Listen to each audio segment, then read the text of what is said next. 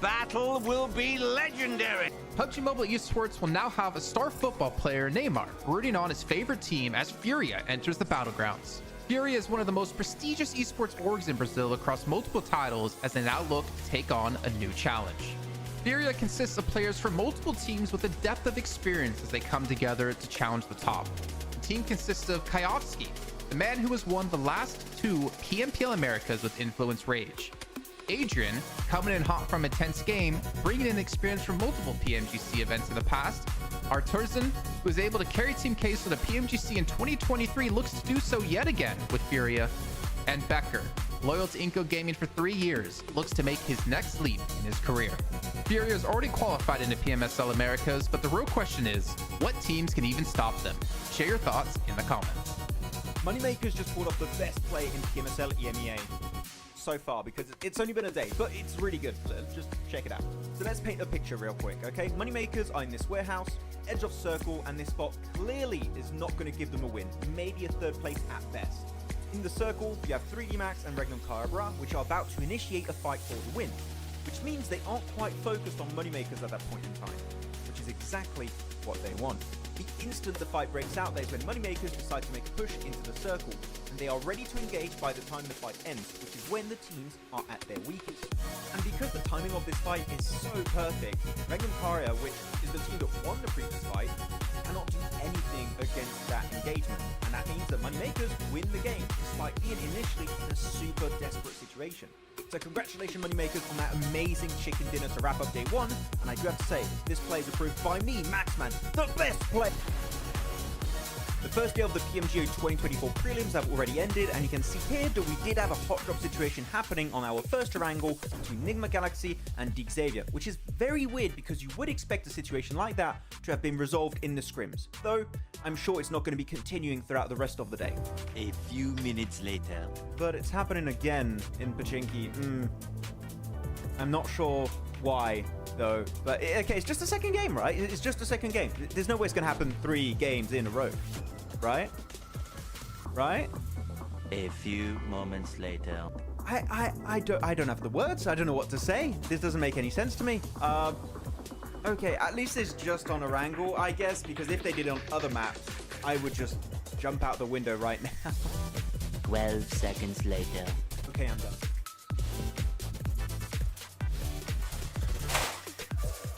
Oh my god! Oh jeez, oh my god! PMSL America's NA qualifiers have recently concluded, and we finally know who made the cut.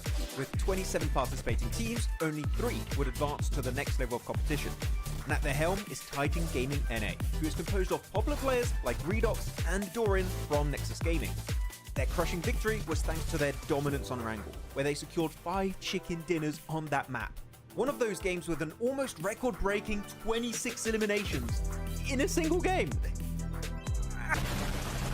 Heading into PMSL America's spring, they will be joined by 2nd place Taco Lovers and 3rd place Super Lazy Reflex, who qualified in the very last match thanks to a podium finish with 10 eliminations.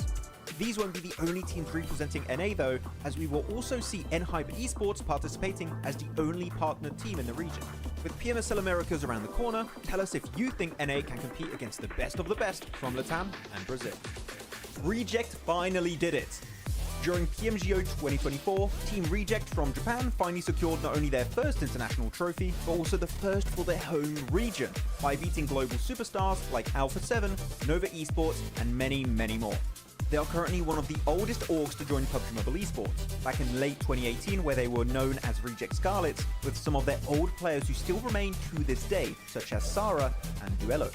Before PMGO though, the highest rank the entire region of Japan has ever reached at a global event was back at PMWI East 2021, where Reject finished 9th. And on top of that, Regios Hill took home the MVP trophy, which is also a first for the team and the region as a whole. That's a double achievement in one event, by the way, so pretty good. So tell us in the comments, do you think Japan can repeat this success in future big events like PMWI or PMGC? One of the biggest roster changes in PUBG Mobile Esports history just happened. So this team has a very special place in my heart because they've been my favorite team for about 2.5 years now.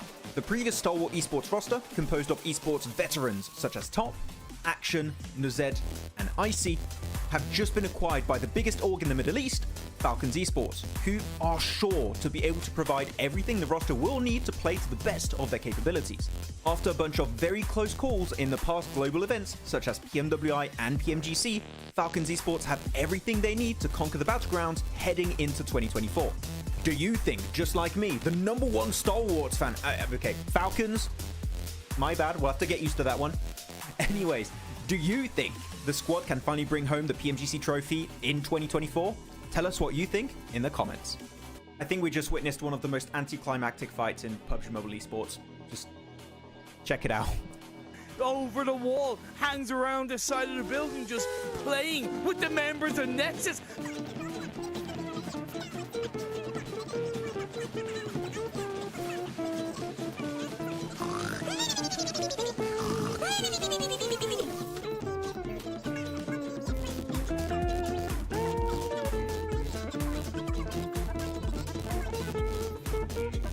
They sure are. I love this from Maximillian. He's gone out of the house completely. He's trying to get into zone, but Sigma has the same idea, and he is gonna win that because the play zone just hurts too much.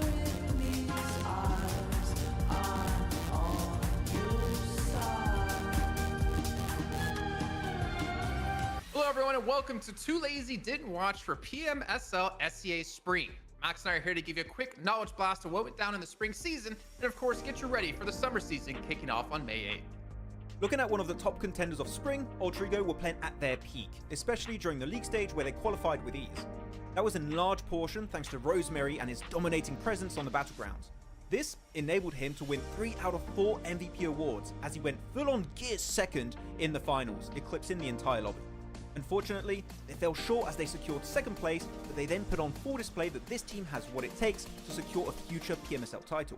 My only hope for the future is to see the team stick together a little bit more in their games, which would then result in them getting way more chicken dinners in the long run. All eyes were back on BTR as the Twins have rejoined the roster after 207 days. Their league play all boiled down to one word: inconsistent. Whether it was their results or the roster they were fielding, BTR was able to dominate the lobby.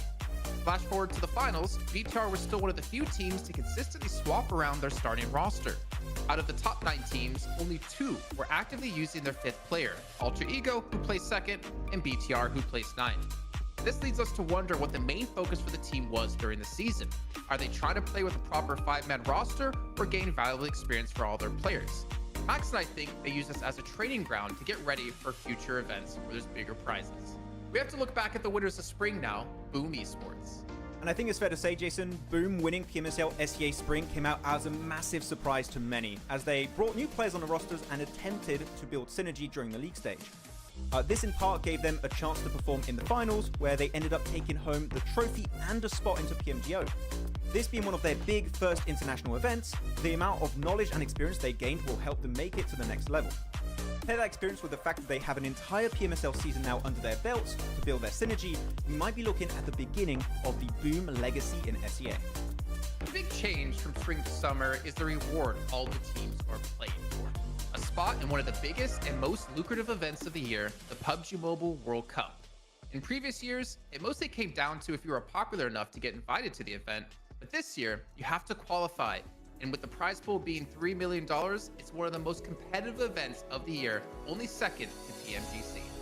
So don't forget to check out PMSL SEA Summer that will be starting on the 8th of May to see which 5 teams will be making it into PMWC. Storm, he's almost left alone. He still has Soulcare alive, and Death Wolves are just like ready to pounce on their prey. Like, look at that easy cleanup. And Death Wolves, I don't know, Maxman, but they've really been surprising. Wait, have I? No. But they're doing it! They're probably doing it! They're using the trolley! I've asked for years for them to do this. Someone's actually doing it. They're leaving Stove in the trolley. They're avoiding everyone. I'm loving this. Vampire, the best team in the world. Max. PMWI champions, PMGO champions. No, they're the Max. PMGO champions. Influence! It's fine. It's not going to be an issue. They're going to be fine. They're going to beat everyone. They're going to dominate Yasnai Pollyanna, and they're going to take the win. I'm calling it. Okay, those nade bites might be an issue. Okay, no, go back. Vampire, go back. Go, Vampire, go back. No. Oh, my. Okay. My dreams have been shattered. I hate this. Like that nade on top of Tony, huh? Skip it up. Hands down, Jason Rosemary for sure. To Max is gonna be happy. MVP title.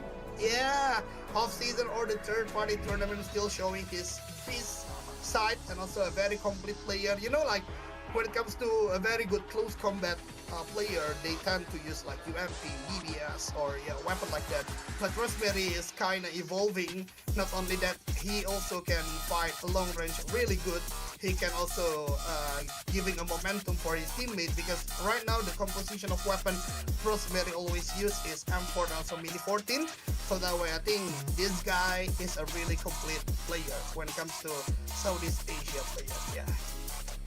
Oh man, good junior. Okay, so let's kind of wrap this up now, right? 75% chance of winning this game, in my opinion.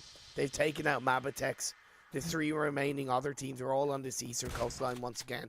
Shockwave moving on forward, first person perspective, pushing in 2-on-1 play. Kasune tries to find it. Bazu Blue's on fire through. He gets one. He's got a swap. Kitsune! Kitsune! Kitsune! Team Spirit! Take down Shockwave!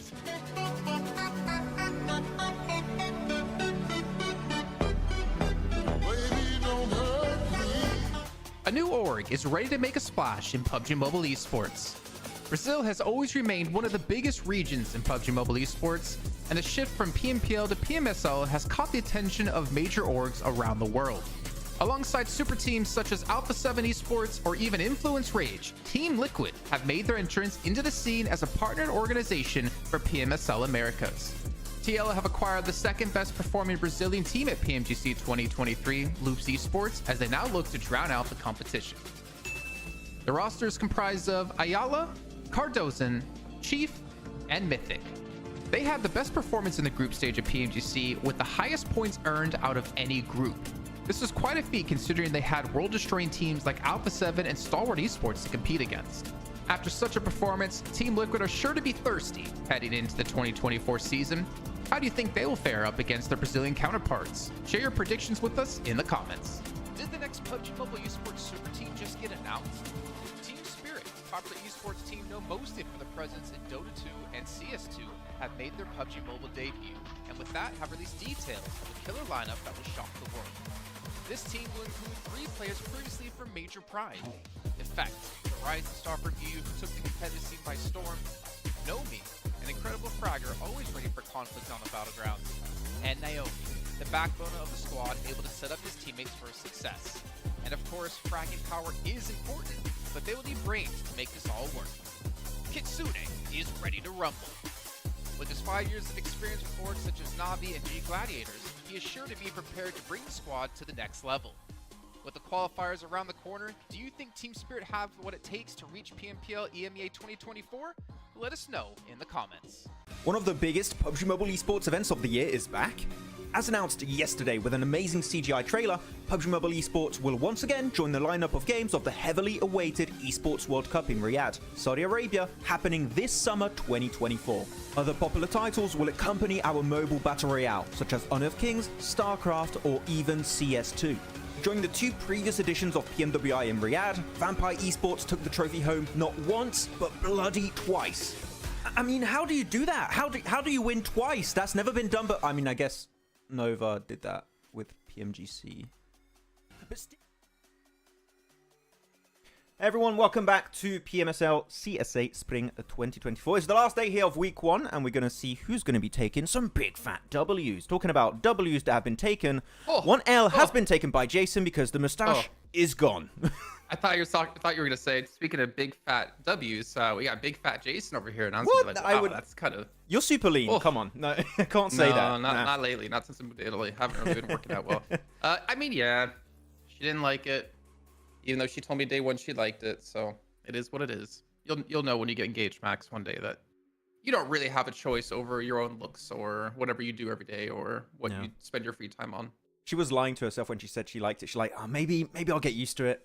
Nah, didn't work. I trimmed it a little bit shorter than it was back like yesterday. She didn't even notice. I was like, all right.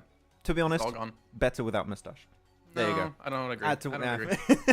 Tell us I in don't the chat. Number 1, you like the mustache. Number 2, prefer without the mustache. There you go. That's the first vote You of get the to go day. back and get a screenshot of how it looked before. Yeah, we'll have to do Yeah, a we got strict comparison. We got Group A not playing today. So we have no Stronger, no Muerte, no Regicide, no Major Pride.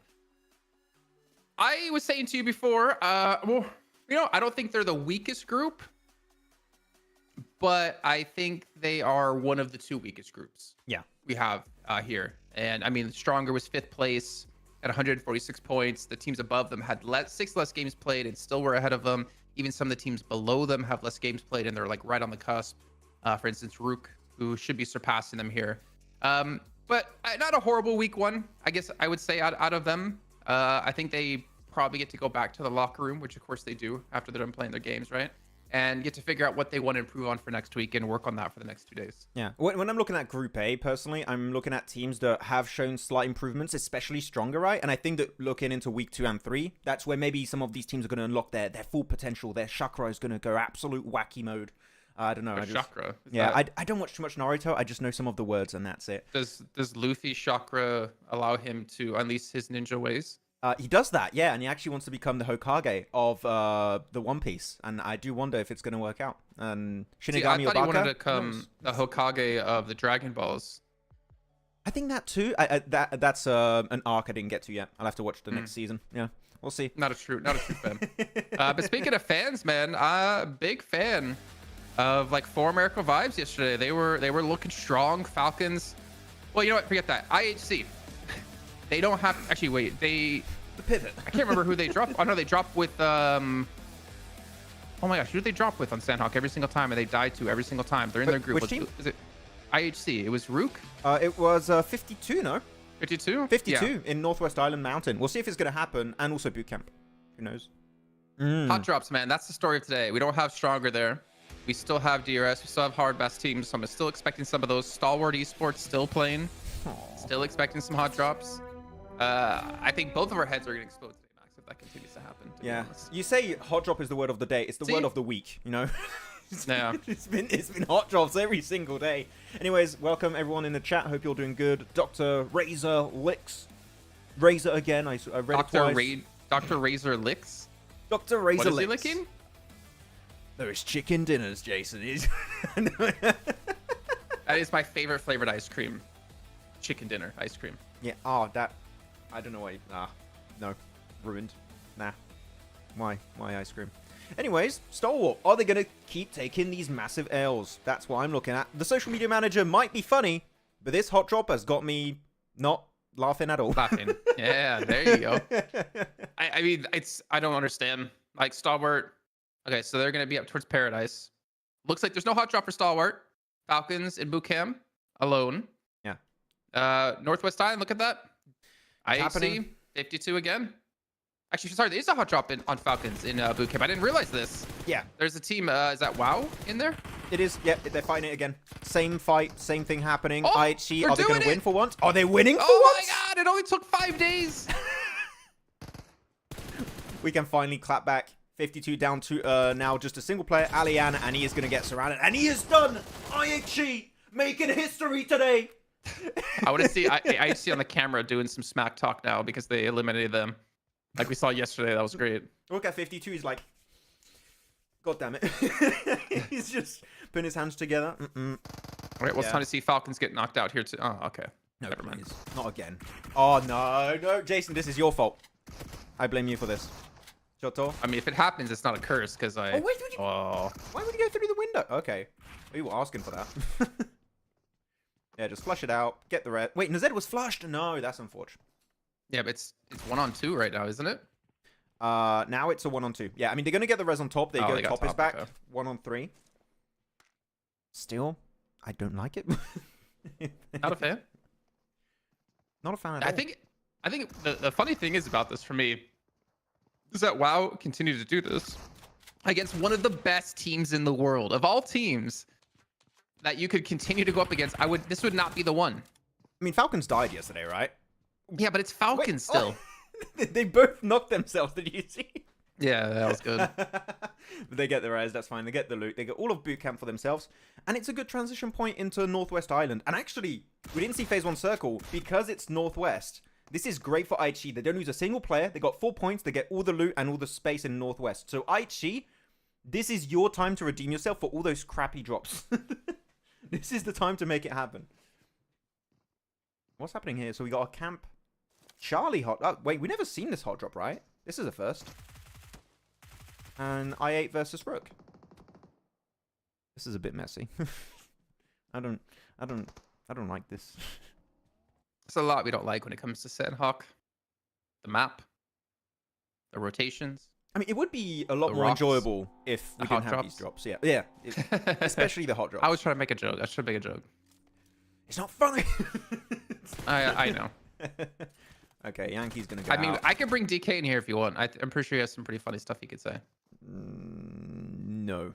I think my brain will implode after like 5 segues. Jason, don't leave me. No, come Jason. back.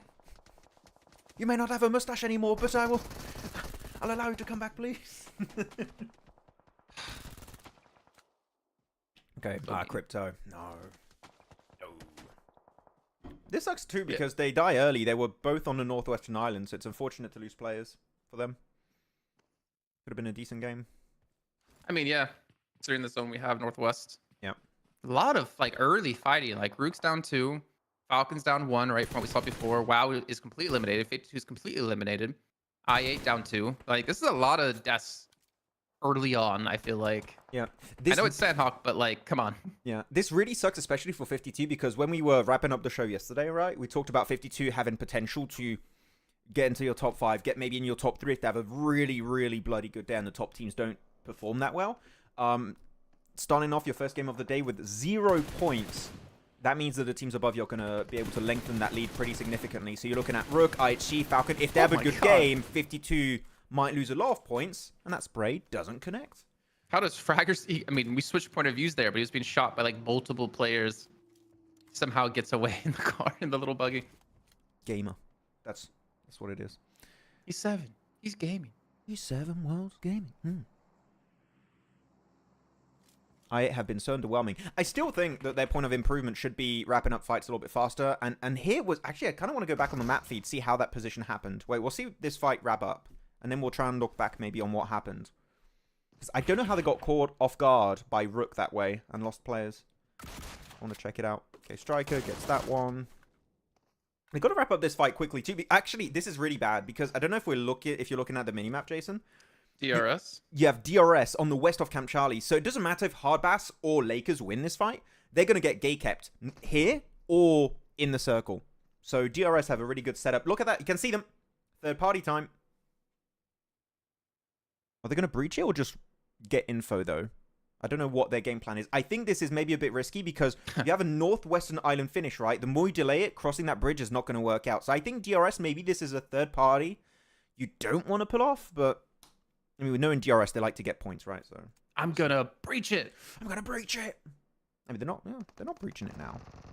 But yeah, I think that the reward might not be significant enough to waste this much time on the rotation for DRS. So I'm like, I see. Yeah, I know what you mean.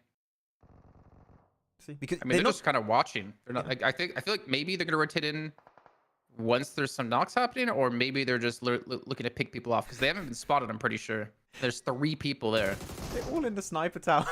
I kind of like it, but no, there's no way they're gonna push this, right?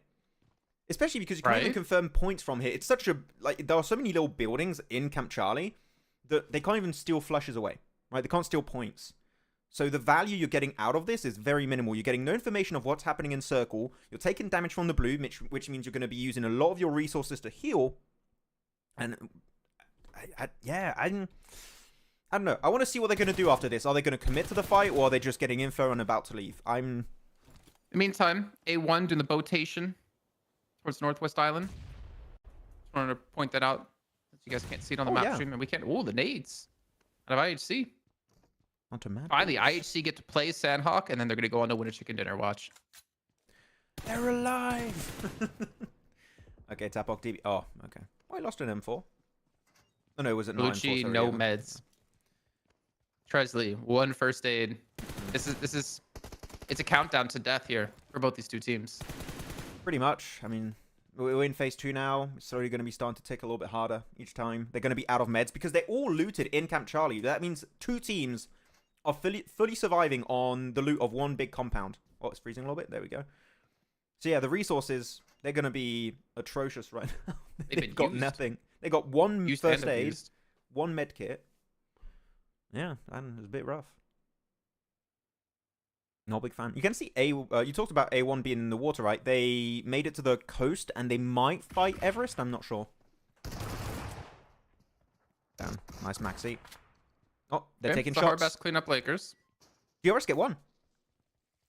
Example gets 1 point there. Are they going to push it though? Like now the fight's ended. They got 2 players on the left. Look at Kill and Gyante on the side. Oh, they're literally just trapping him in here. How many meds do you... I mean, okay, Gyante's got himself adrenaline shot, so he's going to be able to tank phase 2 into phase 3 pretty easily. I mean, you say how many meds? It's leaps and bounds better than what hard bass have, for sure. Was better than my West yesterday. I think West is better than Bieter. He's on the West side. He's on the West side. Okay, Malik is gone. Oh, this is actually a pretty good hilltop to play for the late game. Sky, nicely done with the UMP. Might want to switch over to the M4.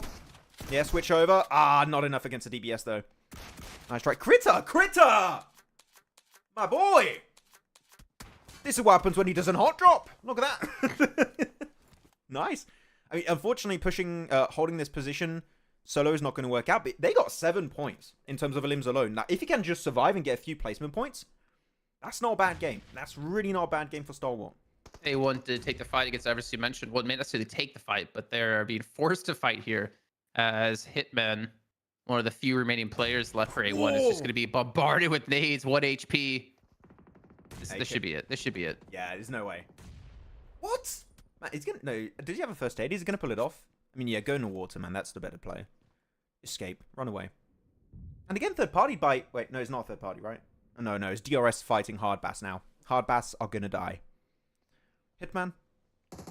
I mean, if DRS takes too much damage, there you go. Maybe they could die as well. I mean, I think DRS die soon. What happened? What happened to Everest? They got Mad Bulls pushed them. Third party by Mad Bull. What? They just disappeared. I looked away for 1 second at the map stream. I look back. I see Everest is dead. I'm like, wait, what? I thought A1 was gonna be the team to fall here. Yeah. Mad Bull breached. Zerich got 2. Flicker is with him 2. They just want to make sure A1 cannot make it uphill. That is the game plan here. But do Mad Bulls know this is a full team? They might think that some players of A1 died in that fight versus Everest. So that lack of information might actually go against them. Though, he's got nades. I'm surprised we're not seeing Flicker cook a nade right now. Yeah, there you go. Flicker nade. Nade time. Over the ridge.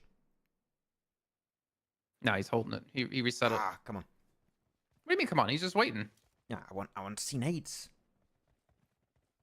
I think we've seen enough nades the last few days, let's be fair. They know a third party happened, right? Yeah, they're being very cautious, A1. Being very careful. Oh, okay, surprise factor gone. Oh my god. Hit a shot, Zerich. What? Zerich. Considering that clutch we saw yesterday, I think that was on Erangel. That was a little bit disappointing. Yeah, no clutch Sunday today for Zerich. It's just fleeking out with the org. Yeah. What did that Sunday have on it? I'm surprised. Did it have like fudge? I don't like fudge. No? You don't like fudge? Nah, I don't like fudge. It's not good. I'm not a huge fan of fudge. It just depends on the ice cream. Yeah, no. Okay, fleek it. Clutch time with the DBS. Man, that range damage, that's insane. Okay, again, third partied again. Wait, who was it? It was IHC. Oh, come on. Not fun. From on top. Oh, yeah, it was Godless who's off by himself. I mean, IHC have the quote-unquote Navi spot. The Gladiator spot. This Team Spirit spot. Have they been playing any MEA? No, I don't think they have. I don't know. I don't remember.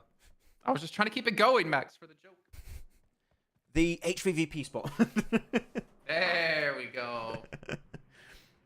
Gathering info. Reject have been given the PMWC slot. Has it been announced that PMWC has got Reject or not? Because from the last announcement, it said it was extra slot for the region. Reject is in there. Yep, they gave PMGO. Oh, it's been announced? Reject. I see it on Wikipedia, so I'm assuming. Yeah. Where's the official announcement? I'd love to see that. That's cool. But that's weird because it never said it goes to the winning team. Because it says the winning team gets an extra slot. Yeah, there was a bit of confusion on that side, but okay, Critter is trying to still survive as a solo. Not going to work out. Okay, DRS.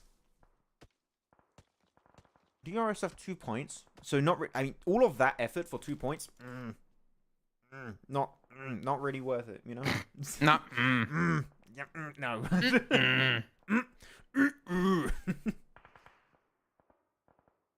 I don't want to look at the map feed real quick and show peeps at home what's going on with the map feed. Oh, it refreshed to live. Spoilers. Okay, so yeah, you got to play with Hard Bass, which is going to be playing solo. DRS. If it goes back north, DRS are going to get absolutely blasted by, what is it, 4MV, KS Axe, maybe A1 if they go for the heal. Actually, A1 if they play the heal on the west side. That could be a really good point to get info and maybe just go for some big sprays. So I think A1 has potential here. Okay, hearing shots. Back to the stream.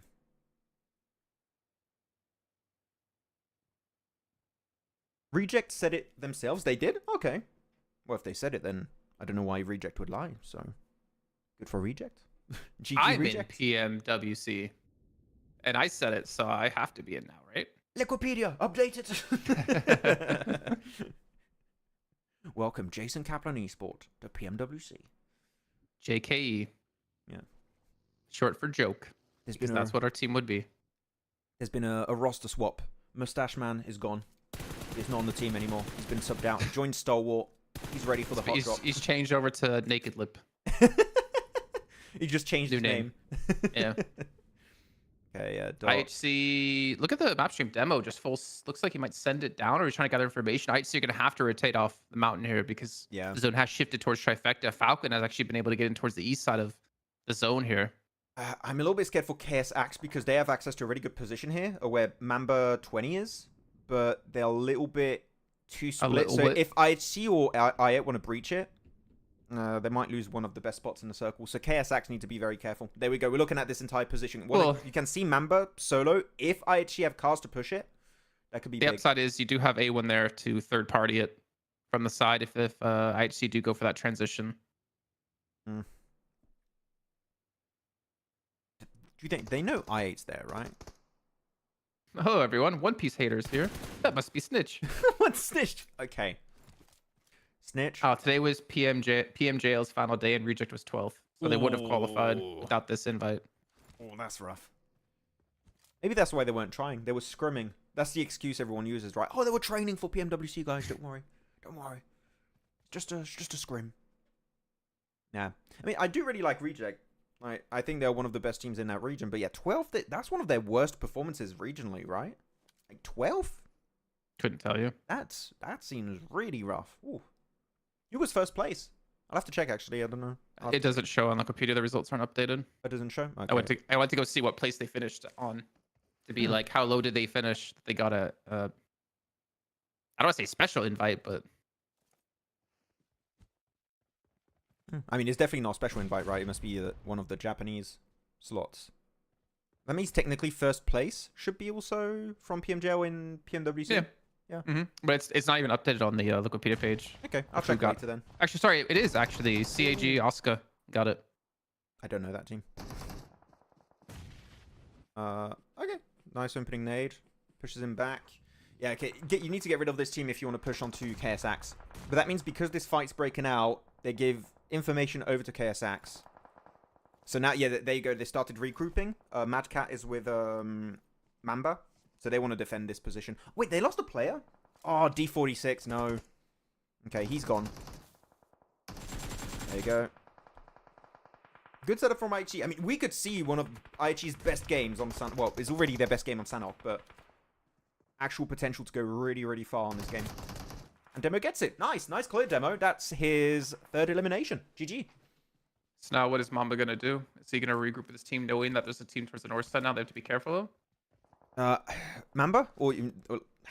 If you're Mamba, you want to regroup and defend against IHG, because if you leave your compound, you're getting backstabbed, and you're going downhill, especially. You need to clear the entire northern side if you're KSX. Oh, so I like where Falcons, if they can clear out what Krita, Hardbass team as well, they have a little compound to play in, but Gavis actually is rotating towards this area, towards Falcons, so IHC really split themselves here as Demo, I believe, has gone down.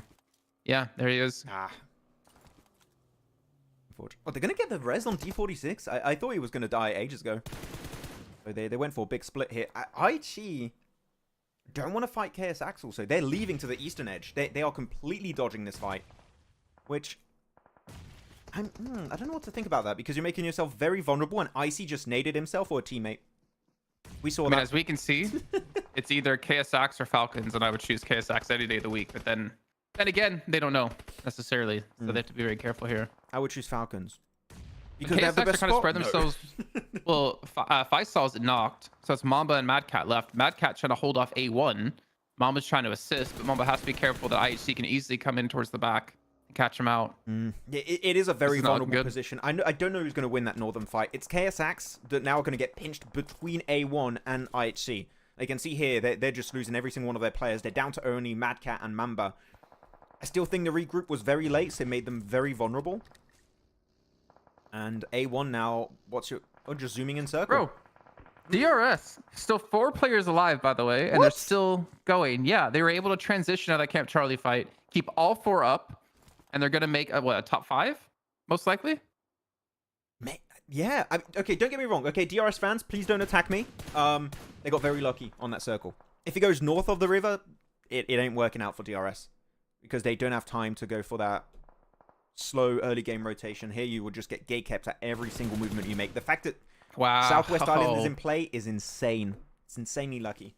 It's saying that Mad Cat's been able to kind of get away with this. He was holding off like a 3-4-man squad. He's not looking at the smoke. Of Look at the A1. smoke. Look at the smoke. Mad Cat, behind you. No, he knows. I think he knows. No, he knows. No, it's dissipated. He's not looking at it. No, I mean, he knows there's a player there, though. And I don't think the other player has an angle. I don't on him. think so. He hasn't looked there for like ages. You There you can't- go. Oh, my. He did not know. Bruh. Oh, that's sad. He didn't look at the smoke when it dissipated. I can't really blame him. I just feel bad because it's hard to see sometimes. You expect the smoke to be free of players, but you also might want to just check it real quick. DRS up to 7 limbs. IHC up to 9. What is going on? Stalwart at 7, A1 at 6. Like, yeah.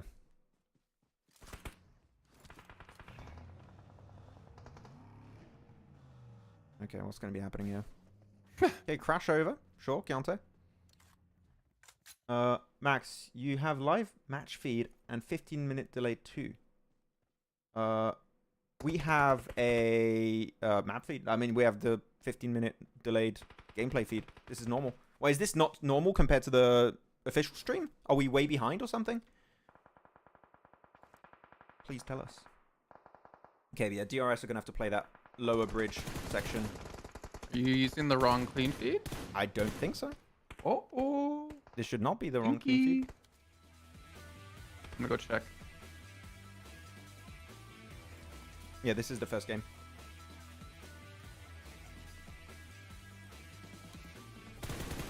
Okay, Golbo's Alright, so gone. DRS with 3. They lost Killer. 9 limbs for DRS. Looking at how that game started, them just camping out hard fast team and Lakers like that, I never expected DRS to make it to this point. And the thing is, this is the best entry point to breach on the warehouse of IC and Top because they got the wall on the side, which means that if IC and Top want to defend it, they have to peek through walls or around corners, which makes you very predictable. So this is not impossible to breach for DRS. This is super doable. Has everyone forgotten? Sorry? Example going for the super wide position here, but he's got to be careful because there's still going to be Joel left, and I think he knows. Yeah, Example should be able to see Joel. Yeah, Joel's going to go down. Great pickup here, and now DRS have such a wide range of vision around these compounds with Example's position. Yeah, look at that angle though. You mentioned Example. He's really just making sure he's locking down that win. That angle is going to slow down all the potential rotations of IC and Top. But do they know Critters? I mean, you see the buggy outside of that shed, right? You would expect a solo to be there if you're Top or IC. I don't know if DRS know, but Falcons definitely know. Well, if DRS get a nade knock here, they're going to probably find out. Oh! Yeah, outside the wall. The wall. Oh, the molly. Is it going to spread? Is it going to spread? Oh, it's spreading. Oh! Okay, that nade's going to be... What? How is he alive? How is he alive? He's getting mollied again. I think they're like, okay, I didn't get a knock from that nade. Oh. No one's in there. Maybe... Okay, another nade. No, another nade. Follow-up nade. He keeps tanking it. He's going to get second place. He got second place. Falcons are out. Critter get the first aid. They're pushing one by one. Oh, they know. They see his hand. They know. They know. Oh, there you go. Oh, DRS, man. A game that they didn't necessarily deserve to win off the bat. It works out. Man, I think Critter had like level 10 armor right there. Level 10 vest and level 10 helmet. He was tanking those nades and mollies. He was stop dropping and rolling all over those mollies. Well, but yeah, you would have told me DRS would win purely off of looking on phase 1, phase 2 circle and what they were doing in the early game phase to third party the fight of Hardbass versus who was it, Lakers. I would have said you're a liar. Like, you're lying right now. There's no way DRS make it work out. It's a mix of luck, but they also execute that late game really well. Examples, Angle on the west really made sure that all the angles they needed to negate that rotation from top and Icy. Look, they couldn't even leave. That nade, by the way. Yeah, I guess they threw a nade past the wall where Icy and top had to peek from, and it actually caught them just barely. Yeah, that's the thing about this warehouse, that's actually right? a really good nade. When you push those angles, you only have a few positions you can peek from. So you just nade or molly those positions, and you just instantly, like, just get some knocks a lot of the time, or just deny angles that Falcons could use. So, damn, I'm really impressed by DRS with that late game. Early to mid game, not really, but I'm not going to be overly critical because they won at the end. So, no, who cares? Yeah, GG. I just realized the DRS logo is super similar to like the early Pandemonium logo we had, and to what we kind of have. Yeah, actually. I mean, we still have that logo. It's just in the text, in the tagline. Yeah, the Nepali fans are going to be happy. Look, I'm sure you look at the viewership on the Nepali stream. It is popping off. Yeah, then Sleepy, 640. I'm still really rating Sleepy. Where was Sleepy from before DRS? Because he's on fire. Every time you see DRS doing well, Sleepy is up there in terms of stats a lot of the time. Where was he from? Sleepy. He was on Raw Esports. Before that, he was on ASL Domination Crew. And before that, on Abrupt Slayers. Oh, Abrupt Slayers back in. Oh, I haven't heard that name in a long time. I know, right? That takes me back to Dubai. Extended list of results. So yeah, he was on that team. And yeah, he started in 2022. Also, his first tournament was in 2022 with Abrupt Slayers. And yeah, he's joined like multiple teams, and now he's on DRS, and he's been getting insane results since he joined DRS. DRS has got 9th in a B tier, but then they got 3rd, 1st, 6th place in the Nepal Esports Championship. Seemed like a really impactful pickup. Like DRS results after picking up Sleepy. Stonks. Love that. Is there a separate stream solely for rotations? You mean a map feed? Unfortunately, no. Not an available one, at least. But no map feed currently. We'll keep trying to get one made.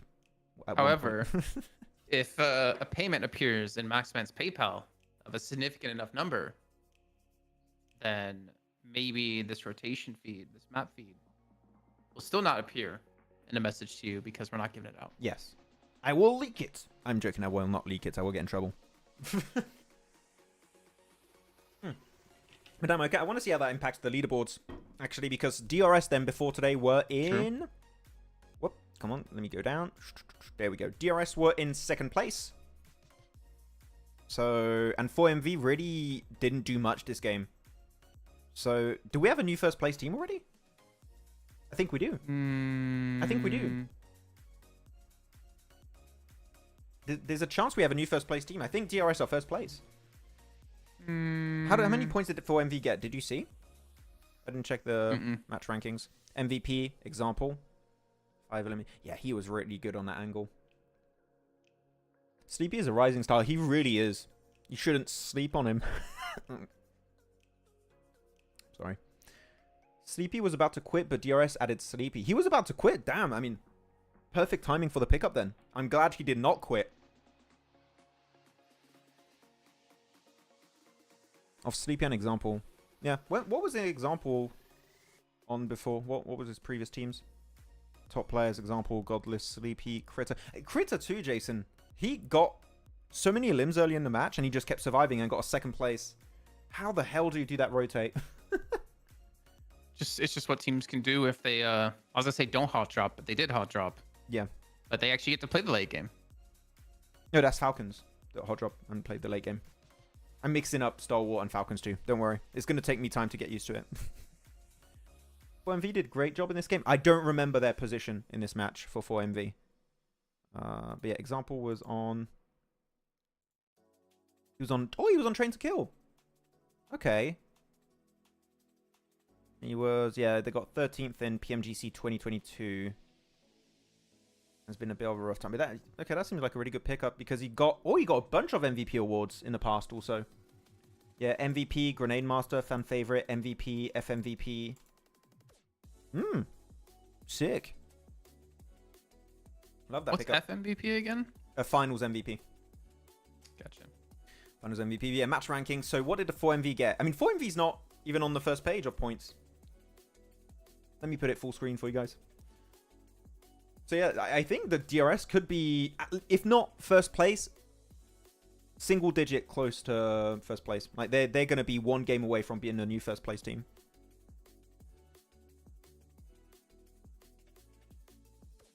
Example is Sandesh. Oh wait, example is Sandesh for real? I didn't realize that. Really? Yeah, there's a name change. I didn't realize that. I said it yesterday. Oh, I didn't compute that information. Never listen to me, man. I'm sorry. Yeah, 4MV got Not 1 even point. the first time. I'm sorry. I apologize. Yeah, but 1 point then. So DRS are going to be popping off. But that makes sense then if example's popping off then. If he's Sandesh, makes sense. An example got Grenadier of PMGC 2022 Grand Finals. If as Sandesh, then yeah. I was confused for a second there.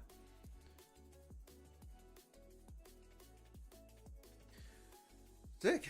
Okay, so Jason, big topic. We're going on Erangel. Hot drop, yes or no? Is that really a question? Yes, it is. I know what Yes. you're going to answer. Yeah, exactly. Is the sun bright? Like, do we breathe air? No, Yeah. I mean, some people breathe copium. Of course there's going to be hot drops. What? Okay. Wait, because Mad Balls... Okay. Yeah, Mad Balls versus Stalwart. Everyone, who's going to win the first hot drop? Mad Balls or Stalwart? Tell us in the chat. Mad Balls. Mad Ball? You're on Mad Balls right away? Yeah, Mad Balls too. I have to say. Look at the damage graph. DRS 1,800. I'll put it in full screen for you guys. Look. There you go. DRS, Stalwart, Falcon, IHC. Europe versus CSA, South Asia. Who is a better region? Asks Raj. CSA, I would say right now. You sure about that? I mean, we're talking about which are the best regions, right? Oh, yeah, I agree with you. Yeah, so it would literally go against what we talked about like 2 days ago. So I would say CSA right now is the better region. But the top teams in EMEA can compete in with CSA, I would say. You don't think so? I mean, look at PMGC. Oh, overall, new first place. Wow. Let's go, DRS. Less chicken dinners too. 177. Hopefully they don't get a tiebreaker. But GG DRS. First game of the day, up in first place. Up on 19 matches for all of those squads. And we are seeing then Stronger starting to fall off with just them actually. Regicide hasn't fallen off yet. But this is a great opportunity. 52. I want to see something out of 52. And actually I want to stick on the first page for a little bit. There you go. Let's stick on this page for a little bit. Yeah, DRS, 4MV, 172, IHC, 163. Falcon have fallen off a little bit. We're going to have a lot of back and forth here because outside of first and second place, they're getting relatively close, I think. There's a bit of a gap forming, though. Like DRS, like a 163. 30-point lead. Yeah. 20-point lead, sorry, between them and Falcons. It's And then it starts to... It falls off a little bit between like 4th and 5th, I feel like. And then obviously 6th isn't going to change. 7th isn't going to change. 9th, 10th, or 9th's not going to change because 24 points. They're going to continue to go down. So a gap, if 52 and other teams down below don't perform, this gap is just massively going to. Yeah, from Falcons, I like to see also more eliminations because if you're looking at purely eliminations, right, you got 180 and 130 and 112 from DRS 4MV IHC. That's where Falcons are lacking a little bit, and that's mostly off the back of those kind of hot drop situations we've seen a few times with Falcons. So if we can see that, find out, hopefully that could help out. And on the second page, there you go. What do we have here then? HORAA, VG, Lakers. I mean, that was an unfortunate hot drop also. Hey, Yeah. went up a little bit though. 15th. Wait, we talked about Major Pride yesterday, right, Jason? How where we expect them to be. One game minus 2 placements. Rough. Yeah. Oh, every team below them has matches to play. Yes, true. So they could technically be 20th at the end of today. Most likely 19th, but could be 20th. Yeah. So, whew, rough time for Major Pride fans. We'll see. Okay, but I see also that the players are on the map, so we're going to be getting in game very soon. So we'll go back to desk while we wait and check out some of the comments. Like how the mic, like the way they have the headphones around their face so they can talk to each other.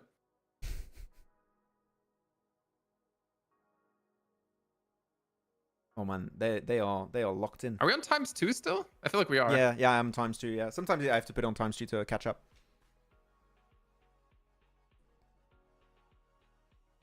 Did you see what I sent you? By the way, no. I think it was on WhatsApp, another TikTok of some like trash talking. Oh, that one. Yeah, I saw that. I watched it. I just didn't reply. Okay, we're going in game. Let's go. But yeah, man, there's so many DRS fans in TikTok. It's really funny. We were in one of the TikToks. Yeah, We didn't get credit though. as always. PMPL updates. Credit us. No, it wasn't even them. It was a different video. I sent you another video. Yeah, no, I'm talking about the Instagram one, but yeah, TikTok Gotcha. also. Abdullah Alamiri, sorry. Are you serious, Max? Am I serious about what? What did I Max say? is always serious. I try. What am I serious about? What? Abdullah, tell me. We are here to have a conversation. DRS is very lucky. Next week, number 16. What? No. No, come on. That's rough. 15th. KSX very unlucky this week. They're gonna be first next week. Like, what? No.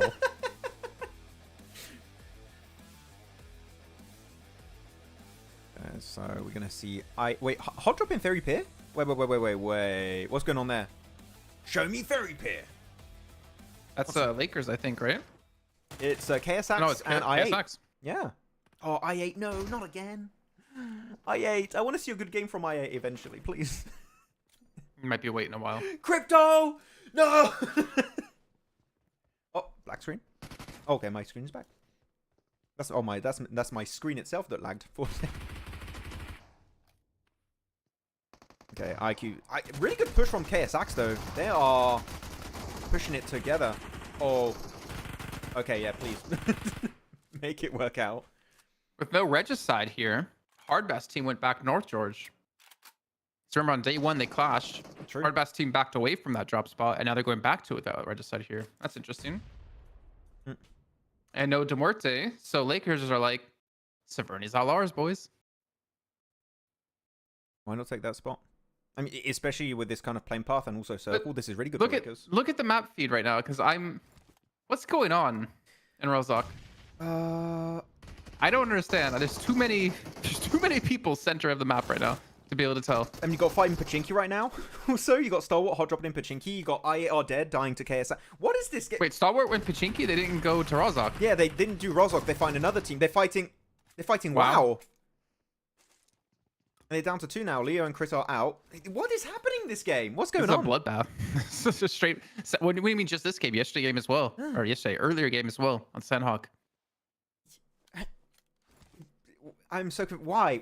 You're like, oh, guys, let's avoid hot dropping in Rozok. How about we go Pachinki? What the? what is going on? We've had first hot drop, yes, Max. What about second hot drop? What about second hot? What? This makes no sense to me. I'm sorry, but actually, no, I'm not sorry. I don't apologize. What the hell's going on? Wait, so A1 are fighting HORAA. Yeah. So yeah, A1's fighting HORAA for like Going we're on? trying to get to Yasnaya. DRS in Primor. I mean, it was a very Western plane path, so some teams did go for secondary drops, which does make sense. Okay, Cairo, lucky guy, surviving that 2v2. mean, even if you can loot all of Pachinki, it doesn't matter too much because you only got 2 players. You can't pick up everything from Pachinki, so it's a bit of a waste if you can't have 4 players get all the loot. There you go, flush it out. Why'd he peek that side though? I don't know. Oh, he's inside. I think you heard the bandages. Oh. Oh, the BM.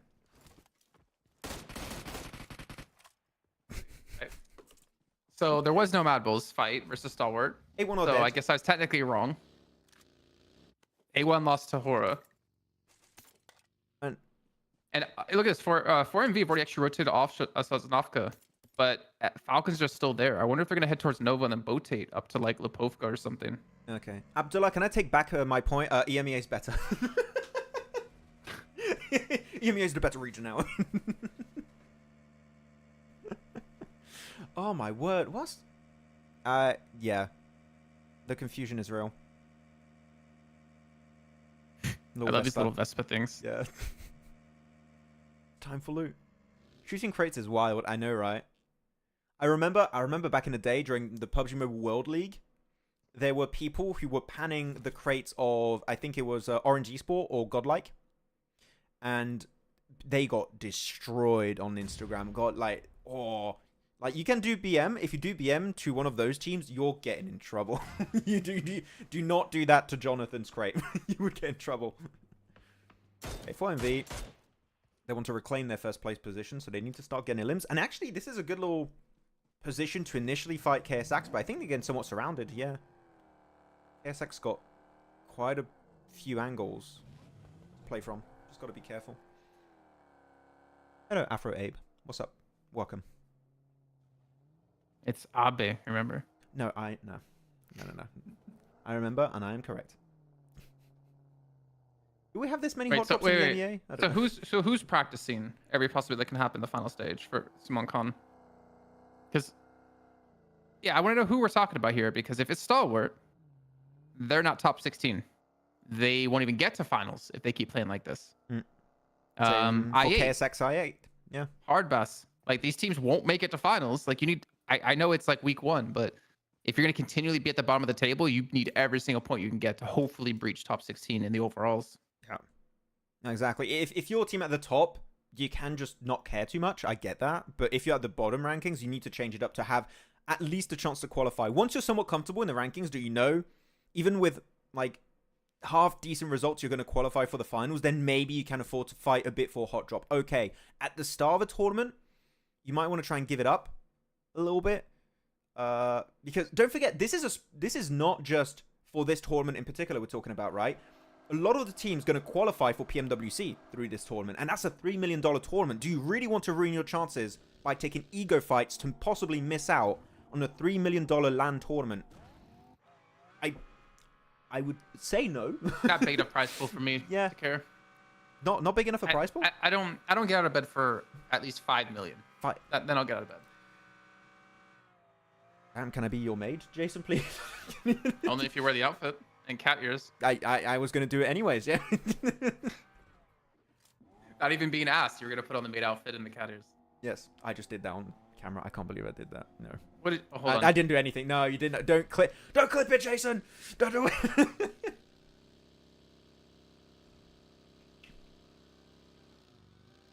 Damn it. Jason looks younger than Max now. How... Forrest. What the hell? No. I can't. I mean, it's true. But also, Forrest, that's kind of rude. Oh my god, you did the cat thing on stream.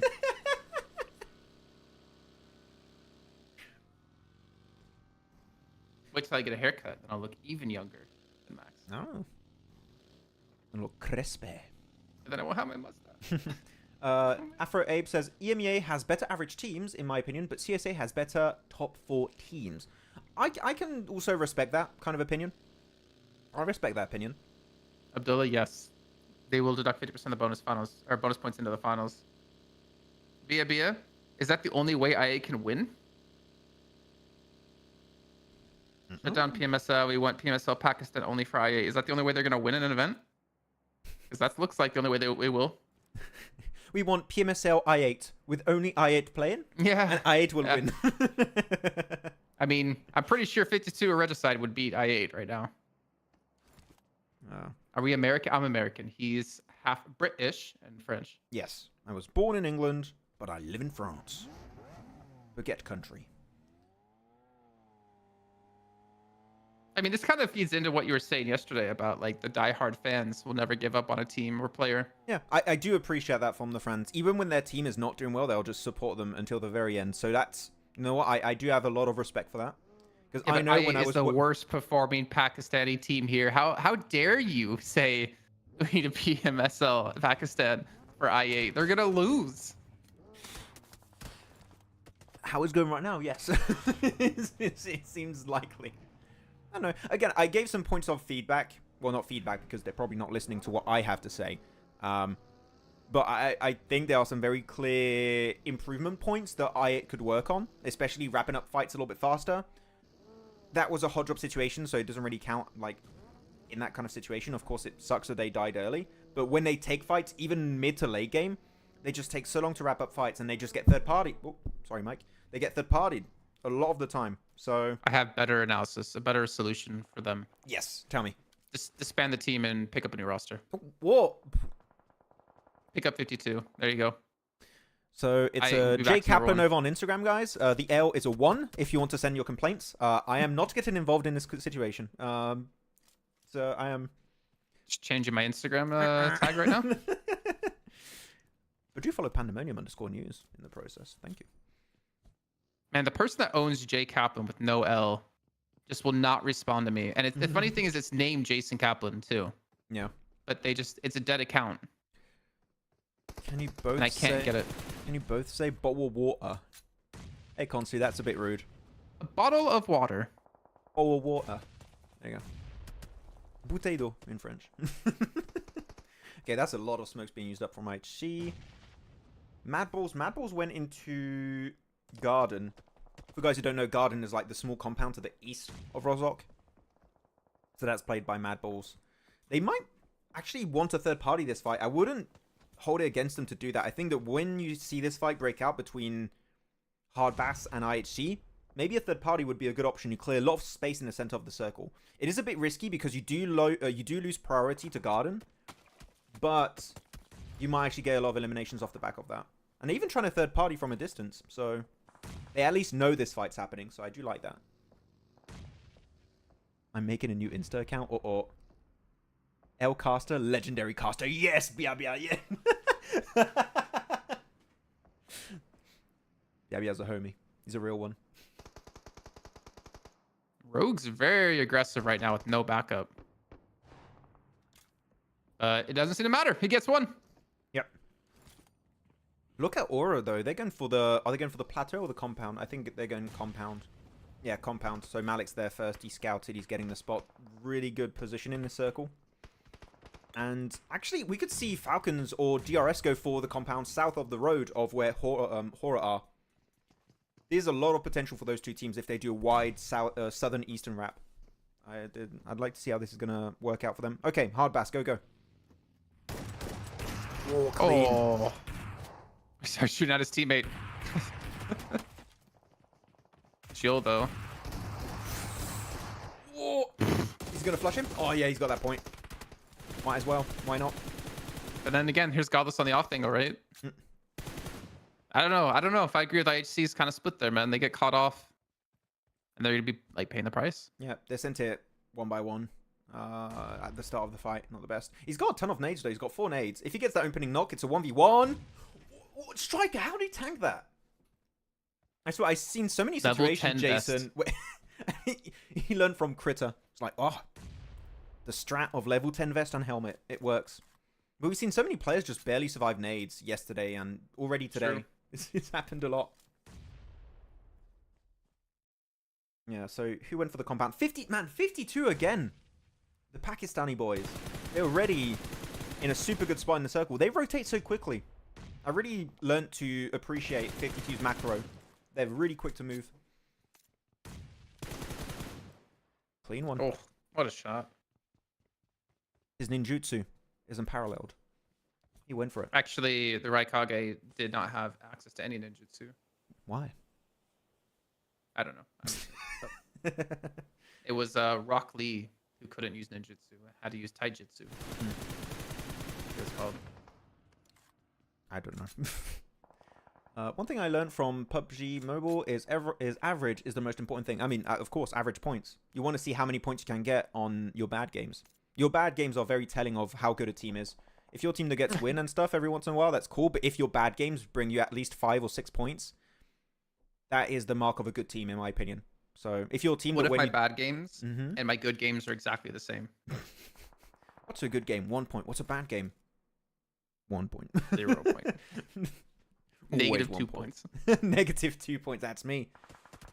That's the update 3.3 math update of PUBG Mobile. Oh no, you have to solve a math equation before you can confirm an elimination. Yeah. You get thrown to a quick cutscene or what's it called? Like a Quick time action. quick Quick time action time. Yeah. Okay, so 52 What on is 7 divided by 2? I can't confirm it. Someone else. So 52. Oh, okay. Falcons were a little bit slow on the rotation than what I expected, so they're gonna have a really hard time getting in this circle. I think they're gonna have to breach maybe 52, maybe KSX is building. See Rook though. HORAA. Rook's going around to get to the building or to the bridge. Yeah, Vic's there. I don't dislike that. I think that's okay. It's gonna be rough to breach into Madball's position, especially they got cars, so they're making it very well known that they're doing that wide. Wait, are they gonna cross the bridge now? Rook? Mm-hmm. Yeah, Vic went. Where are they gonna go? Are they going on the side Like of the bridge? the Okay. yeah. Yeah. We'll see. If your overall average is like 8+ eliminations a game, you'll go to... Yeah, true HB. That's a really good point. I mean, again, average is very telling of a good team or not. So I do respect that opinion. GG's. Max, I have a question for you. Yes. What is your favorite fruit? Pineapple. Okay. No, pineapple. I feel like I like pineapple. I like it a lot, but you can't eat a lot of it Yeah. because it hurts your tongue. True. I mean, because it's got Digestive enzymes in it Yeah, it's that got- eats you back. Yeah. Who's gonna eat You ever, it you ever faster? had you ever had Korean grapes? No. They're pretty good. Pretty good. I have to ask Archer Gaming to bring me some. I have some cherries next to me. My fiance left me before she went to the beach. Tasty. Make a smoothie. Go, go, go. Well, I like cherries, but I think cherry flavor more than I like actual cherries. Like I hate watermelon, but watermelon flavors okay is good. Watermelon. Oh, I prefer watermelon, not watermelon flavor. Yeah. Watermelon flavor is just water, pretty much, with a little bit of sweetness. Yeah, DRS lose 1. How did 4MV pull off that rotate then? They just... Oh, he didn't reload. Nice. Beefless. Okay, Sleepy. Sleepy, no. Go on, heal up. Get that spray onto Apex. You see him. You see him. He's... Oh, okay, he doesn't see him anymore. Rip. I mean, he's outside the zone as well. There should be no chance. Against the party! Oh, this is a really good play. I love this from Stalwart. This is such a good position. You're taking minimal risk and you're getting so much out of it. Good stuff, Stalwart. Again, imagine what they could do if they had 4 players instead of 2 because of the hot drop. So I'm always going to bring that up, okay? I'm never going to let them live it down. Sleepy's running low on meds. Yeah. I mean, yeah. Time's coming up. I think you know you're not going to win that unless 4MV do a major mistake. I think you just die to the blue here. Maybe flush it. Elimination? Or, flush it if you can, yeah. Can you flush Apex? No, he's behind a rock. Wait, there's no way he survives, right? Oh, no, he's taking too much damage. Nah. Yeah, there you go. Goodbye. Aaron took some damage there, though. He almost got knocked.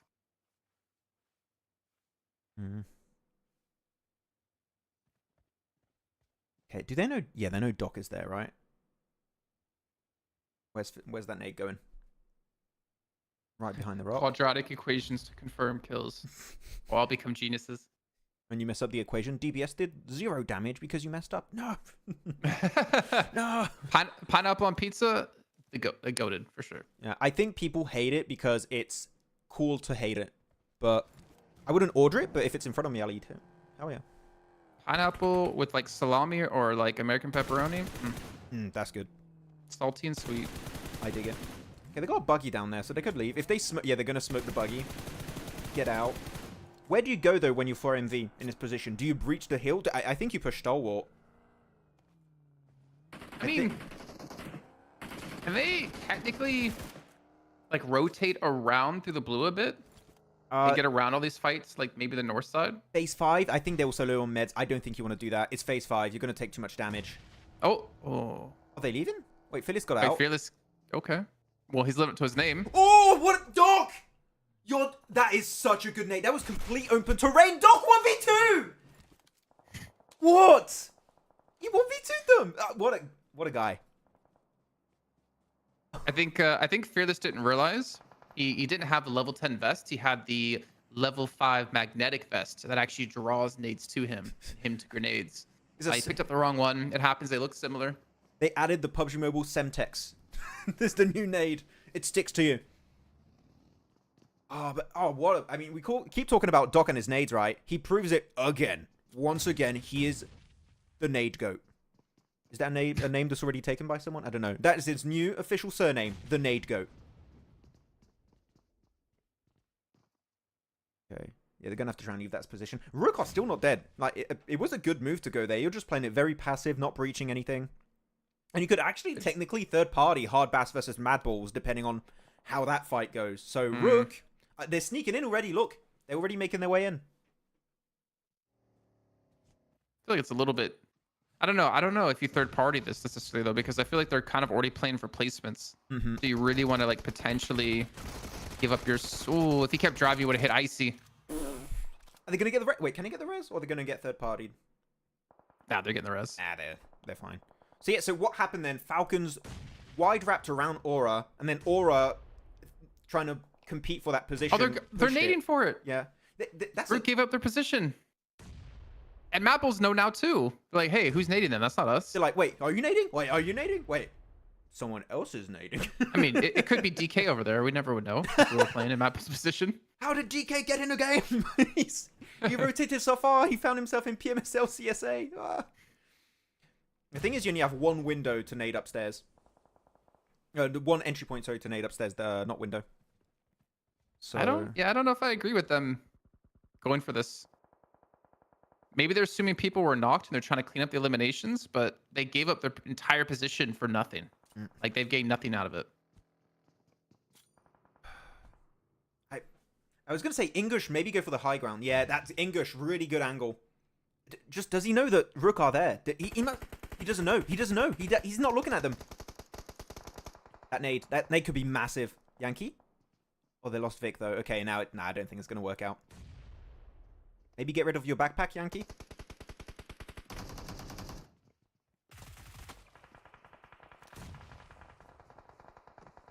Oh. Hey, what are 4MV doing? English 4MV fighting its KSX. Wait, who got English? Oh, it's Everest. Everest, they're third partying. From what? Look where they are on the map feed, though. That's what? Yeah, they're south of the road right now. I think there's a shed right where they are. There's a shed on a picnic table. And Malwos are just leaving. Wow. I wonder if Hardbass team know Rook are here, though. Or if they think it's Mad Bulls. I think they know. Look, Ray Kage is looking with that third person. He's looking around the grass to some extent. You must know a solo is there. I'm not so sure. I mean, who got the knock early on Vic? Who was it? Oh, that's true. I don't know. I want to say it was Mad Bulls. I want to say it was English. Yeah, I'm not sure who got the knock, because if it was Hardbass, then you know, because you got a knock, you didn't get a flush. Oh, they don't know. They don't know. Yeah, So I guess Mad Bulls got the knock. The information's been locked. Wait, are they going to go for a full-on fight here? Falcons, hello? Yankee. Oh my God, Yankee can backstab both of them. But are they gonna? They're gonna leave. They're gonna leave. He has nothing. Oh, I thought it was about to the one hit Yankee. Oh my God, I thought it was gonna kill Yankee. That would have been a big bounce if it bounced over the. And Mabbles turned around and are punishing Falcons for the crash. Falcons, I don't know what the game plan was. I think they thought the fight was still unfolding, but Mad Bulls were just fully ready. Hardbass team has regrouped with Mad Bulls here, and they're the ones breaching. It's a really good leapfrog, to be honest. Like, Falcons is taking the... Oh, the nade again! Zerich! Just magnetic vest, man. They're dangerous. Solo, Tulik is going to... Oh, he closed the door. Yankee. And Yankee. Yeah. Yankee. I think Mad Balls thinks everyone is dead. Yankee's just going to stay behind them in this entire match. He's just going to crawl in the building. This is huge. But good. I don't know what you think. I think this was a really good play from Hardbass, using the fight of Falcons versus Mad Balls to jump ahead of them, to make them have to fight them, to push their location. I like it, but that opening nade was so clean. You can't do anything against that. Just getting some James Bond vibes from Yankee right now. I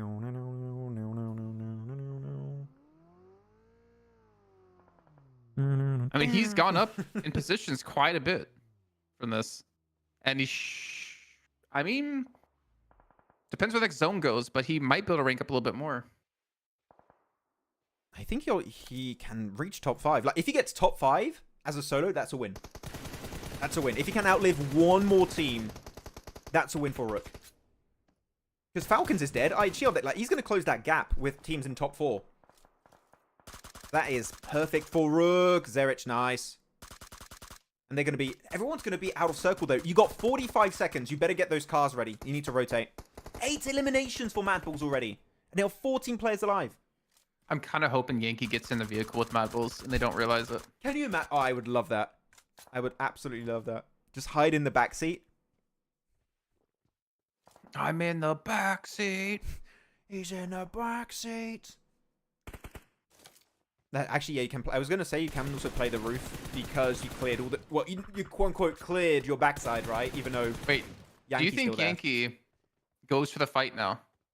If you see the 2 players on the roof here, you might be able to get 2 very, very quickly. But I think you just hide. I don't think you want to shoot because you know information about how many players are there. He knows there are 3. I'm pretty sure. Like, he sees them move around. I mean, I don't think he's really been able to see them. He's seen 2 of them move around. They're leaving now. They're leaving. He got behind the bush. They didn't see him. Yankee.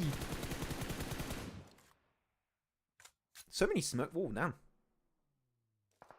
And not bad up to the crate. It's I not don't think the crate's in, though. No, it's not in circle. He's not in circle. If it was in circle, big, but not. So, Rook, top 4. We don't mix it over. I mean, is it going to be top 4? It's still not sure yet. You've still got 5 teams. What do you mean? They're already top 4. Oh, no, there are 5. Sorry. No, 5 teams. 5 teams.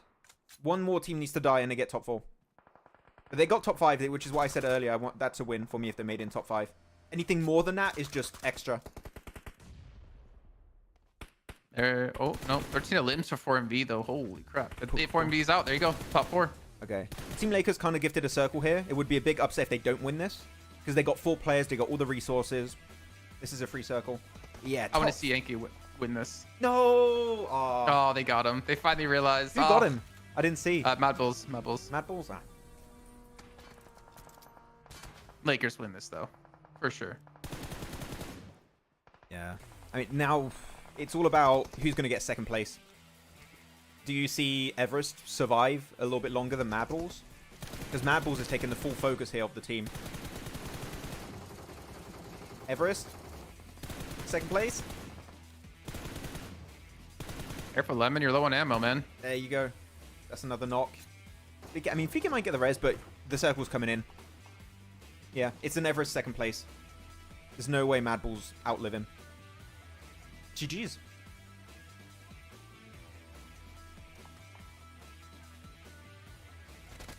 I'm gonna laugh if Mad Balls get 2nd. Look, even Mad Balls, they're just like, yeah, we're not winning this.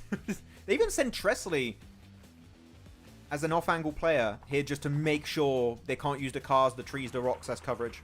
Even that loot crate. Not that loot crate, sorry, that crate in the middle. So yeah, Tressley, good plan. I like that. GG. 1 more point. They're gonna get, what is that? 5. Whoa, Zerich. Oh, Lemon? What are you? Lemon, what? Why you give them a free point like that? You had nothing. Everest went down. Everest went down. Okay, 2nd place for Mad Balls, GG's. Tressley took a lot of damage from that. His car's fuming too. Yeah, get away from the car. And before somehow Zerich clutches this out. Oh Oh my god, Zerich! No, this is one of the biggest throws I have ever witnessed in my life if this happens. It's not over. It's not over. It's not over. He's gonna get the first aid. Are they gonna go for the res on Tresley? Wait. Can he explode the car next to the shed? Because that car's fuming. It hasn't exploded yet, I'm pretty sure. There's no way... No. Nah, they should be fine still. There's a little bit of a ridge, so he can somewhat single out these players. Nah, he's got too much. He's got rock off to his right-hand side. There's no way. No way. Oh my No god! way. No way. Oh, okay. I wasn't fully believing yet, but the first knock comes in, I'm like, okay, maybe. But no. No. He was what? Jason, he was literally one bullet from getting a second knock on Tresley. He was one bullet away. He was one bullet. Wait, I want to go back. I want to see exactly how low his health bar was. Wait, I'm gonna put it playback speed. We're gonna go in 0.25. I want to see every single little detail. Look at that. Okay, goes for the spray. And look at Tresley's health bar. Did you see it for that split second? No. Like, wait. I'm gonna I don't see it actually move. Look, wait, I see. Yeah, they go. Look at that. Wait. Oh, okay. I think it looked a bit weird. Yeah, he doesn't get. He's still fully like half HP. Yeah, he's half HP. I think he still hit one bullet. The health bar's kind of switched. If he gets that knock, the other player is easy to eliminate because he's got that little slope to the hill. Oh. And what a cool game, though. What a cool game. That would have been the biggest upset of this entire tournament if that happened. No. What? Hello? 52 up against Falcons? That was a 1v3. This would have been a 1v4. And from a position where the team's got the entire compound. Okay, technically, yeah. Because was it Lemon that drove Yeah. up to him by himself for no reason? Got knocked. Yeah, look at that. We got this replay then. Because look, that slope, Rock could not shoot Zerich at that exact moment. He was going to nade it. That would have maybe done the job. My heart was pumping there. I was like, there's no way we're going to get the best clutch of the season again. But yeah, Lemon, what the hell, man? I don't know why Lemon did that. That was very weird. I am confusion. Zerich is impressive. He really is. Zerich is an impressive monster. Alexan KZ, he is. He really is. Whew. Yeah, but the curse didn't happen, guys. It's fine. No Lakers curse today. Oh, okay. I think we have a break here because all the players have left. Yeah, I think we can just read some of the comments for like a minute or two, and then we'll head to a just about 10-minute break. So, if you want to go do some stuff, Jason, you can. I can chat with the peeps. Wait, you're gonna stay on camera for 10 minutes? No, not for 10 minutes. I'm just gonna answer people for like a minute or two. I just want to chat with the chat. Guys, please cover the whole season. We are going to be covering Alpha Predator the whole season. We're doing I already the whole. responded to him. Way to reach chat. Yeah, look up. I was focused on the game. The game was so interesting. The game was over when I responded. I was still doing the Max. analysis in my brain. But yeah, almost thought you cursed the Lakers. Yeah, not quite. It got close, but didn't. I want to know what was going through Lemon's head. Maybe the thought process that Lemon had is like, oh, they're going to try and die to the blue. He's like, car goes vroom vroom. Maybe. Maybe he thought Zerich wanted to die to blue zone. And that was his opportunity to try and make sure they confirm that point. But, like, do you really have to? You know, don't really. Because imagine if Everest... this is actually interesting, Jason. Imagine the solo of Everest, right? Doesn't get spotted. Then it's Zerich on an angle as a solo against a solo of Everest on an angle in a 1v3v1. Technically, they could have lost that. If they don't get rid of Everest and they lose Lemon on that push, we could have had an Everest or Mad Balls win. I'm just saying. It could have been a wacky game. They are against bigger monsters, true. Oof. Hello, Heaven. Welcome. Okay. If you guys have some questions and stuff, feel free to send them and tag us, and we'll try and reply to them after the break. But myself and Jason, we're going to head on over to a break, and we'll be back in, about 10 minutes for our second Erangel coming up in a bit. Wait, Maxman, which is your favorite team right now? It kind of sucks because I got multiple favorite teams in different region. I got favorite teams in all regions, but really it has to be Falcons. Worldwide, it's Falcons. Always is. Oh, Tresley, MVP. He had a good angle at the end. Had a good angle. And top 5 grand finals prediction. Alpha Predator, that's a big question. We'll talk about it after the break. Search will be better off an SA team, not gonna lie. Maybe, I don't know. We'll see. Okay, yeah. Break time. Thank you for watching, guys. We'll be back in 10 minutes for Erangel number 2. PUBG Mobile Esports Events of the Year is back. As announced yesterday with an amazing CGI trailer, PUBG Mobile Esports will once again join the lineup of games of the heavily awaited Esports World Cup in Riyadh, Saudi Arabia, happening this summer 2024. Other popular titles will accompany our mobile battle royale, such as Honor of Kings, StarCraft, or even CS2. During the 2 previous editions of PMWI in Riyadh, Vampire Esports took the trophy home not once, but bloody twice. I mean, how do you do that? How do you win twice? That's never been done, but I mean, I guess Nova did that with PMGC. But still, how do you do that? That's insane. With their back-to-back victories, Vampire Esports have secured over $1,264,500 in cash prize, which makes them one of the highest-earning teams in PUBG Mobile Esports history.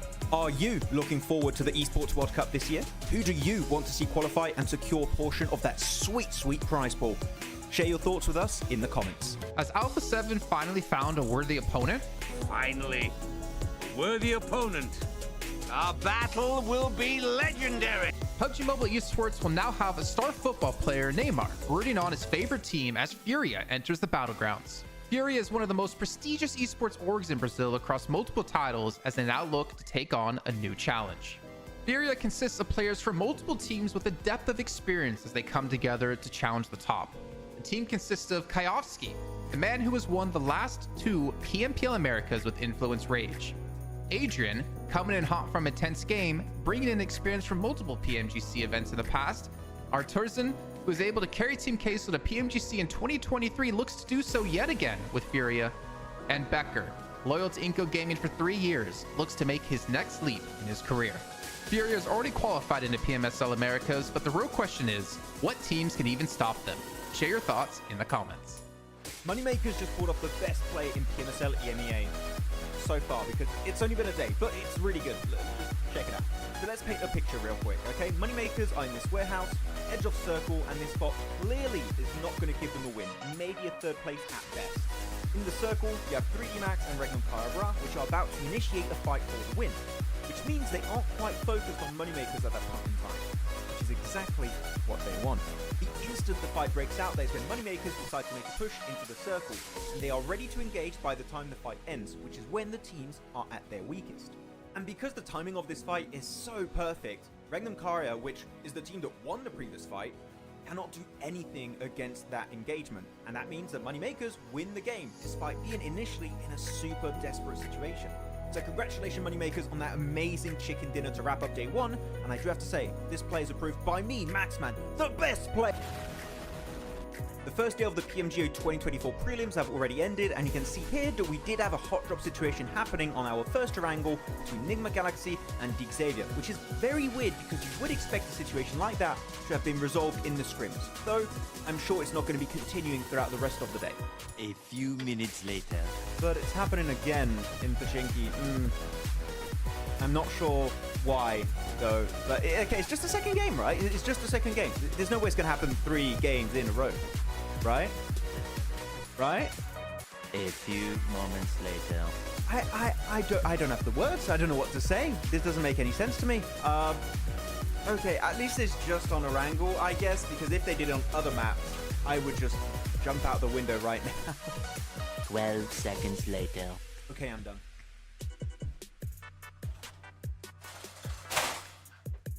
Oh my god! Oh jeez! Oh my god! PMSL America's NA qualifiers have recently concluded, and we finally know who made the cut. With 27 participating teams, only 3 would advance to the next level of competition. And at the helm is Titan Gaming NA, who is composed of popular players like Redox and Doran from Nexus Gaming. Their crushing victory was thanks to their dominance on Erangel, where they secured 5 chicken dinners on that map. One of those games with an almost record-breaking 26 eliminations. in a single game. Heading into PMSL America's Spring, they will be joined by second place Taco Lovers and third place Super Lazy Reflex, who qualified in the very last match thanks to a podium finish with 10 eliminations. These won't be the only teams representing NA though, as we will also see N-Hype Esports participating as the only partnered team in the region. With PMSL Americas around the corner, tell us if you think NA can compete against the best of the best from Latam and Brazil. Reject finally did it! During PMGO 2024, Team Reject from Japan finally secured not only their first international trophy, but also the first for their home region, by beating global superstars like Alpha 7, Nova Esports, and many, many more. They are currently one of the oldest orgs to join PUBG Mobile Esports, back in late 2018 where they were known as Reject Scarlets, with some of their old players who still remain to this day, such as Sarah and Duello. Before PMGO though, the highest rank the entire region of Japan has ever reached at a global event was back at PMWI East 2021, where Reject finished 9th. And on top of that, Regios Hill took home the MVP trophy, which is also a first for the team and the region as a whole. That's a double achievement in one event, by the way, so that's pretty good. So tell us in the comments, do you think Japan can repeat this success in future big events like PMWI or PMGC? One of the biggest roster changes in PUBG Mobile Esports history just happened. So this team has a very special place in my heart because they've been my favorite team for about 2.5 years now. The previous Stalwart Esports roster, composed of esports veterans such as Top, Action, Nuzed, and Icy, have just been acquired by the biggest org in the Middle East, Falcons Esports, who are sure to be able to provide everything the roster will need to play to the best of their capabilities. After a bunch of very close calls in the past global events, such as PMWI and PMGC, Falcons Esports have everything they need to conquer the battlegrounds heading into 2024. Do you think, just like me, the #1 Stalwarts fan, okay, Falcons, my bad, we'll have to get used to that one. Anyways, do you think the squad can finally bring home the PMGC trophy in 2024? Tell us what you think in the comments. I think we just witnessed one of the most anticlimactic fights in PUBG Mobile Esports. Just check it out. Over the wall, hangs around the side of the building just playing with the members of Nexus.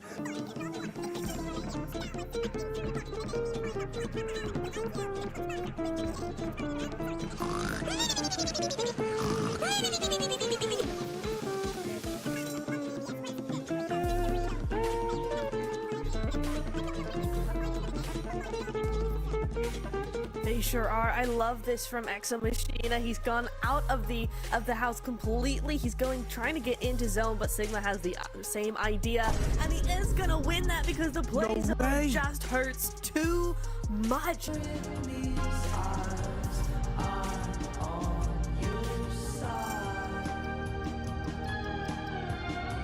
Hello everyone and welcome to Too Lazy Didn't Watch for PMSL SEA Spring. Max and I are here to give you a quick knowledge blast of what went down in the spring season, and of course get you ready for the summer season kicking off on May 8th. Looking at one of the top contenders of spring, Ultrigo were playing at their peak, especially during the league stage where they qualified with ease. That was in large portion thanks to Rosemary and his dominating presence on the battlegrounds. This enabled him to win 3 out of 4 MVP awards as he went full-on gear second in the finals, eclipsing the entire lobby. Unfortunately, they fell short as they secured second place, but they then put on full display that this team has what it takes to secure a future PMSL title. My only hope for the future is to see the team stick together a little bit more in their games, which will then result in them getting way more chicken dinners in the long run. All eyes were back on BTR as the Twins have rejoined the roster after 247 days. Their league play all boiled down to one word: inconsistent. Whether it was their results or the roster they were fielding, BTR wasn't able to dominate the lobby. Flash forward to the finals, BTR was still one of the few teams to consistently swap around their starting roster. Out of the top 9 teams, only 2 were actively using their 5th player, Alter Ego, who placed 2nd, and BTR, who placed 9th. This leads us to wonder what the main focus for the team was during the season. Are they trying to play with a proper 5-man roster or gain valuable experience for all their players? Max and I think they use this as a training ground to get ready for future events where there's bigger prizes. We have to look back at the winners of spring now, Boom Esports. And I think it's fair to say, Jason, Boom winning PMSL SEA Spring came out as a massive surprise to many, as they brought new players on the rosters and attempted to build synergy during the league stage. This in part gave them a chance to perform in the finals, where they ended up taking home the trophy and a spot into PMGO. this being one of their big first international events, the amount of knowledge and experience they gained will help them make it to the next level. Pair that experience with the fact that they have an entire PMSL season now under their belts to build their synergy, you might be looking at the beginning of the boom legacy in SEA. The big change from spring to summer is the reward all the teams are playing for. A spot in one of the biggest and most lucrative events of the year, the PUBG Mobile World Cup. In previous years, it mostly came down to if you were popular enough to get invited to the event, but this year, you have to qualify. And with the prize pool being $3 million, it's one of the most competitive events of the year, only second to PMGC. So don't forget to check out PMSL SEA Summer that will be starting on the 8th of May to see which 5 teams will be making it into PMWC. Storm, he's almost left alone. He still has Soultail alive, and Death Wolves are just like ready to pounce on their prey. Like, look at that easy cleanup in Death Wolves. I don't know, Maxman, but they've really been surprising. Wait, where have I? No, they're doing it! They're probably doing it! They're using the trolley! I've asked for years for them to do this. Someone's actually doing it. They're leaving Stolb in the trolley. They're avoiding everyone. I'm loving this. Vampire, the best team in the world. Max. PMWI champions, PMGO champions. No, they're the PMGO champions. Influence. It's fine. It's not going to be an issue. They're going to be fine. They're going to beat everyone. They're going to dominate Yes No Pollyanna, and they're going to take the win. I'm calling it. Okay, those nades might be an issue. Okay, no, go back. Vampire, go back. Go Vampire, go back. No. Oh my. Okay. My dreams have been shattered. I hate Oh, this. like that nade on top of Tony, huh? Skip it up and down. Hands down, Jason Rosemary for sure. To Max is gonna be happy. MVP title. Yeah, half season or the third party tournament, still showing his beast side and also a very complete player. You know, like when it comes to a very good close combat player, they tend to use like UMP, DBS, or weapon like that. But Rosemary is kind of evolving. Not only that, he also can fight long range really good. He can also giving a momentum for his teammate, because right now the composition of weapon Rosemary always use is M4 and also Mini 14. So that way I think this guy is a really complete player when it comes to Southeast Asia player. Yeah. Oh man, good junior. Okay, so let's kind of wrap this up now, right? 75% chance of winning this game, in my opinion. They've taken out Mavatex. The 3 remaining other teams are all on this eastern coastline once again. Shockwave moving on forward, first person perspective, pushing in 2-on-1 play. Kasune tries to find it. Massive Blues on fire through. He gets one. He's got a swap. Kitsune! Kitsune! Kitsune! Everyone, welcome back. Thank you for waiting. We are getting ready to dive into match number 3. We're reaching the halfway point of today. And we had some You say cool we're times. eating the halfway point of the day? We're almost reaching. I thought you said we're eating the halfway point. I'm like, If it's tasty, eating why on the not? mind. I'd have it. I only had an omelette today, so I'll have that. But he's always doing the I same don't want thing. to tell you what I've had. Yeah, you had Had grapes. coffee. Not grapes, cherries. I keep saying grapes, cherries. Max just like, I feel like he doesn't pay attention to things I say, and then it makes me feel not important, you know? I just said grapes, but I knew it was cherries. But I said grapes. I don't know why. I'm not so sure anymore. But yeah, so before we dive into the game, we got a little bit of time. I do want us to talk about the question we had earlier, which is expected or predicted top 5 in the grand finals. Who do you Falcons. have? Yeah, 4MV. Actually, Falcons 4MV for sure. Yeah, that's a DRS. given. RHC. I think only 5th place is the one I'm not sure of. It is a bit rough to pick, yeah. 52? I'm going to speed up times 2. I think it's possible, Yeah. but There's some wiggle room. I would go definitely 4MV, Falcon. That's a given. You have to pick those. you're not going IHC? How is IHC not a given? No, because I'm just looking at the leaderboards at the same time. Like Falcon 4MV right away. Where we caught up on the streak? Yeah, to go. Times 2, done. Yeah, IHC, DRS, so you got 4. Right, those are... You can't pick other teams than those guys. And... Yeah, I would have to go 52. I'd have to go 52 if I had to pick a team. But as you said, the 5th team is a bit rough. It could be many teams. It could be 52. It could be Regicide if we see improvements on the outside of elimination side of things. It could be Mad Balls if they like stop getting hot dropped by other teams. There could be a lot of options there. So I'm excited to see who could be there. But yeah, top 5, that's the one. And someone can says 4MV, Falcon, IHC, DRS, Mad Balls. Yeah, there you go. Mad Balls is an option. I can't hate on that. So I like it. Tell us your top 5 in the chat, guys. Who do you think is going to be the top 5 of the spring season in CSA?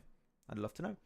I think the 5th place is just it's so in limbo because after 1 week you just don't know what team's going to come back with week 2 and how good they're going to be. Yeah, some teams might just improve significantly in week 2 or the last week of the league stage. So it's a bit hard to predict. We'll see. It's interesting. But yeah, Mad Balls are definitely an option. 52, Muerte if they stop getting Sovnovka Islands. Who knows? Oh, man. Yeah. And how do you even go back and like analyze? It's like, yeah, we got the furthest zone we could possibly get from our drop spot.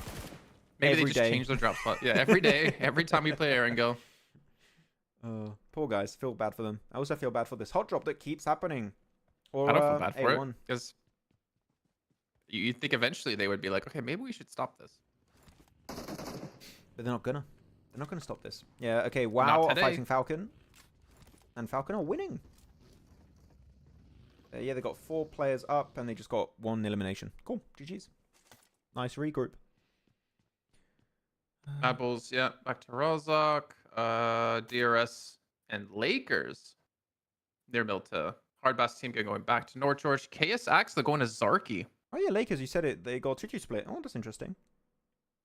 I think the Zarky is the interesting part because I don't think we've seen anyone go Zarky. I mean, with the plane path, maybe it was not great for their drop. I don't remember their main drop. I mean, they dropped Ferry Pier last game, so that was definitely like available for them. Falcons, they couldn't make it to Novo, so they went for Gatka drop. They got an elimination on WoW. They're gonna actually, I'm seeing it on the minimap right now. We might see it in game very soon. It seems like Falcons are chasing down WoW. Yeah, look at that. Look at that. We're seeing it. Like, okay, we got 1 player. Gonna flush it all. And Action is there to open up. Gets the flush. Icy. Is he gonna get confirmed? Action knocked 2. Oh no, that would be a big fumble. Icy's gone. Icy's confirmed. Okay. Okay, yeah, you got 4 points for 1 elimination. Yeah, cool. I mean, again, where they are in the standings, right? Like, they're almost guaranteed gonna. I mean, they are guaranteed to make it. No, I can't say guaranteed because still 2 weeks left to play, and they get 0 points the next 2 weeks. Maybe they won't, but they're going to be in the finals for sure. They're expected to make it clearly from the bonus points. Yep. Bonus points are important, but again, you have to keep in mind that there is a 50% reduction in bonus points when they go into finals. So if you have 100 bonus points over the course of 3 weeks, you go down to 50. So I think they can kind of afford to do this. Yeah, they can just cruise to some extent, try things out. So we've seen some other top 5s. One more actually from Hamad. 4MV, Falcon, DRS, I8, and 52. So you're not putting a IHC in that list. That's interesting. And you're putting I8? I8 have you seen the leaderboards? Hey, come on. Like I told you, man. 19th place. Pakistani fans will never give up on I8, and I respect it. I respect it. It's not looking great for I8 right now, but they're never going to give up on them. You know, I'll give them that. And Hyper's going to win PMGC. Calling it right now. That's actually a great prediction. Maximum bonus points are 60. Is it? Is it 60? Let me actually check how much they get per each week. Yeah. I mean, 60, that would mean you get 20. You get 1 for each week. 60. So you go into finals max with 30. Maximum with that. Okay. Fair enough. Top 5. Falcon, Falcon, Falcon, Falcon, Falcon. I think Satoru wins. Is that you, Max? Yeah, that's my alt account. Satoru is my Smurf YouTube account. That's correct. Satoru. Someone mod Satoru. Give him the moderator role right now. Is there survival stage after group stage? No, you go straight from... So you got 3 different weeks for the group stage, where you have the rotation of groups and stuff. And after week 3, you know, the 16 teams that qualified for the finals. So you don't have an extra stage like you would have in PMWC or PMGC. It's group stage, finals. End of story. I think they mean more towards like SEA, right? Because SEA has a last chance stage Oh, yeah. on Saturday, and then Sunday is like the Super Sunday. Yeah. I kind of prefer the system we have for EMEA and CSA. I like the you have 3 weeks, and you don't have that little last chance and stuff. Because then your entire tournament is a lot more impactful in terms of how many points you can get, and consistency is really It rewards rewarded. Yeah, Yeah. it rewards consistency Yeah. because it doesn't matter how well you do in league stage. In like the first 3 days, all you have to do is just get top 16, and then all that really matters is that one day of 6 matches to determine your bonus points. Yeah. No, so I do like this system quite a bit. Pop the wheels. Go for it, hard boy. But how many alt accounts do you have? 7 issue? I see you. Is that you as well? It is. It is. It's my 3rd account. My prediction is current top 4 and Aura. Okay, I mean, Aura. I like it. We're getting some original picks. It's interesting. Oh, Mad Balls. Get out. Get out, Mad Balls. I mean, I don't disagree that they have a chance. Because, like I said before, for me, 5th place is up in the air. Yeah. I don't know who's going to get it. And you can see some major improvements in, as you said earlier, right, Jason, week 2 or week 3. So it is still yet to be decided. I just don't expect your 4MVs, DRS, Falcon, IHC to really falter too much. Even if other teams improve, I think they'll still remain relatively high to the top 5. Also, Max, you saw that 4MV took 1st place back. Yes.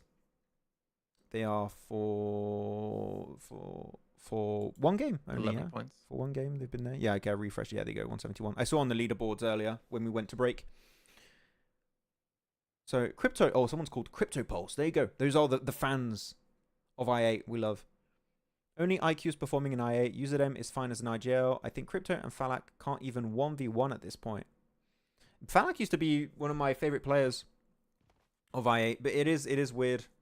When they start taking fights, they're struggling, and the fights take way too long to wrap up. So as I mentioned earlier, they just get third-partied a lot of the time in these matches. Yeah. But I don't know. Maybe we'll see some big improvement from I8 in week 2, which is what I think everyone is hoping to see. But as of right now, it's not looking too good.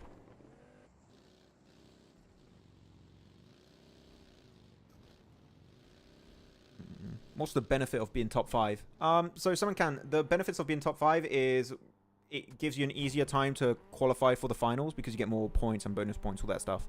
So for the league stage, that's why. And also, how it's top 5 that makes it to PMWC, right, Jason? Yeah. Top 5. So yeah, Top 5 4 in the go to group finals. stage, 1 goes to survival stage. There you go. So yeah, top 5 in the finals means you qualify to PMWC again. $3 million tournament in Riyadh. So you want to qualify there. So top 5 is actually very important, Summon Can. Very, very important. It also gives you a pretty decent prediction that if you're top 5 in the league stage, you have a really high chance of remaining top 5 in the finals. Unless a big surprise happens, right?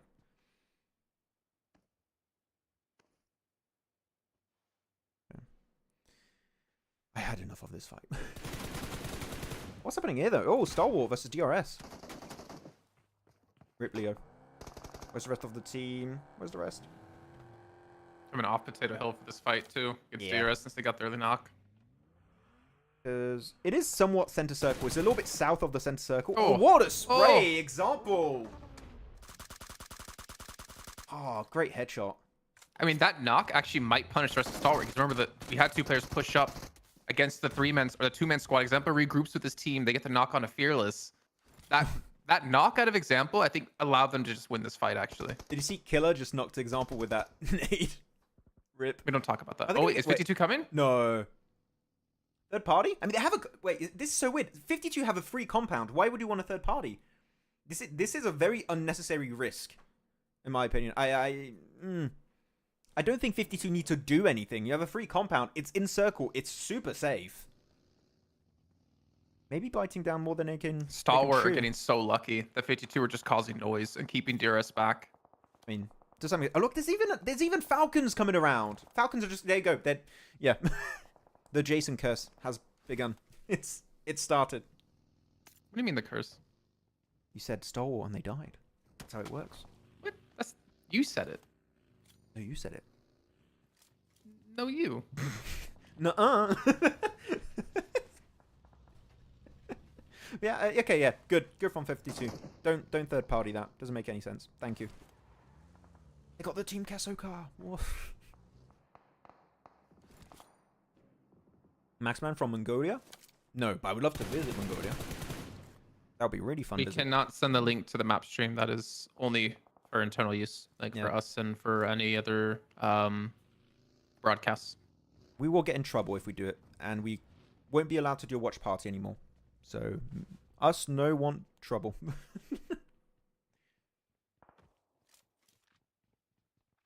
I'm kind of jealous of all these supercar skins we see. I wish I had at least one. Well, if you follow Pandemonium_news, Maxman, Natura might be giving you the UC to get one. That's true. Follow us. Pandemonium_news. Instagram. Main channel. Big content. Big stuff. Oh my god. Oh my gosh. That's rough. You're going to get Mamba? Oh, he spit. Oh. He did a 360. Oh, that's unfortunate. Wow. I mean, you kind of expect to get in trouble when you're rotating in a phase 3 circle that's about to close next to apartment. Like, you are expected to get absolutely blasted out of the lobby. So Some great shots though to Rook, to be fair, as well. Oh yeah, no, the control was really good, but KSX moving around apartment, you're asking for trouble at that point. It's just too good a spot. You're always gonna have teams ready to spray you down. Yeah. See, HORAA's coming in. The Lakers are fighting up against 4America Vibes on the southeast. Here it is. 4MV. It would be funny if every game now DRS and 4MV just swap between first and second until the last game. And then they're tied. And they have to do a TDM to determine who gets first place. Oh no, don't even no. We're not doing this. We're not doing TDMs. But you don't want to see them stand in front of a camera and for like 30 seconds before they turn a card around to say who they're challenging? Exactly. Link and John loved it. They had a good time. Baron. Okay, so they're just getting swarmed at this point by Team Naked. Yeah, okay, flush it out. Oh, he's not flushing it out. Okay, I mean, you might as well just chase the other players. Because right now, Lemon is in trouble. Yeah, just go help him. You'll get the flushes later if you can. Wrap up that fight. That's the... I'm kind of surprised 4MV are kind of losing this fight. Never mind, Baron. Ooh. Baron. Is he going to get And two? Rock. Oh, wait. Throw a nade. Nade. Oh, maybe not. Oh, wait. Doc. Wait. Rock pushed it? Even though he was super Yeah, low? he pushed into Baron. He pushed... And 4MV win. Wow. See, that's just straight gun skill right there. That's not even like macro, micro play. That's just straight, we're better than aiming at you. Or that we're better aiming at aiming than... Oh, it's easy for me to say. We're better at aiming than you. Yeah. He's just better. He's just built different. It's just exactly. Oh, nice nades, Erich. They're having vengeance on Rook. How dare you leave a player behind us this entire last game? There's only keeper boss Sir, now. I didn't do anything. I didn't even shoot you. I was just surviving, please. Okay, they're not going to push keeper boss. They just want to get Flique and English back up. Everest is third partying a little bit. Maxman, do you play PUBG Mobile? Yes, I do. On a pretty regular basis at that. I would have laughed if you said PUBG Mobile. What's that? What? What's this? What is this PUBG Mobile you're talking about? I don't know.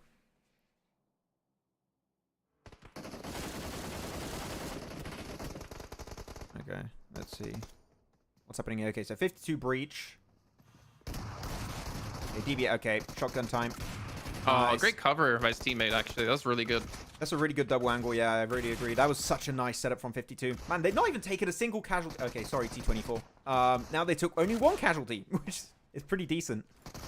For full-on breach. Okay. What about that Jason curse? Nothing. They're getting third-partied, actually? Is it DRS? Yeah, DRS are third-partying. They sent Example on the angle. Look at Example on the minimap. He went across the road to get the perfect angle. Oh, I like that. It's a bit risky if you get knocked, but I don't think anyone knows he's there yet. They got him! Oh, stolen away by DRS. How many points they got from that? 2 or 1? Max. Oh. Don't pass the subject here. Don't move on past the fact you saying, yeah, FG2 not take a single casualty. What's that on the right-hand side of the screen, Max? Nothing. It's not. No, nothing. I swear, we need to get a video series going where it's like the Maxman curse, because my God, you were just. It's been really rough this tournament, to be honest. You should be me right now. I thought the curse was slowly disappearing, but it just came back full force in CSA. So I apologize to all you CSA fans. I apologize, but this is where you need a standing desk. So you just have the desk go up and you just go off camera. To hide. What's the game plan for 4MV here? Only got 3 players. It's not an impossible position to breach. It's just surrounded by nothing, which makes it hard to close the gap. But the moment you close the gap, you can just molly the entry points. So I do think 4MV have a decent chance to win against DRS, even though it's a 3v4 fight. Oh, Striker's got an MG3. Okay, that could be impactful. The curse is real. I'm sorry, guys. I'm sorry. We should maybe add like text on top, Jason. Yeah, and the we curse just counter. Yeah, increase the the Maxman number. curse counter. Yeah. Would you guys like Max is that? cursed. I would love that. Yeah, like a little, and every time I curse a team, it just goes up, and we keep it until the end of the tournament. I think you're. Let's just throw it up and then put you at like around 7. I think that's a fair number. I've done it at least once a day, right? So I think 5 is good as a starting You've point. definitely done it more than once a day on day 2. So like 10. MG3R. Oh, you got bro. I can't. I don't know what's happening. I'm confused. I don't know either. Okay, this is better. So Tapok and Reikage, good nade. They do move away. I think they expected a nade to come through. Really nice to get away from the cars. But they're getting third partied by Falcons. It doesn't really matter who wins because Falcons is going to try and clear the entire western side of Potato Hill. Look at all the nades. It's raining nades. It's raining nades. Oh, On hard bass. I'm bloody dead. Back to the lobby. I'm bloody. Okay, get back on camera, Jason, right now. Get back on camera. Okay.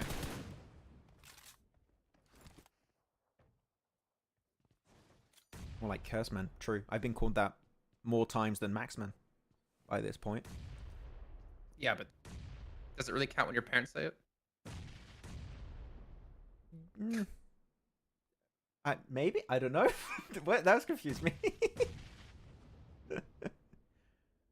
4MV. Just trying to hold angles on the cliff, it looks like here. Well, cliff. A little like up jut to make it hard to nade them. Yeah, do they still have nades, DRS? They used so many. Oh, okay. Still throwing. Still one for Killer. Still has it. They're using mollies. Double of damage. Are we going to see a Falcon third party potentially on the... Oh no, Falcons... I don't think they can hear it from that distance. Okay, Reefus knocked. Okay, this is just an easy cleanup for them now. Come on, just get Doc. Be big for DRS to maybe get first place back here if they close this out as well. Who got Sleepy? Who got Sleepy? I didn't see in the elimination feed. Who got Sleepy? He got knocked on the roof. Don't know. Yeah, there you go. Get the info. 1, 2, 3 taps. He's gone. Example's angles are so good. Yeah. He's the Nomi of Nepal. He's the Scry of Nepal, I'd even say. I love his angles. It's a bit risky at times. It's like Matic Classic, but good. Oh, I thought Zerich hit that nade perfectly. Yeah, an example. Sandesh. Hell yeah. Send it. No. Ooh. So that allows, what, DRS is now at 86 points. 186 points. Oh my god! K9! He just 1v2'd them. Wait, is he going to clear the entire team? I mean, there's only one other guy, and he's in the other building. He's going to get that flush. He's just getting 2 eliminations for free. Hell yeah, man. Go for it. Sorry, you were saying? 4MV, 192, 193. And DRS is at 186. So DRS could pass 4MV here and get first place back. Again, I told you, every game, Jason, is going to be DRS, 4MV now above, 4MV, DRS, 4MV, DRS. Now, the question is, who's going to be first place at the end of the day? I don't know. 4MV. I read the script. Yeah. You should rename to Maxman Cast and Maxman Curse. Yes. I will. Oh, top. I'll rename on Instagram. Here we go. IQ. Come on. Action is just gonna. I think Action is just leaving. Yeah. Like, no, I don't want any of this. See the top. It's a position where solo could easily make it to top 3. If you find a good tree or rock to hide behind, you can make it to top 3. So I don't hate what Action is doing. It's a good little way to redeem this game in some way. How did they lose so many players, though? Because they were third-partying earlier, right, Jason? How did they lose players? I didn't see that. Was it IA? Because IA got 2 elims. I mean, they got 1 they just confirmed, so maybe another one was confirmed on them. I'm not sure. And they got the high ground. Hey, for all you i8 fans out there, if they're gonna win a game, it's gonna be this one. Yeah. And if they don't win it, you know as sure as hell I'm gonna smack talk. So they better win it. Yeah. I mean, they got Potato Hill right now. They have cars. Cars are going to be so valuable in this position. Cars, high ground, 4 players, all the loot of Stalwart. Falcons, you mean? Falcons. Oh my. Yes. I mean Falcons. It's going to take me some time to get used to saying Falcons when I mean Stalwart. Especially when they're in the same lobby. Every time from now on, you say Stalwart instead of Falcons, I'm going to add it up to a tally. And when we meet again for an event, I'm going to do something for each time that you said the wrong team name. There's too many things to keep a tally of. Like, you got the curse counter, you got the times they mess up Falcons and Stalwart counter. You got the amount of time DK splits away from his team counter. There's too many counters. No, I mean, you can't count that high. Infinity! Ulika trying to hold on. He actually gets one onto Fragger. Eventually going to go down, though. Everest, they got a 4-man squad still. Only 1 elimination, but it's one of the few times we've seen Everest get this late into a match. It's still 10 eliminations for DRS. Crypto, oh, I like Crypto's angle. Very clean, very nice. You can't flush it, but at least he's slowing down their rotation in the circle because the circle's moving in. They got a minute 30 before phase 7. So the more you can slow down their rotation, the higher the chance of getting a win. Okay, decent nade behind that little ridge. I mean, there's no way Gianti's getting killer up. Being pushed from behind, and he gets ran over. All right, I8 showing some life here. Sleepy's still going to be alive, though. DRS not out just yet. Sleepy wins those. It's fine. No, he's not. He's definitely not. He's going to get naded. Oh, there you go. That's it. Good night, Sleepy.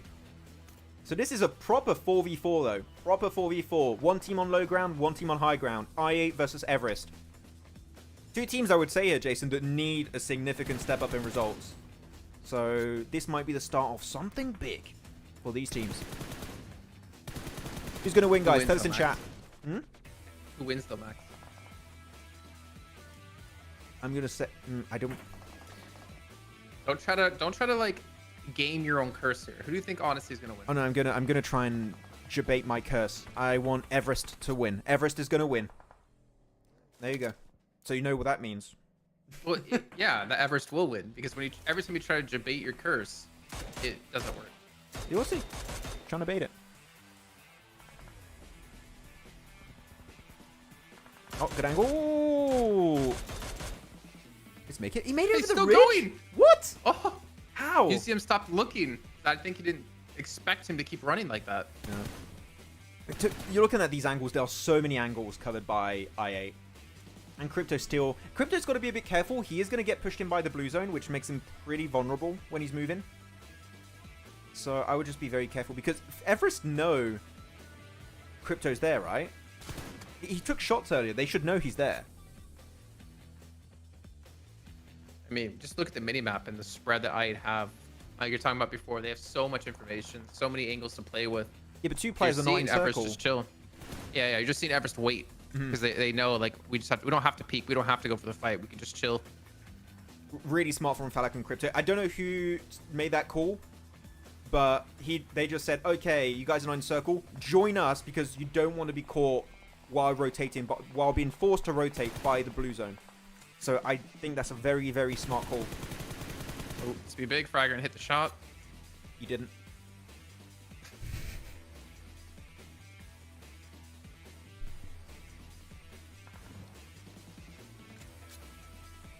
IQ still has 5 smokes and 1 grenade. Obviously doesn't have the distance, like the range to hit a nade here, but the smokes could be very important. You really want to hold on to your nades here, because even mollies, because the only kind of coverage you have are rocks, trees, and you also got some of the cars that you can hide behind. So if you get in nade range, they are going to be the difference between you getting second place or a win. So hold on to your grenades. I think this next zone is going to determine who wins. If it goes towards Everest, then, well, I8 have to move. And yeah, they have vehicles, but this is going to allow, I guess, Everest to get a shot off, to maybe get a knock. But if Everest have to move, they're screwed. Technically, there's a higher chance the circle is good for I8 because they have players closer to the center, right? You have 2 players that are way closer to the center. It's Crypto and IQ. So if you have to do percentages, there's a higher chance I8 gain a good position. Go on circle pop in 5 seconds. Come on, last one. And it pops over to the east, hard eastern side. And so Phallic was actually in a really good position when he was over on this side without having to be pushed in. Yeah, I mean, he wasn't in that previous circle, right? So he would have been out, but the regroup was still good in my opinion. Yeah, pop the car. It's in. Wait, is that in circle? No, he is in circle. You can see on the minimap he is actually in circle. So popping that car gives him such a good amount of coverage. Using cars to make your little angles just so much stronger is such a nice play. Just explode it. And really, that car is so good. It might give them opportunities to get an opening knock or two. I wonder. With that nade? Nade's coming in. I don't think he has the range still. Nah. Oh, it didn't explode. Oh, I just didn't hear it. No. Okay, so it is a nade. We just can't hear it. Maybe Phallic will land, though, because they're downhill. Ooh. Oh, air bursted him. Another one. Oh, too far. Yeah. You got the first aid, too. Another one? Too far. It do some Molly. damage. Phallic is just... So has 3 nades left in this position, though. Chucking everything.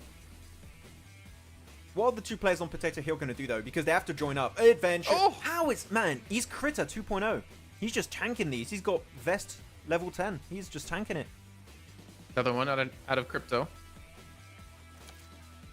Thing is, I get what I are trying to do. By having 2 angles like that, you're making sure they can't use the rocks and trees in the center circle. But these 2 players need to move in soon. Because the next circle is going to be the last one. It's going to center up. So you've got to be careful to not get forced by the blue zone, because that will make you do potentially a bad play.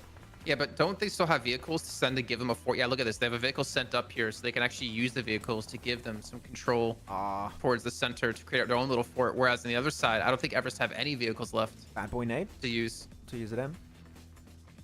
Wait, is Hardboy down? He is. Yeah, Hardboy's down. Yeah, they knocked him earlier. But man, all these angles, and literally they're one good funneled. Nade. One yeah, good nade. They're being funneled into such a tight area that one nade, one molly is going to completely destroy Everest. Yeah. I do think we should see IQ join up, just in case. One good nade. One good nade! That's a double nade for 1, and that's it. GG. I8. They wrap it up. What a good little play here. As you said, they were just funneling down the entirety of Everest. The importance of having utility late game. Yeah. We did a video about that. Go check it out on Pandemonium_News. But 8 eliminations, finally. How? This is their best game, yes, but by how much? Because before this, the best game we've had so far from I8 before this match was a 2nd place with 6 eliminations. Now they got an 8 elimination chicken dinner. Big win. Feels good to be an I8 fan now. Crypto with the 0 eliminations. Really? But did Crypto get 0? No. I want to see that. What's he doing to that bottle? He was just biting it. Okay. The thing is, even with that win, it's not like... Let me see where they're at. They were in 18th place, right? Technically, they actually could jump quite a few points here, or quite a few placings, actually, because it's kind of grouped up towards the bottom of the table. Yeah, it's a small point gap at the bottom of the rankings. Yeah, that nade from... It was Phallic's nade, right? Yeah, look at that. He gets 2 knocks for 1 nade. Right onto Bad Boy and then on him. And that just unlocks it. The moment you get that, you just get up, you flush it, you make sure you get the win. Well, they had too many good angles Because of the higher opposition, nades would go a little bit further. They slowly corralled them like cattle into a tight area, and then easy. Yeah. Ooh. Yeah. 92 damage, 0 limbs for Crypto. Yeah, that doesn't look too good, does it? But hey, they still won, so that's all that matters. Exactly. That's okay. GG, I8, finally a win. How's their survival times different, though? Because they were all 4 up. It's been like that the entire time. I don't understand either. Maybe why. some landed earlier than others? I think it might be the time you jump out of the plane. Maybe has an influence to some extent. Yeah, Falloc clears. Yeah, that double nade initially from Falloc was super impactful. So yeah, good. I8 finally. Though, Jason, we're happy. We see I8 win, right? I think all the Pakistani fans, they're super happy. What do we get after that, right? What's the follow-up? Do we go back to getting some really bad performances, or can we see maybe just a bit more consistency and good results from them, which is what you'd like to see after a win? You know what the typical follow-up result is, unfortunately? What? A 0-point game. Oh, that hurts. I'm not even saying necessarily to them, but like that's typically, I swear, what happens after we see teams get like a chicken dinner. 0-point games. Don't want to see that. What's happening with your window again? They're shutting. Yeah. Yep. Again, I just want to see a follow-up from I8 on this, because one win is not going to bring you far. Consistency will. But yeah, so I want to see, do we see in a replay what happens to Falcons? No, we don't here then. No, I don't think they're going to show us. Yeah, they don't show us the Falcons fight. Exactly, that's what matters, yeah. But hopefully that's going to give them a bit more confidence, right? Like, that's the thing. A win in itself, not that impactful. Yeah. But it's what it means for the team, right? And I think the team has been taking L after L after L the entirety of this tournament. Legend after legend after legend. Legendary game after legendary game. But this is the one like, okay, guys, we finally got a good game. Let's build some momentum. Let's get in the right mindset and win. Well, start winning, hopefully, a bit more. So, cool. GG. Happy with that.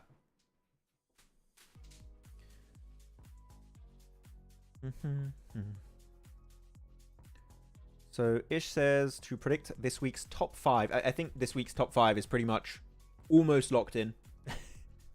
I don't know. Or what do you expect, Jason? Do you expect another team to? I mean, top 5 you might see stronger. It's just 5th place. Go out. It's just 5th place. We don't know. Yeah. I mean, Rook is.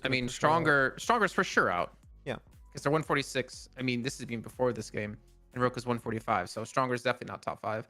Regicide already played all their matches as well. So I think Rook or 52 probably have the best chance of making it in.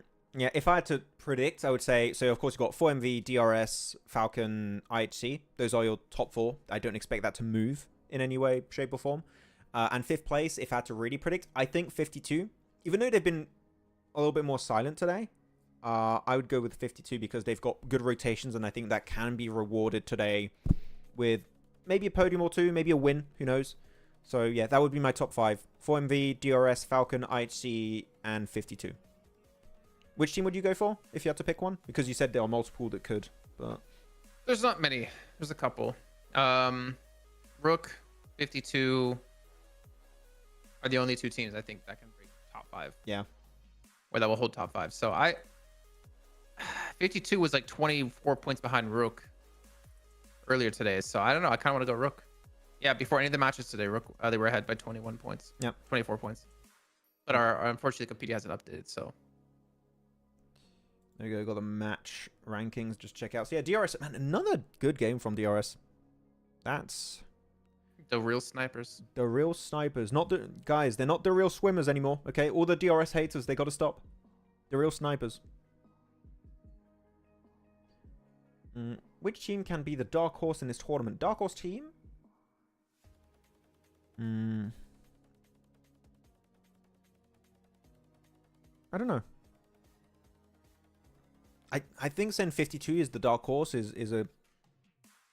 Could you call them a dark horse now? Because they did pop off a few times. Yeah, you can't really call 52 a dark horse. Coming into the event, I think you have to look at like. Yeah. And we didn't really know. Well, no, we knew an okay amount by 52. Like, all right amount. Some of the players. I don't think you can consider them a dark horse because they're just too well known to be a dark horse. If you're talking dark horses, you're talking Stalwart, which is weird to say. You're talking like KSX, Hardbass team, Everest, Lakers, WoW. I think those are teams you have to consider more of like a dark horse, stronger. There's just really not a lot of info about them. Yeah, I don't know who I'd put then. I mean, stronger is the dark horse so far. Yeah, so far they're the dark horse that's been the most successful, right? Yeah. Maxman, I thought we said Maxman is the dark horse. No, Mad Balls is dark horse. I don't know if I'd say Mad Balls are dark horse. They've created a really big legacy for most of their players in the Europe region. So I wouldn't call them a dark horse. Even though technically maybe you could call them a dark horse because you do a big region shift, right? So like in that region they're dark horse, but in their home region they're not really a dark horse. I don't know. Biggest dark horse, Falcons Force, because they have 0 results coming to this event. I mean, technically not true. Technically not wrong. Sorry. As an org, yeah. As an org, yeah. Makes sense. You should rename to Maxman Cast to Maxman Cursed. Yeah, I already read that, Ahmad. I'm already doing it. I sent a request to Instagram. We're renaming to Maxman Curse. Oh, Oliver. No, that wasn't Oliver. That one's Oliver. Hey. Who's going to win, guys? Oliver or the other dog? Hot dropping. He's hot dropping Oliver. Okay, looking at the damage report also on this. One favorite player overall in the world. Favorite player. Ooh. And I got so many players I really like. It's kind of rough. But I'd have to say Top. I've always been a big fan of Stalwart, now Falcons, and Top is my favorite player. Even though when you pick Top, you kind of have to pick Action.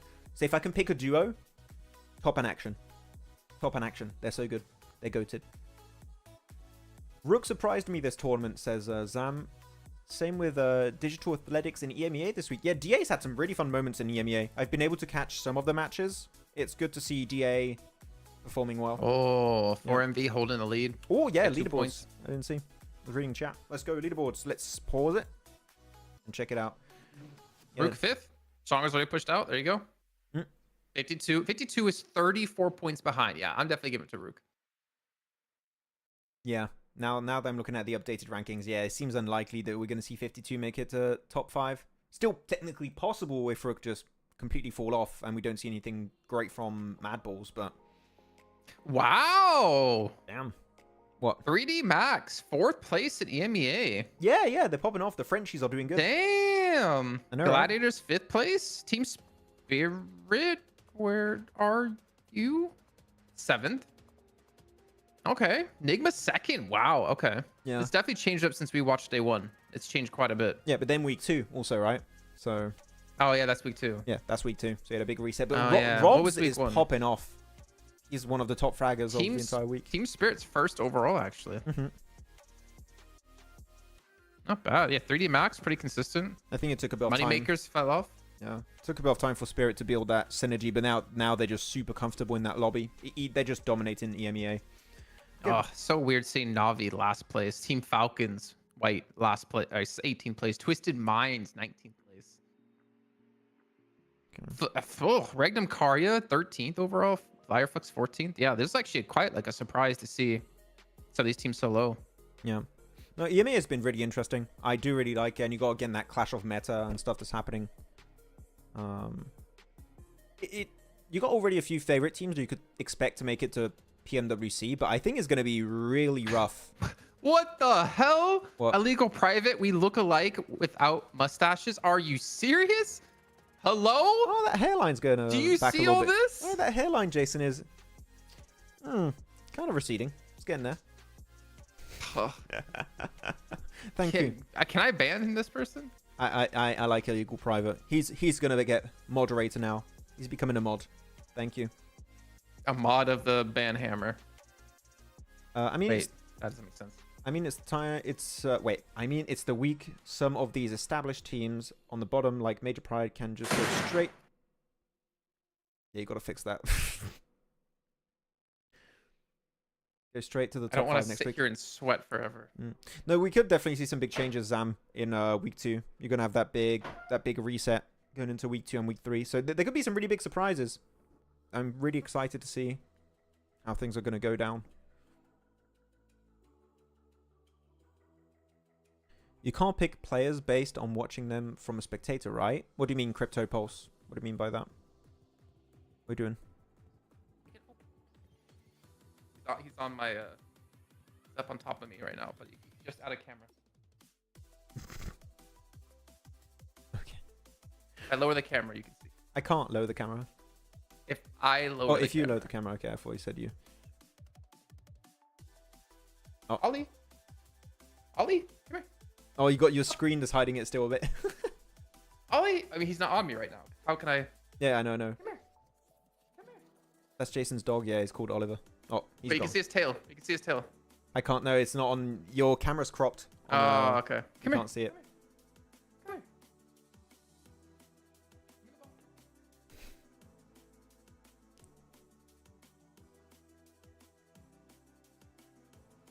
Maxman, from which country are you? Ahmad, I am from... I was born in England, but I live in France. So I've got double nationality. I'm French and British. Oh, we can see pause there. He doesn't want to be on camera anymore. We had it for one day, and that was it. Yeah, I give up. Oh, sad. He wants to go play ball. Someone please kidnap him? Kidnap who? Oliver? Amish, what the hell? Me. Kidnap me. Major Pride has a new lineup. I think they cannot go top 5 from here. I think they could at least be outside bottom 4, but then the bottom 4 now. I think we saw the rankings before. They're 19th place, so horrible first week. Horrible first week for Major Pride, but because you have the point resets every week, who knows? Maybe also the group will help them out a little bit too if they have a decent group, even though that's kind of copium. We'll see. Anyways, game. Very copium. That is very copium. It is game time. I'm gonna times 2 speed real quick. I love the music. Okay. Oh, we're having another fairy pair fight. We're having another fairy pair fight. Oh, he's going times 2 speed. He got knifed. He got knifed at times 2 speed. This is a very quick fight. There we go. Oh, there you go. We're back at PSX normal against speed. I8. So winners of the last match. Remember I was saying 0 points? We see that happen a lot. Oh no! Don't. Don't. I mean, they have 1 point already. Oh. Quick one. He's gonna flush it, isn't he? I8. No, you can't do this to us. I mean, you called it, Jason. Is this a Jason curse or prediction? I don't know. It definitely ain't a cure for I8. It's not helping them. Yeah. Oh no. I8. You can't be doing this to me. I don't get why this happens so much in PUBG nade. Mobile. I feel like once you win a game, you should be so much easier. Like you alleviate so much pressure. Speaking of pressure, Man, poor Falak. He was rezzed for half a second and he got knocked again. no, he got eliminated now. I mean, now he's eliminated, and it's just down to crypto. Oh. So as I was saying, we typically see this happen a lot. My prediction games are on point. That is a big L. Oh, come on. No, legendary. That is a big loss. There you go. I'll say the full word. Oh. That's just sad, man. That just makes me sad. I had so much hope after that when I'm like, oh, maybe this is the start of the I8 redemption. Yes, Pakistan, go. And then it just hot drop. KSX, one of the last place team, by the way. You died to KSX in a hot drop situation. Well, I8 did move up to 14th though after their victory, by the way, but they're probably gonna fall back to 15th here with A1. Yeah, they're tied there. If we see a good game from WoW or even Star Wars, because the point gap is so minimal, even Hard Bass, they could just fall off to 18th place, literally. If they have a really, really bad game and everything lines up. Ah, that sucks. Can you guys mention the name of the countries when you're talking about the team? Why?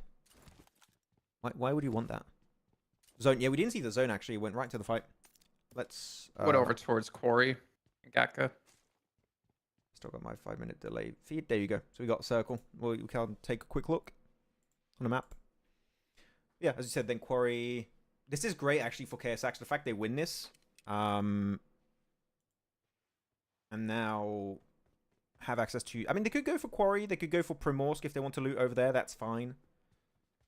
And they're going to have a bunch of caster control. I'm actually intrigued to see all of the teams rotating from the eastern side, how they're going to rotate, because they might clash on rotation. So you got, what, 52, STE, Everest, Mad Balls, Aura, IA, not IA, you got A1, Lakers, Rook, DRS, Falcons. I want to see what Falcons are going to do. Are they going to go Eastern Bridge? Are they going to go Western Bridge?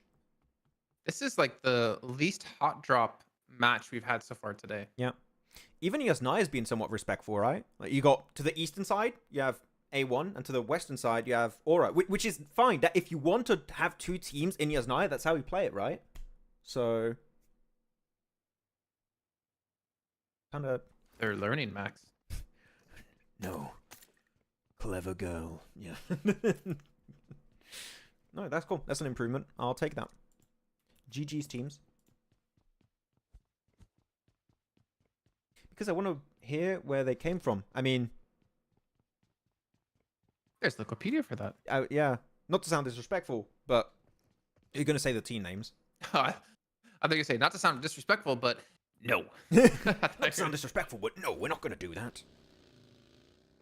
Maybe sometimes, like to emphasize, you can say country names, but otherwise we just focus on teams, mostly. I8 seems depressed from the beginning. I mean, when we looked at the camera POV of Crypto, he did not look happy. Even though they got a win, you just didn't feel the excitement, and that's because they've had a really bad first 4 days.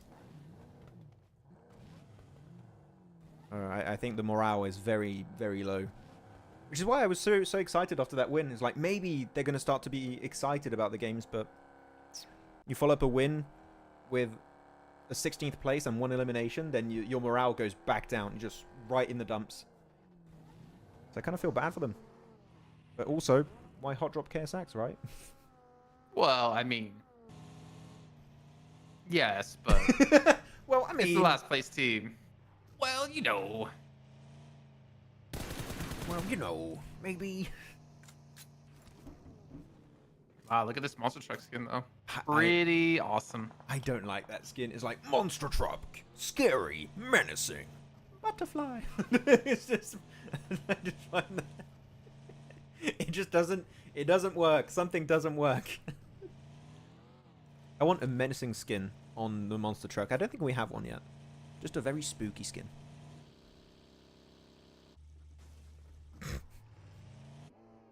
Okay, Rock.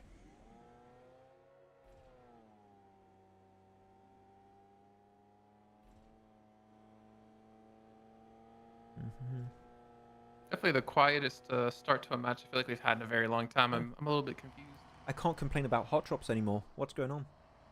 What are we supposed to talk about? Yeah, what is there to talk about? Oh. Oh, 52 fighting Stalwart. Nice. Give me something to talk about. Oh, wait, did they...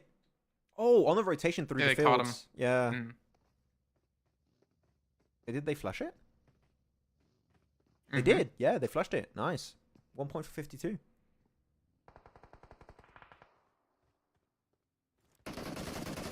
One. Oh, wow. Oh, Doc dodging cars and bullets there. Yeah, stolen by Rook though. Vic confirms it, so that's a point for Rook. Very important because they are on the brink of making it into top 4 possibly. If IHC has a bad game, they can make it in top 4. There'll be some extra bonus points. Very cool. Well, Max. Mm-hmm. Look at the screen. Yeah, I am. You see who got knocked? I didn't see right away. Rook, Kippa. Kipper boss, yeah. You were just talking about Rook. Yeah, they can maybe breach top 4. And the second you start talking about him, Oh, okay. I thought I was looking at the elimination feed. It was like another fight's happening. Wait, where? But yeah, of course. I mean, I just expect the curse to happen, right? I just embrace it. embrace it. Just like, oh, a team that I just mentioned is dying. Seems about right. Seems pretty much This is why good I've with my never told you my expectations. real name. It's like the Death Note.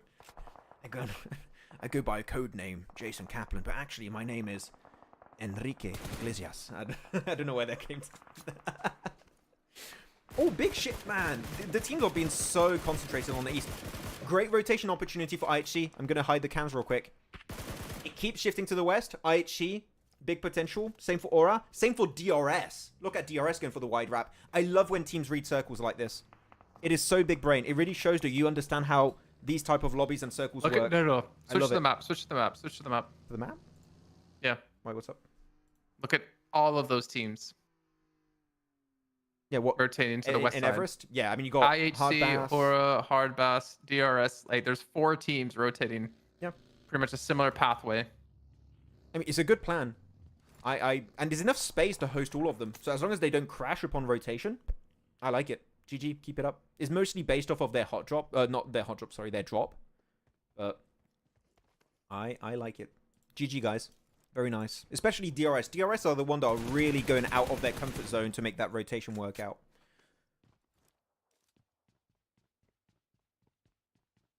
Jesus is the Antichrist. Curse. Sorry. Jesus is the Anticurse. Jason. What? Why are you calling me Jesus? I said Jason. No, you said Jesus twice. I didn't. I'm watching it again on the Jason. stream. I said Jason. Jesus. Jesus, Jason. I'm Same watching thing. on the stream. I'm gonna hear it. Jesus is the Antichrist. Curse, sorry. Jesus is the Antichrist. Did Bro, I say after? Maybe. You said Jesus twice. I mean, I know you look at me as if I'm a god, but come on. Nah. Misclick. Misclick? What? You're clicking your voice? What? Yes. I've never seen Falcons get contested in Nova. See, even Chaz on my side. You did. I did? I did? Oh, man, I'm on coke. Called me right Jesus now. I twice, called him man. Jesus? Calm down, Max. Calm down. Oh, man, no. Calm down, my son. It's okay. No, calm. Also, check that bottle of water next to you. It's now wine. Oh. Dom Perignon! Okay, I don't have that expensive taste. He did it! And it's the good stuff! you need eyeglasses, but for your ears. And my mouth, and everything. Oh yeah, Fix your all mouth. of this, guys, please. Okay, so they're going on the beach. Well, actually, Primorsk. What? Oh, for this game, wait. So I'm going to take us back to the map feed because this could be super interesting. So if you look at this map feed currently, if you go to the position north of Primorsk, so that entire mountain north of Primorsk, that would be such a good scouting ground. I would love to see maybe IHC, maybe Mad Bulls, maybe even Rook go there. North of Primorsk, that hill is super strong.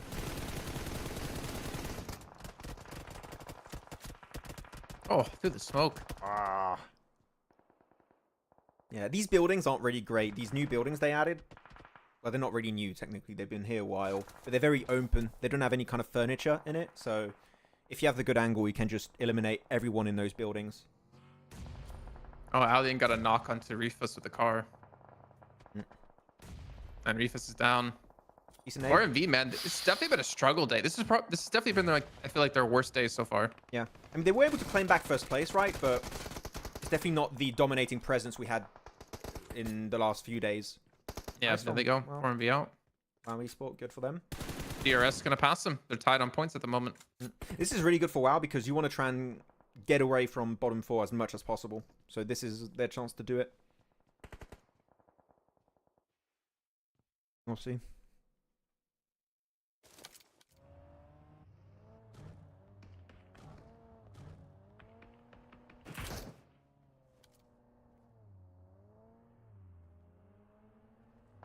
Oh, Counter example. close. In the rock. Yeah, just pop the wheel. I can't hit your head. Oh, I'll take your car then. Consolation prize.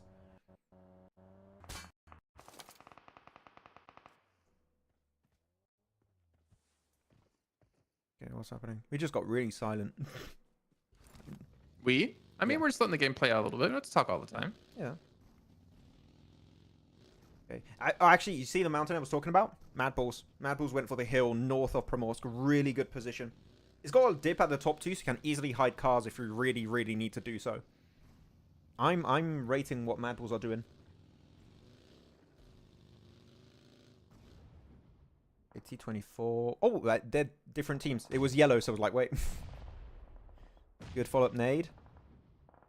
Another one. That's gonna be good. This is gonna be good out of action. Oh wait, what? Another. Whoa. Their Zed's got this. Oh. There we go. Damn. I swear, it's Yeah, so weird. I that's the felt like that chance. nade was far enough, they wouldn't knock him on the second So one. 52, right? They're 9th place, 121 points. Yeah. And they're out now. They have 2 matches left. There's no way they're gonna breach top 5. Yeah, not anymore. There was a chance if they had good results for the rest of the day, but one bad game and you just can't breach top 5. Especially when you see that Mad Bulls have a really good opportunity this game. Rook have a really good opportunity this game. IHG lost a player, but they're also in a really good spot. So yeah, this sucks for 52. This is not what they wanted. Yeah, and A1 are just going to try and use smokes to survive, but they're not making it out alive of this building, I think. There's no way. Who is it north? They have Everest and Lakers. It's not going to go well for them. At least they don't need to leave yet. Yeah. Zone is still in favor of them. But then again, they could be crashed and then just easily disposed of.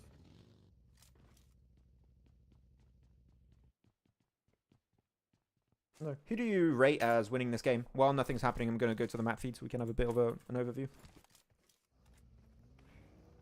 Who's winning this? I'm still on the Mad Bulls. I'm still on the Mad Bulls hype train. Oh, big fight. Falcons. They breached onto WoW Esports compound in Ferry Pier. And currently WoW are winning this. Wow, top. Just barely gets it. IG's there, DBS. Yeah, confirm it. Get those points. He's going to confirm Cairo there, I think. Oh, no, maybe not. I think Shoto running like that actually made him throw the nade in a different direction. Oh, hit the shot. He's not even looking at you. Oh, that was scary. He almost was going to get clutched up there. Oh, wait, third party. He shot from behind? That's, oh, it's Rook. Rook. Yeah. From the beaches, they're third partying. That is a... Oh, top. Interesting one. Yeah. If you're top, you just want to waste their time at this point. Allow maybe Nozed to get you some information on where they are. I think if you're in this position, you wait to try and see if he's going to try and go outside the building, and then you can just jump on top of him. But this is not an easy one. It's a 1v1. Yeah, no more information. Now a proper 1v1. Above damage. Oh, no. Oh, no. Oh, if they both knocked each other, he got it. Nice. Nice bounce on... Because it bounced on the wall to go in the door and confirm that. Imagine they both nade each other and get eliminated. Like early on the DBS shot. Yeah. Very anticlimactic. So, I'm actually surprised. I thought because Rook were third partying, I thought they would maybe try and wrap up the fight in Ferry Pier, because that way you don't have a chance to get backstabbed on that fight. I think that would have been a really good third party opportunity for Rook, but they didn't quite go for it. Oh man, they're angry. Oh, he's pissed. Telling off his teammate. What's your guys' Insta? My Insta is Maxman Casts. Just Maxman Casts, and oh wait, okay. What's happening here? Sleepy. Oh, so that was a replay. Cool. Sleepy's popping off. And yours, Jason, is just J Kaplan, but with a 1 instead of an L, right? No, it's pandemonium_news. I was gonna plug it after. Okay. But yes, our PUBG Mobile content is pandemonium_news on TikTok, YouTube, Insta. Check it out. Thank you.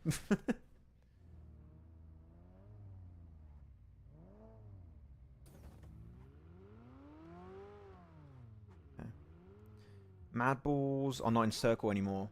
So yeah, this is, again, like we actually seeing it. This is the hill I was talking about earlier, north of Promost. Really good scouting point, and you can hide your cars. So to transition is not even that hard.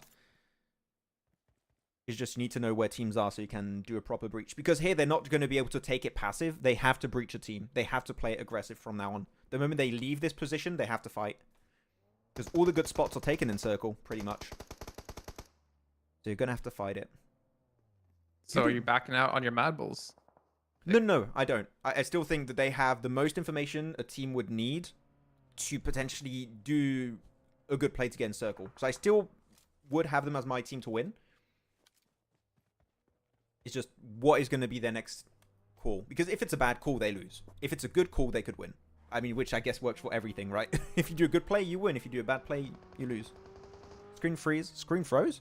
Oh. Wait. Not for me on stream. No, it is. Oh, wait, it is. Mobile Esports Events true. of the Year is back. As announced yesterday with an amazing CGI trailer, Yeah, PUBG you're Mobile right, it Esports froze. will once again... There you go. We should be good. We should be getting that. Can you check if the stream goes back on, Jason? Yeah. Okay. Watchparty. Just on break still right now. Yeah, still on break. There you go. There we go. There you go. We're good. Sorry about that, guys. Not sure what happened there. My OBS had some issues. Tell us if you're back. Tell us when you get the stream back on. Little freeze. We didn't miss too much. We didn't miss too much, so that's good at least. We did lose DRS in the process, so actually we did miss that.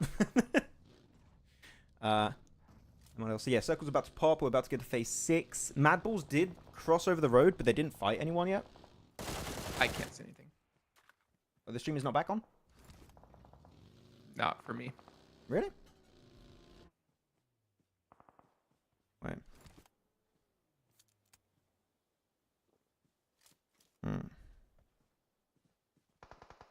Should be back on. No, we're back on still. In Discord, bro. Oh, on Discord. I can't Okay, see it. yeah, be clear. I said I can't see anything, as in like. Yeah, I thought you meant like you can't see anything on Discord. That's fine. It's again, it's all on my PC. We're running this, so maybe sometimes there can be issues. Alright, that's gonna go live. There you go. There you go. We should be good now. Jason can see. Sorry about the little tech issue. We're back. Maybe you're Jesus. I can see. Okay, I want to focus on the game now. Okay, let's focus back. Yeah, so I actually did go for the wide wrap on the west. I'm still waiting to see Mad Balls what they're going to do. I thought Mad Balls were going to try and breach.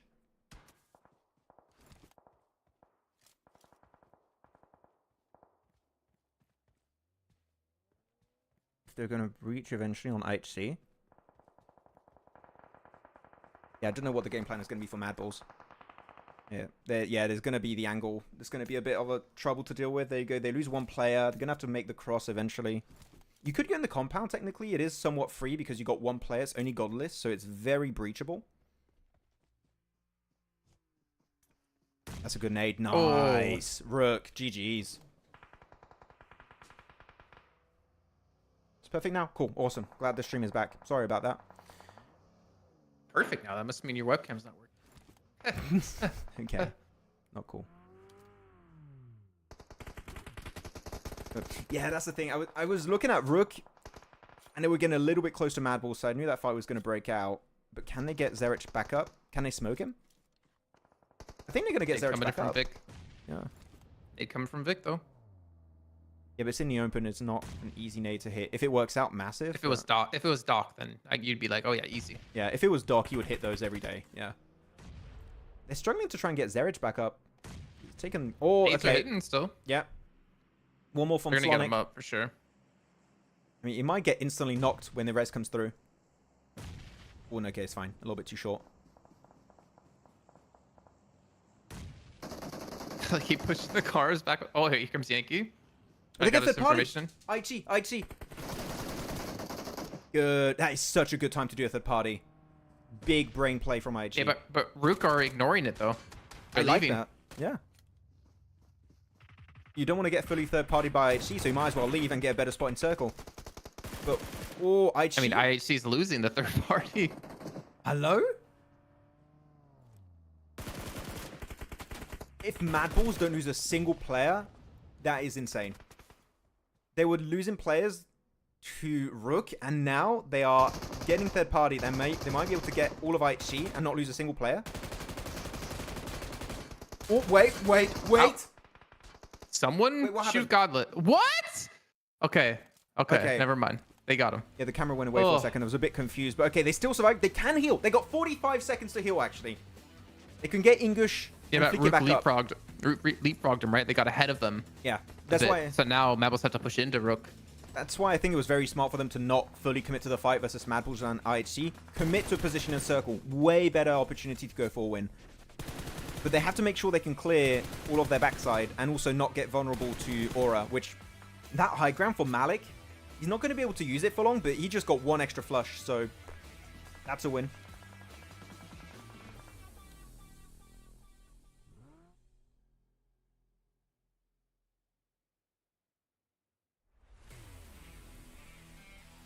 3v3v3. I like the ending of this game for sure. I mean, Madball's got himself 3 players back up. And they got the extra loot of IHC, so this is actually going to be pretty impactful. The fact they got all the loot back up. I wonder, though, is Rook actually in a very precarious position considering they could be crashed on from multiple teams? I guess Aura doesn't really have to push out at all. Because they have a more central position in the zone. I mean, really, this is the exact same situation we've seen so many times, Jason. It's whichever team fights last wins. Whichever team is not involved in this fight, which right now would be Aura, if they third party properly, they could win it. I mean, they're gathering information. Sorry, it's English actually was gathering information. He's back from his scouting mission. Ooh. And the nade comes in at a Yankee again. Okay, that's what opened up the fight. Remember, they naded Zerich earlier. Yeah, always with your utility. I mean, Aura are trying to sneak a little bit closer. Well, the Aura fans in the chat. There were some people saying they wanted to see them do well. I think a few days ago. Good angle, Himson.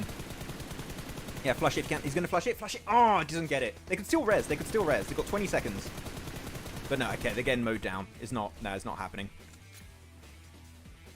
Actually, Rook did not take a single casualty, right? So this is a proper 3v3. Oh, they're still alive, though. Oh, and the nade from Himson. So now it's a 3v2. Oh, Zerich is punishing them. Oh. Wait, who got second place? Zerich. Zerich. Madball's got second. Madball's got second? What? Yeah. That's big. Madball. GG. They just outlive... That's what? Half a second to a second? And it gives them a second place, extra placement points. That is... Zerich just punished them. He's like, you want to fight us? I'm going to take you down at least. Yeah. Last second. Very clean. Yeah. It was going to be a rough transition for Madballs after, but I think they made the most out of a rough transition point.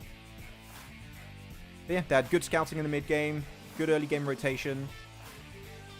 Maybe, I mean, actually, no, even their fight commitment was good because when they were getting third party by IHC, they saw Rook were leaving, so they put all of their focus and efforts onto IHC, and they clear fully IHC. So actually, I think this is as good as it could have went for Madballs. Yeah, actually, let's see. Yeah, definitely. Let's see this replay. Okay, they're up there. Oh, we don't see him anymore. Rip. Oh, that nade on Yankee. That was an amazing nade from Aura. Whoa. That's a bad... Oh. Wait, Himson. What? Wait, that was Himson's double nade, right? I want a replay of that. I mean, Slonic just devoured that nade. Oh, first nade, yeah, from Himson. He gets a back-to-back nade knock. And that just enables everything to work out. Because otherwise, if they eliminate Zerich, they can play the Ridge. And maybe Rook win. So Himson... How did Zerich go down, though? This. Is what I'm curious about. How who goes down? What did Zerich go down to, though? I didn't see. I didn't see either. Yeah, we couldn't see him. It was someone... I'm guessing the blue? Sonic shot at him. Like, and they probably died to blue after. Maybe. Because he got low. Yeah. It's or Slonic or the blue. Or another nade from Himson. I don't know. But Himson's nades, wow. Look at his damage. 661. 6 eliminations.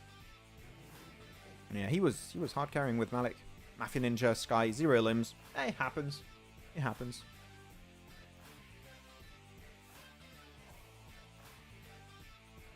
Cool game. Last Erangel of week 1. That's a wrap. Whoop, whoop, that's Licopedia. That is Licopedia. Could have been worse. Didn't want to see that. No. Cool. Try and catch up on the chat because we're going to normally have they typically have a 10-minute break during these. So we shall see. Wait, the chat's not showing up anymore. Let me try and fix that. Let me try and fix the chat for you guys. The chat's not showing up anymore. I can still read it. Yeah, not on the overlay on the stream. I'll try and fix that later. It's fine. Not a priority. Something broke. Hey, Max, where do you analyze matches? What? I just have the gameplay feed and we have a map feed that we use. And we just look at it. And you make points based on what's happening. Yeah, again, sorry for the slight crash earlier. I'm not sure what happened. Seemed like my PC was not happy for a second. We got it going. He had to feed it and, you know, pat its back like, you're a good PC. Yeah. Feed You're me a more RAM now. But you can just go download that, Max. Yeah. I'll just download it on one of those very legit websites. Oh man, Godless, by the way, if you see the highlight right there, Yeah. he almost won that. There were some really cool individual fights during this game. Yeah. And I'm rewatching that double nade from Himson. Such a good double nade opening. Really, that's what wins the game for Aura. Otherwise, I think it's pretty even between who wins, if it's Aura or Rook. Because if you eliminate Zerich, you can play that Ridge, actually, without the threat of getting backstabbed, and that is massive, because you can just apply full pressure onto Aura, and if they still have nades in particular, which I think they did, you can also compete for the win, because it's only trees and rocks. What's that player from Mad Bull's doing right there? He's just standing there. Is that Flicker? I think it's Flicker. Or is it Tulika? He's looking at his chair. Maybe he's doing a breathing exercise. I'm not sure. 6 eliminations, 600 damage. Yeah. Most of that coming out from grenades. On YouTube. I don't know what you guys are talking about in chat. Just followed you both on Insta. Thank you very much, Alpha Predator. Appreciate it. Thank you very, very much. There should be a separate map stream for you. Yeah, I would like a separate map stream. An official one. It would be a really cool thing to have. In the future, hopefully. Yeah, so Himson, Malik up there, first and second. Then you got Vic and Yankee. Then top. A Falcons player always finds his way in top 5 players. I just don't know how they do it. It's top, it's action. There's always someone. And he did that only in 18 minutes. Very big. Maxman, please stop cursing Falcons. I don't think I cursed Falcons this game, did I? No, you did. Did I? Okay. Every time they've had a bad game, it's from your curse. Ah, okay. It's very easy to blame me, Stoner. No. I'm just the scapegoat for all the teams. Okay. Do you want to go to break, or do you want to check another graphic? We've got some more graphics coming up. I'm fine with break. I don't know about you. Yeah, sure. I'll try and fix the chat. Hopefully we can get it to appear. But yeah, thank you guys for watching. We'll catch you all in about 10 minutes is when our first Miramar should be starting. So see you in a few. Well, see you in about 10. Yeah, in about 10 minutes, yeah. PUBG Mobile Esports Events of the Year is back. As announced yesterday with an amazing CGI trailer, PUBG Mobile Esports will once again join the lineup of games of the heavily awaited Esports World Cup in Riyadh, Saudi Arabia, happening this summer 2024. Other popular titles will accompany our mobile battle royale, such as Honor of Kings, StarCraft, or even CS2. During the 2 previous editions of PMWI in Riyadh, Vampire Esports took the trophy home not once, but bloody twice. I mean, how do you do that? How do you win twice? That's never been done, but I mean, I guess Nova did that with PMGC. But still, how do you do that? That's insane. With their back-to-back victories, Vampire Esports have secured over $1,264,500 in cash prize, which makes them one of the highest earning teams in PUBG Mobile Esports history. Are you looking forward to the Esports World Cup this year? Who do you want to see qualify and secure a portion of that sweet, sweet prize pool? Share your thoughts with us in the comments. Has Alpha 7 finally found a worthy opponent? Finally, a worthy opponent. Our battle will be legendary. PUBG Mobile Esports will now have a star football player, Neymar, rooting on his favorite team as Furia enters the battlegrounds. Furia is one of the most prestigious esports orgs in Brazil across multiple titles as they now look to take on a new challenge. Furia consists of players from multiple teams with a depth of experience as they come together to challenge the top. The team consists of Kayovsky, the man who has won the last 2 PMPL Americas with Influence Rage. Adrian, coming in hot from a tense game, bringing in experience from multiple PMGC events in the past. Arturzan, who was able to carry Team Case to the PMGC in 2023, looks to do so yet again with Furia. And Becker, loyal to Inco Gaming for 3 years, looks to make his next leap in his career. Furia is already qualified into PMSL Americas, but the real question is, what teams can even stop them? Share your thoughts in the comments. Moneymakers just pulled off the best play in PMSL EMEA. so far because it's only been a day, but it's really good. Just check it out. So let's paint a picture real quick, okay? Moneymakers are in this warehouse, edge of circle, and this spot clearly is not going to give them a win. Maybe a third place at best. In the circle, you have 3D Max and Regnum Carabra, which are about to initiate a fight for the win, which means they aren't quite focused on Moneymakers at that point in time, which is exactly what they want. The instant the fight breaks out, there's when Moneymakers decide to make a push into the circle, and they are ready to engage by the time the fight ends, which is when the teams are at their weakest.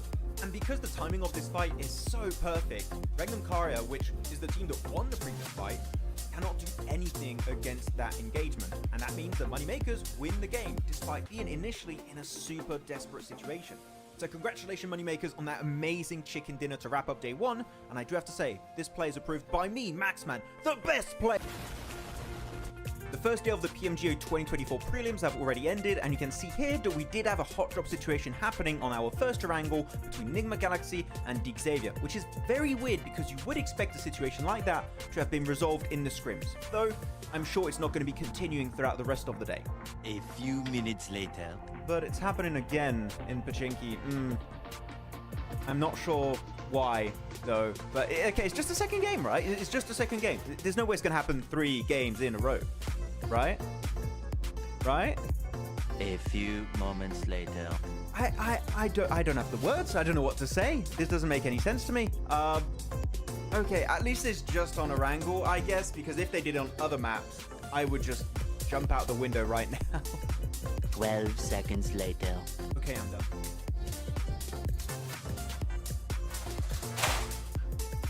Oh my god! Oh jeez! Oh my god! Oh, PMSL America's NA qualifiers have recently concluded, and we finally know who made the cut.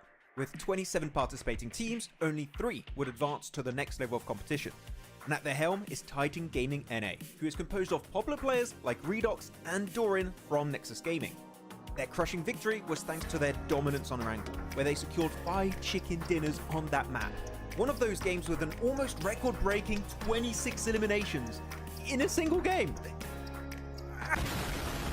Heading into PMSL America's Spring, they will be joined by 2nd place Taco Lovers and 3rd place Super Lazy Reflex, who qualified in the very last match thanks to a podium finish with 10 eliminations.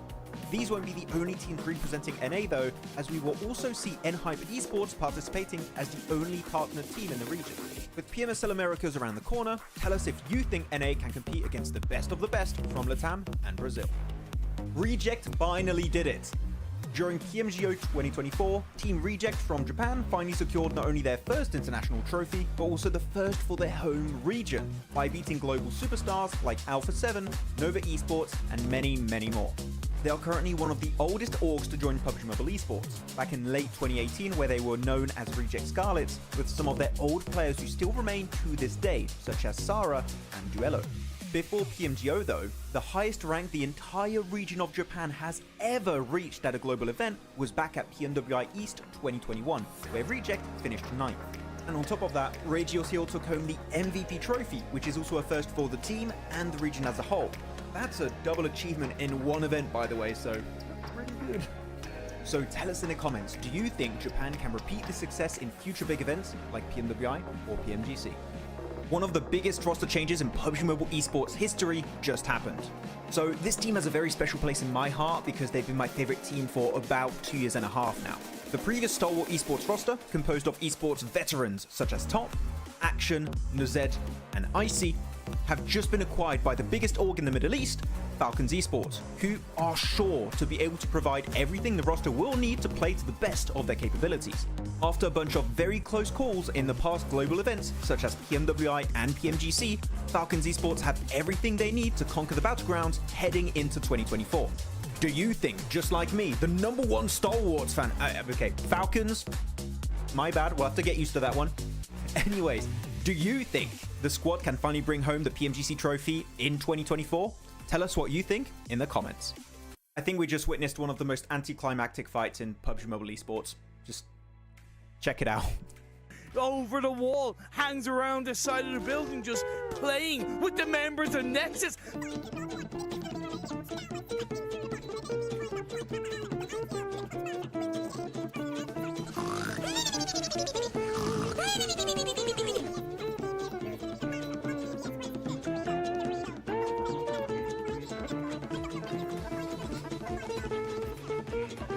They sure are. I love this from Maximillian. He's gone out of the house completely. He's trying to get into zone, but Sigma has the same idea, and he is gonna win that because the play zone just hurts too much.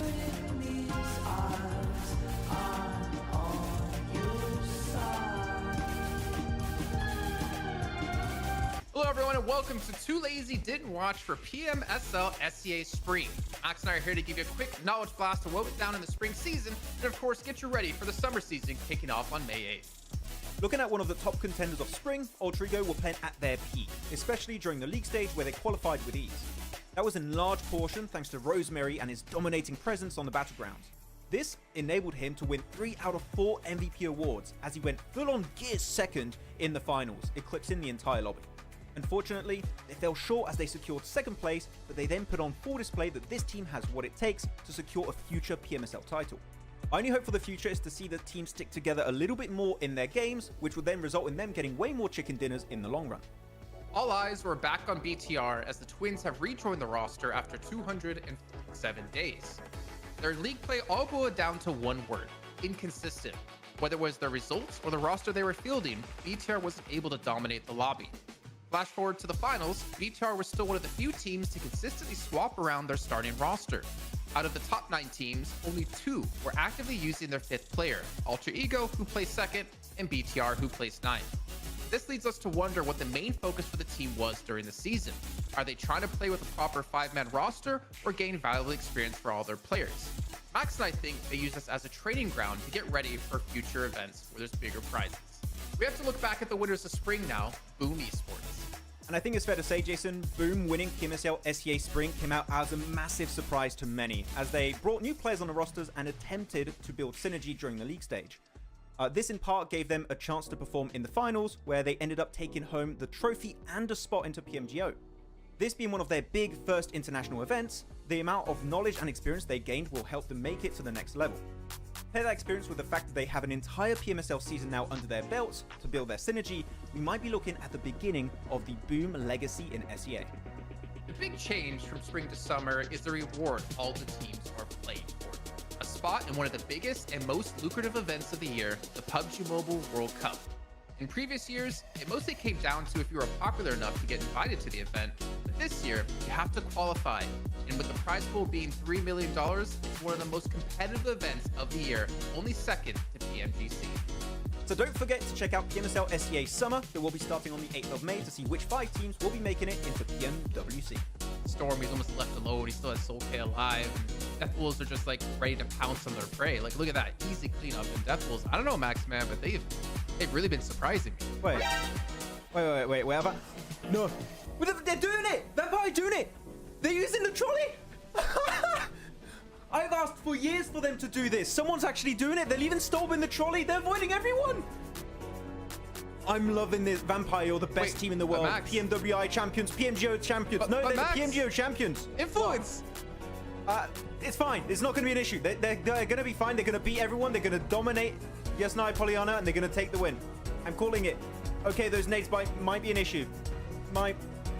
Okay, no, go back. Vampire, go back. Go, Vampire, go back. No. Oh, my. Okay. My dreams have been shattered. I hate this. Like that nade on top of Tony, huh? Skip it a button. Hands down, Jason Rosemary for sure. To MVP title. Yeah. Off-season or the third-party tournament still showing his side and also a very complete player. You know, like when it comes to a very good close combat player, they tend to use like UMP, DBS, or a weapon like that. But Rosemary is kind of evolving. Not only that, he also can fight long range really good. He can also giving a momentum for his teammate, because right now the composition of weapon Rosemary always use is M4 and also Mini 14. So that way I think this guy is a really complete player when it comes to Southeast Asia players. Yeah. Oh man, good junior. Okay, so let's kind of wrap this up now, right? 75% chance of winning this game, in my opinion. They've taken out Mabatex. The 3 remaining other teams are all on this eastern coastline once again. Shockwave moving on forward, first person perspective, pushing in 2-on-1 play. Kasune tries to find it, Magic Blue's on fire through. He gets one, he's got a swap! Kitsune! Kitsune! Kitsune! Team Spirit, take down Shockwave!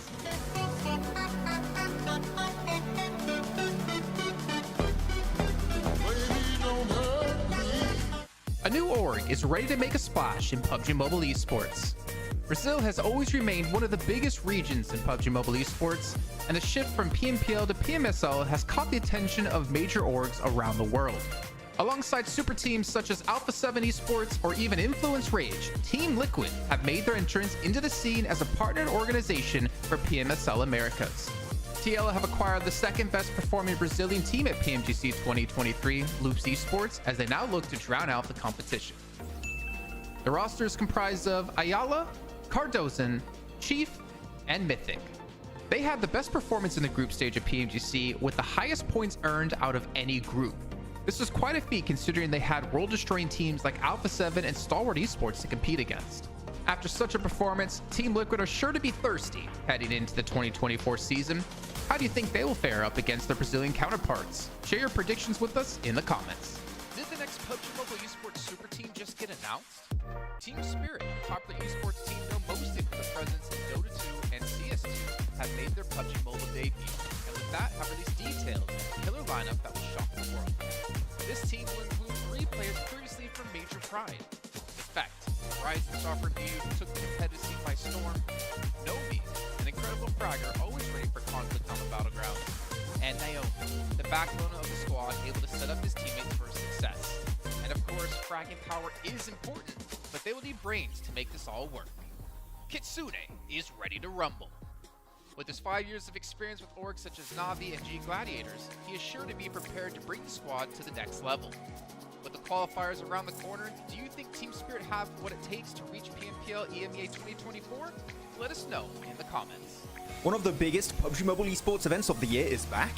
As announced yesterday with an amazing CGI trailer, PUBG Mobile Esports will once again join the lineup of games of the heavily awaited Esports World Cup in Riyadh, Saudi Arabia, happening this summer 2024. Other popular titles will accompany our mobile battle royale, such as Honor of Kings, StarCraft, or even CS2. During the 2 previous editions of PMWI in Riyadh, Vampire Esports took the trophy home not once, but bloody twice. I mean, how do you do that? How do you win twice? That's never been done, but I mean, I guess Nova did that with PMGC. But still, how do you do that? That's insane.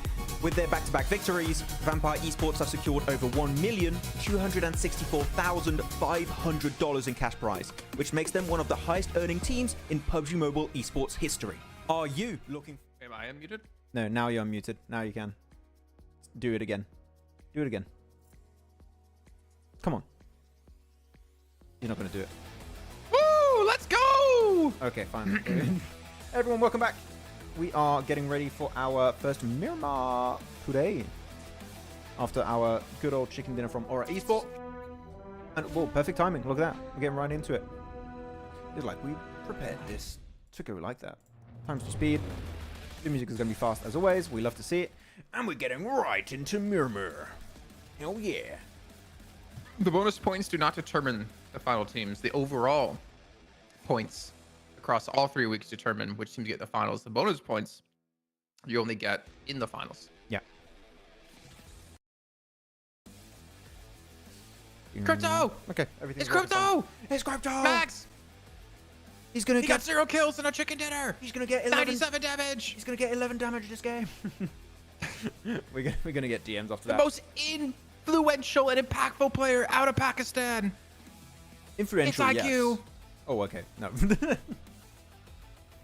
You're gonna get mean messages like 7 got them in PMWC, and it'll be deserved. Kind of mean. Yeah. Deal with it. I'm gonna hide my camera real quick. There you go, so you guys can check out the map. Hot drop wise, now we can refocus actually on the hot drop happening in Picardo. Is it going to keep on happening? It is. They didn't listen to my pro tip from yesterday. They didn't listen.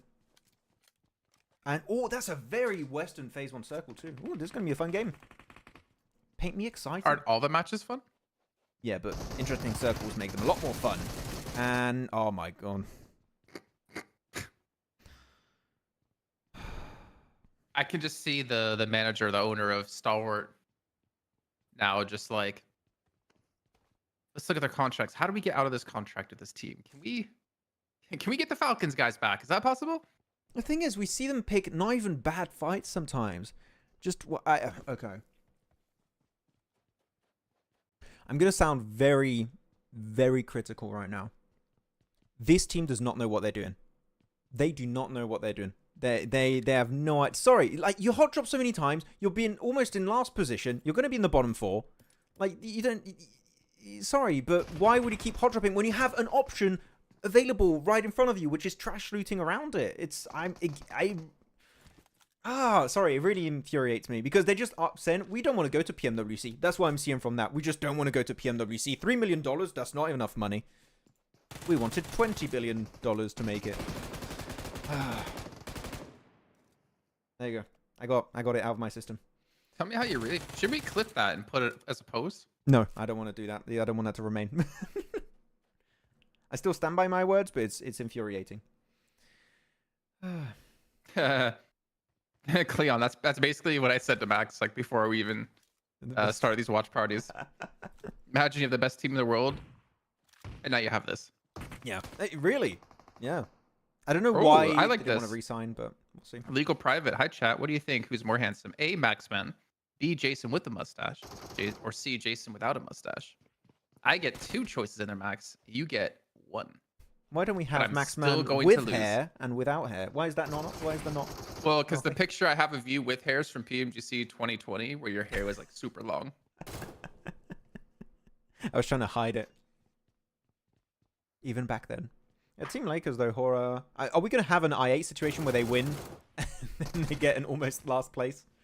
Hope not. I told you, it's like, I don't know what it is, but it happens so often.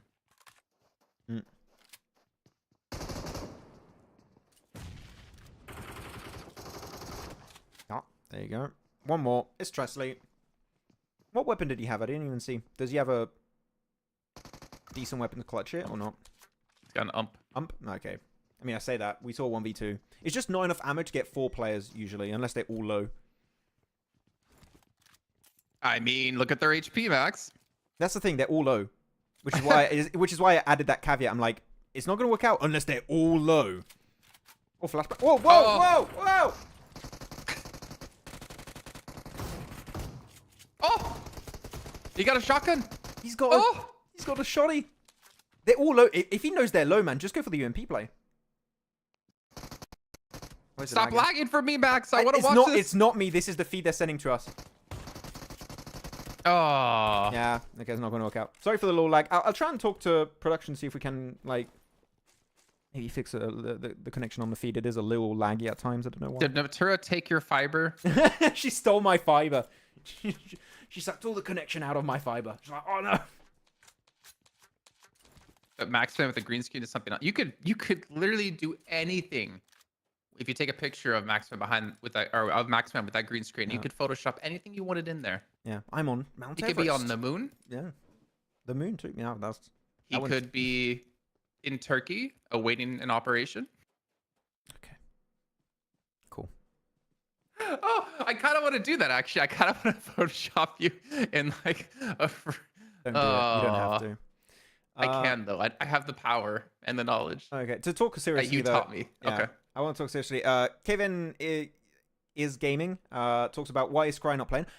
I'm wondering the exact same thing though, because Scry to me was always one of the best flank players when Stalwart were comprised of who was it? It was Top, Action, Pika, and Scry, right? And Scry maybe he wasn't the player the most renowned on the team, but he was always the one setting up Top and Action for success. They were always getting information from him, always having really strong entry points because of Scry's setup. And Scry is not allowed to play. And I don't know why. I don't know what's happening internally to say Scry, technically one of the players with the most experience, is not being allowed to play. It is benched. So I do find that very surprising, personally. But oh, what a setup from Everest, though. They're just surrounding WoW. Interesting. I didn't know mountains can move. Really, Max? Nothing? Hilarious. All right. DK, it didn't work. Give me a new one. Text me real Quick, quick. DK, plan B, plan B. Okay. I'm still annoyed about the Stalwarts thing. I'm trying to move on. I'm trying to think about better things. But are they gonna hot drop next match, Max? If it happens, like I became a pirate there for a sec. I think they're gonna keep doing it. I can't. You know what? What I'm gonna do after the stream ends, if I see another post meaning the hot drop on the Stalwart page, I'm gonna reply, do a serious reply. I'm gonna go to the manager. I'm gonna be a Karen in this, okay? And I'm gonna be like, I want your manager right now.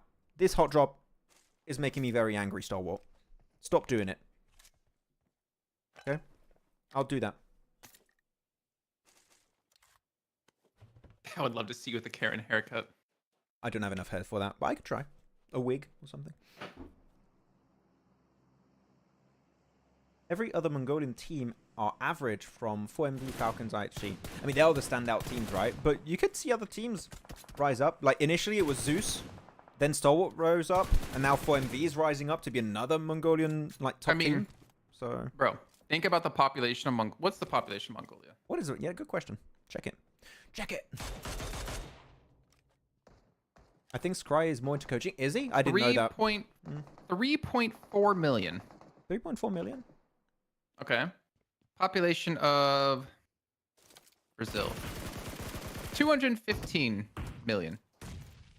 You have a population 1/4 of Brazil, and you have 3 teams who can compete on a global scale. I see where you're going with that. That's insane, actually, if you think about it, right? There's only so many good players that you could possibly have in the region to make these like strong teams. Eventually, you're gonna have at some point some mediocre teams. But the fact they've been able to put up 3 teams who can place top 4 in PMGC 2023 is a sign of how damn good Mongolia is on average. I mean, yeah, Stronger that was doing decent too, right? So like in terms of potential, Stronger, they have a few players that also could be popping off in the future. So man, yeah, the ratio of population to championship level teams is very high. Very good percentage.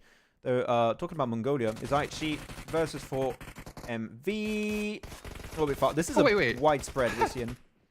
Sorry, it was 3.4 to 215. Not even 4 times. That's way less than 4 times. Yeah, and that's what's insane. It's a really good ratio. Brazil, you should have like 30 championship level teams. What's going on? This is a bit of a all over the place fight. We are seeing a potential third party though. Who's third partying this? North, it's Falcons. Oh, Falcons see it. Man, another Mongolian. The 3 Mongolian teams are fighting right now. You got 4MV, IHC, and Falcons all fighting one another. Oh, I would not want to be IHC at this moment. Aw, pause y'all. Goodbye. Help, please.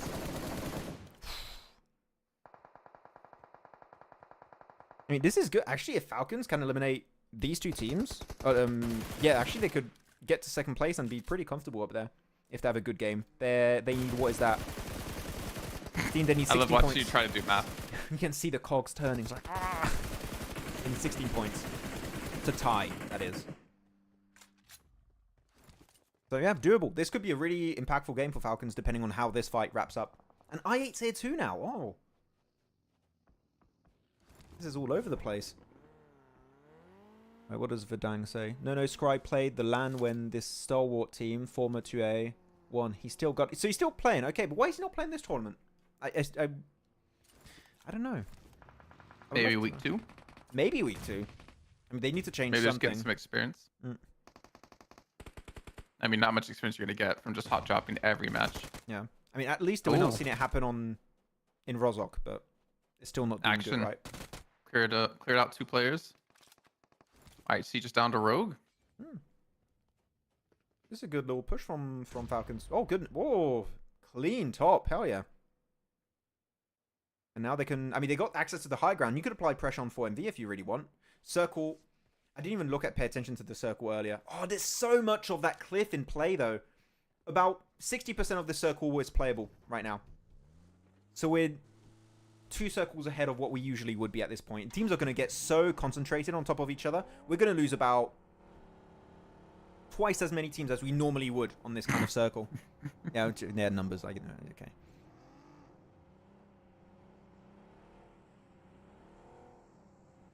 I'm going to drink myself to bed today, IHC. IHC fans on copium right now. I mean, a glass of warm milk does help you sleep, so it makes sense. Yeah. Oh, DRS getting involved now. He's gone Orm. Sleepy's gone Orm. Sleepy scary on his own? With an Orm, though. What scope does he have, though? Does he have a ×8? You guess he has a ×8 from a crate. Look out for Sleepy this game. They actually, it's not great for DRS, though, because they don't have circle priority. They got 2 minutes to start initiating something. So hard for them to see the high ground, too, to know where to nade. But Nerzed goes down from Killer? Where's Killer? He's way, he's way further Guess back. he's in the back. Yeah, he's on another mountain. I mean, they're going to try and go for the res. This is your time, DRS. You push this. Just be careful because Top's got a very good angle from the back.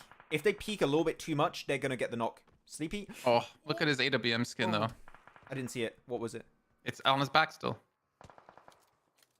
Oh. Whoa! Sleepy! That was so... The reaction time of this guy.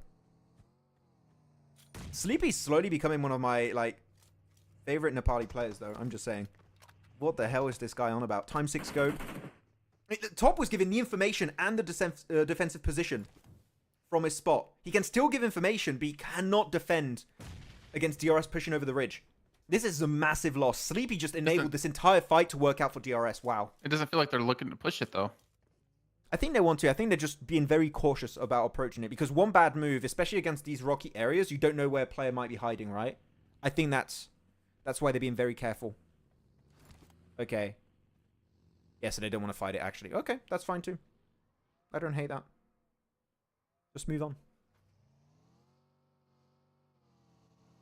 Bring back the sniper meta. It'll happen when they nerf shotguns. Not just the DBS, just shotguns in general. Oh, wait, Killer? Killer. Wow, he's gone. Killer. I like you, man, but like you're kind of playing with fire right now. Nerzed's dipping into the blue to pick up a car. I think he's trying to just do some noise. I think his DRS are kind of getting ahead of them a little bit here. Mm-hmm. They're starting to at least position themselves to be able to get ahead. He is just doing noise and moving a little bit to be a bit of a harder target. I think he's just trying to make Falcons second guess themselves. What do we do with players on that ridge? What's our game plan? And it might force them to make a desperate, poorly executed play. And Circle still has quite a lot of that ridge in play, actually, so... Oh, I'm very tuned into this game. This is interesting.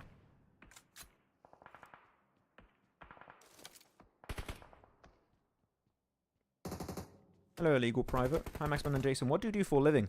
This. Talk about PUBG Mobile tournaments. That's what we do.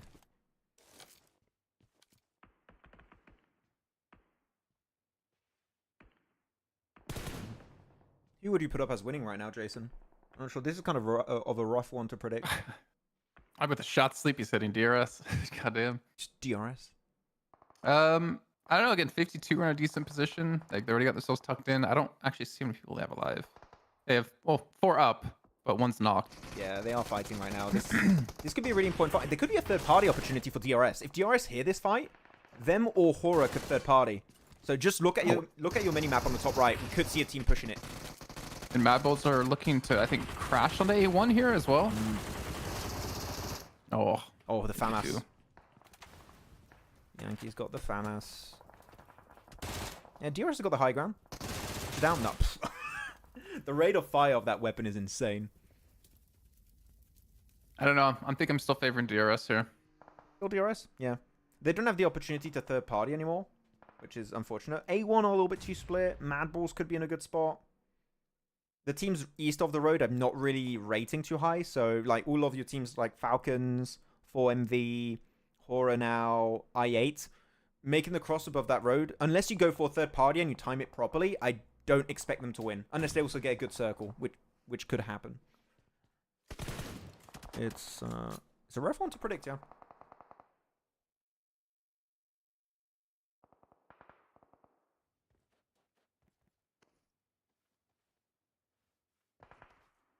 Where's it going? Oh, who's shooting that? Who's that? That's I8, yeah. You see on the screen, right? You can see who's shooting. Yeah. The name that pops up. I like how they added that in, actually. It was very confusing at first, but it's a really good addition. Wait, where does that pop up, you mean?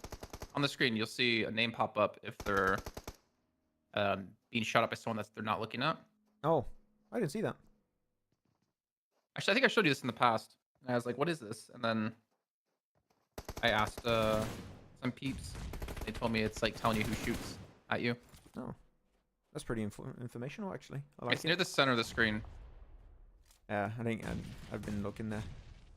Okay. After this fight, you can go back and look if you really want. Yeah. I'll push it in.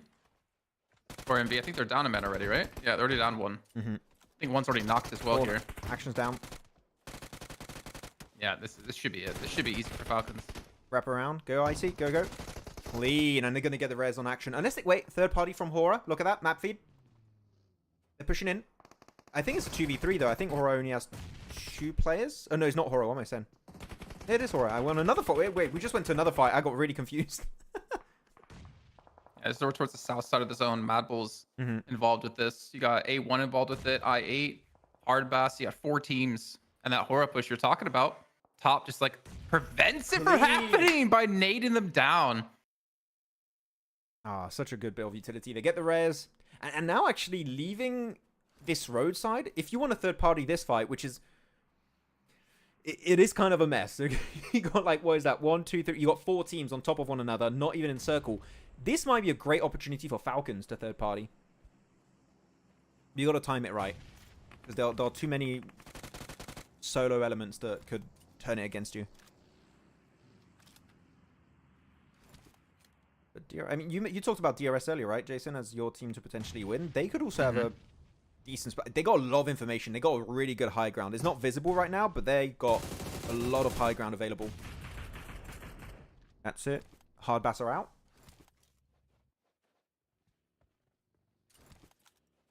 What do A1 want to do? Because Hitman is still in circle. Maybe you want Hitman and Sinister to regroup, which Sinister is doing that. He is joining you. Thing is, do you play circle? Or do you try and wrap up this fight? I think you should try and wrap up this fight. I don't think you should play for the circle here. There you go. I sent you a picture Let me check of what it looks like. Oh, cool. I never realized that. That tells you who's Yeah. them. That's cool. Oh, good nade from K9 onto Crypto. Good. I love that It A1. goes down. Yeah, that's been in the game for a while now, actually. Yeah, I didn't realize. It's really cool. I'll try and pay attention to it.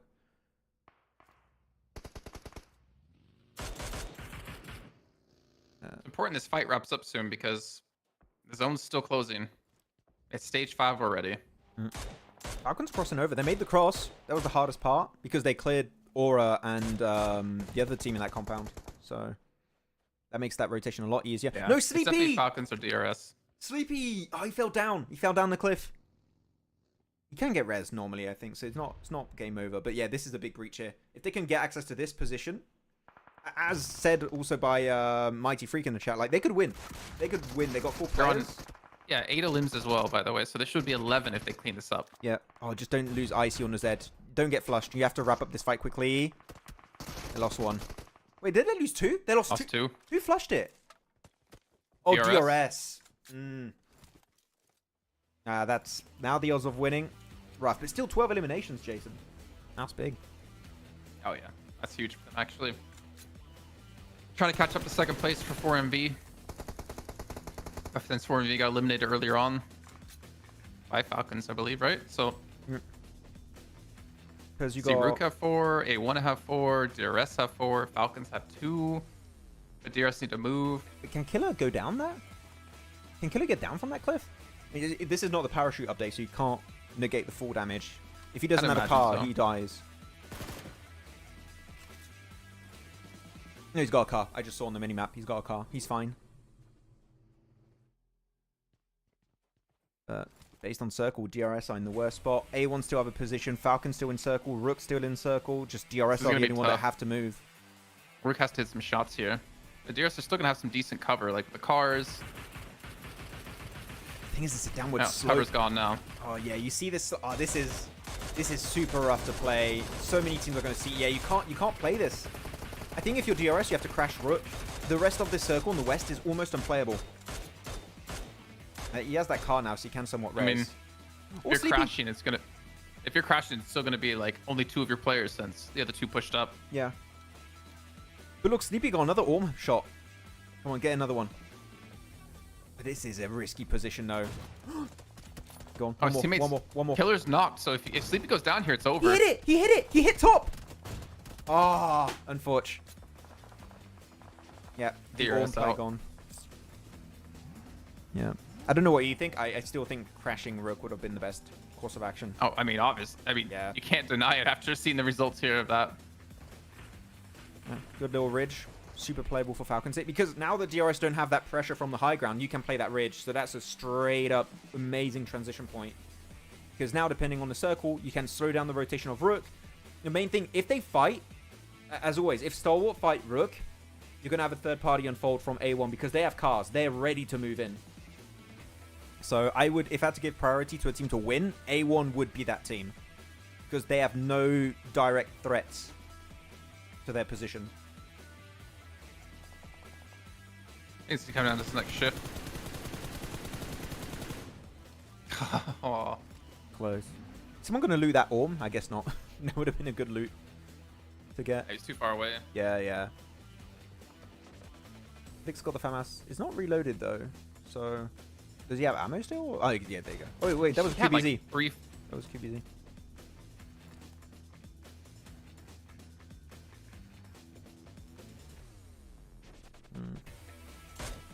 And Rook are locked in on their player cams. A1 are just chilling for now. I mean, look at Falcons. You have top over towards Rook. You have action watching over towards A1. They're just kind of hoping that no one pushes them, try to keep them back. Or trying to get that headshot. I mean, if you get a single knock onto A1, I think you might as well just push it. Because Falcons know they're split between 2 fully stacked teams. Odds of winning aren't that good. No, not stacked. Wait, actually, no, there's only 3 players for Rook. Sorry. Yeah, and 4 for A1. There we go. Zone. Wow. Only Sinister's in. Oh, the feed's lagging a little bit.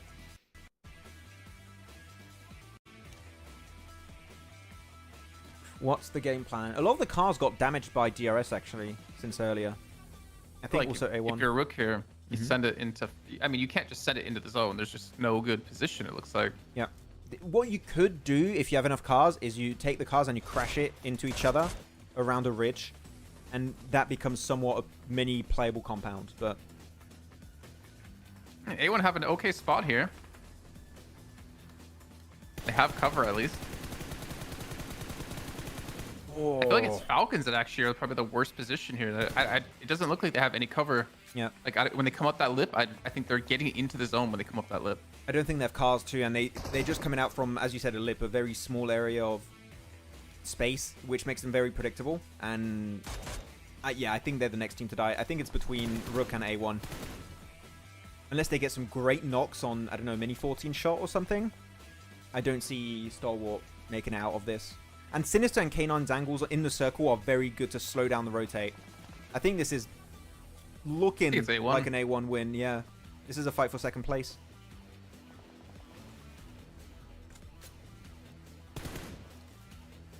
Yeah, A1 should win. I agree, Mighty Freak. They should.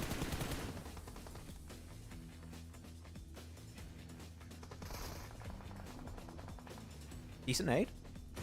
Oh wait, oh that was a nade from Rook. What am I saying? Not yeah, a good nade. It farther, I guess it hits me. Yeah. Wait, so actually Falcons do have a car. They do? They exploded the car. Oh. You can see right there. Yeah. Pretty healthy. I thought A1 destroyed their car. I guess they had two. There was one I didn't see. Hitman's really far pushed Whoa! up. I don't know if I like Hitman's position. Action? Okay, no, he gets knocked. It's not going to work out. Hitman's got the M249. But yeah, A1 are just going to... Oh, there's an MG3 also in K9's hands. Yeah, that's it. Stalwart, third place. Are A1 throwing this? I didn't think so. They're taking it very... They're being very respectful. They're not being overly aggressive or anything. They're just holding position. I mean, Rowdy's in spot circle. is allowing the rest of A1 to push up like this because he has so much cover. He has so much overwatch here. He's got enough ammo to play for the late game too, so he's fine. Yeah, he's got to be careful though. He's only got 30 seconds before the blue starts to push in. He needs to think about where his next transition point is. Great. No one from Rook is even in the zone right now. And all the utility, because A1 hasn't had to really fight anyone, is just being thrown into delay. Yep. There you go. There you go, Rowdy. You said it right. He's got the angle to stop them from moving. A1 win. So many nades. MG3, spray it down, get onto Keeper Boss, take the win. That's an A1 chicken dinner. Hell yeah! Man, a very clean game. Very, very clean game. They cleaned up the southern side a little bit earlier when you had that four-way team fight. And then they just playing in the circle each time. But Max, they redeemed themselves up against Yankee and Rook. I In that Erangel match, remember? It was Sanhok. They lost the 1v3. No, that was Erangel. Yeah, that was the Yankee on the coast of Sanhok over to the east. Oh, yeah, it was Sanhok. Yeah. True. The redemption arc begins. No, GG A1. That was their cleanest game by far. I think a lot of the games that we saw A1 make it far, Circle was kind of going their way. But here they really just did good rotations, taking fights that make sense, that are going to give them a lot of rewards later on in the game. And yeah, Rowdy especially was making sure they couldn't peek the ridge. If Rowdy is not playing that ridge south of that circle, I think that Rook have a chance to win it. And then yeah, you just push up when you get that first opening knock and you get rid of Kipper Boss. Yeah, GG. Very clean. I'm happy with A1. Bangladesh. Bangladesh. GG. Bangladesh. This is the real reason why we don't see the countries while we're talking about this is why. We can't say it. Sleepy's sniper shots were amazing. Yeah, it's just unfortunate. That's one thing I would like on Miramar, maybe to be updated in the future, is the entire west side next to the cliff to have maybe a few more rocks, trees, or playable positions, because it is a bit barren. It is a bit empty. And you cannot really play it. But no, that was a cool game. Hitman 271. Man, K9 817 damage. Big match. And Sinister pulling off a crypto. Sorry, crypto. Yeah, you're wrong. Not wrong. Another hot drop for SD? I hope not. I'm gonna message. I'm not gonna message. I'm gonna comment on the next post of Stalwart Esports on Insta. And just rip them apart. I'm sorry, Stalwart, but you're asking for it. You don't want to piss off Maxman. You don't want to make me angry. I don't even like you when you're not angry. Yeah. I mean, okay, question for the chat, right? If you are Stalwart on Miramar, purely on Miramar, we don't look at Erangel, we don't look at Sanhok, right? What do you guys do if you're Stalwart in a situation? Do you change your drop? Do you keep committing to it? I would just want to see the different perspectives of people in the chat. See what people think. Senator, meilleur coach. Senator, il est génial. Il parle français, en plus. Je l'aime beaucoup, Senator. You lost me. Yeah, no. Cleon speaks French. I can't believe Cleon speaks 4 languages. That's insane. That's it? What do you mean? How many do you speak? 7. World's Gaming? Nice. It's not very well. Buongiorno. I would change in second week. I mean, yeah. You would want to change it, right? Maybe that's why they didn't want to change, is because they don't have enough time to flesh out their strat if they change it in the 24-hour span, right? In the span of 24 hours, should I say? I still think that, like, what's their best performance on Miramar. They had one that went somewhat decent because they won their early fight. It's STE. 1, 2, 3. So they got one win on Miramar, right? Yeah, Miramar, Stalwart, IHC, DRS Gaming. It was 15 eliminations, but then it got 11th. Just checking. 7th. 15th. What's after that? Then they got... It's just very good play. Yeah, all their Miramars are just not... Outside of that win... Yeah, 16th. Yep.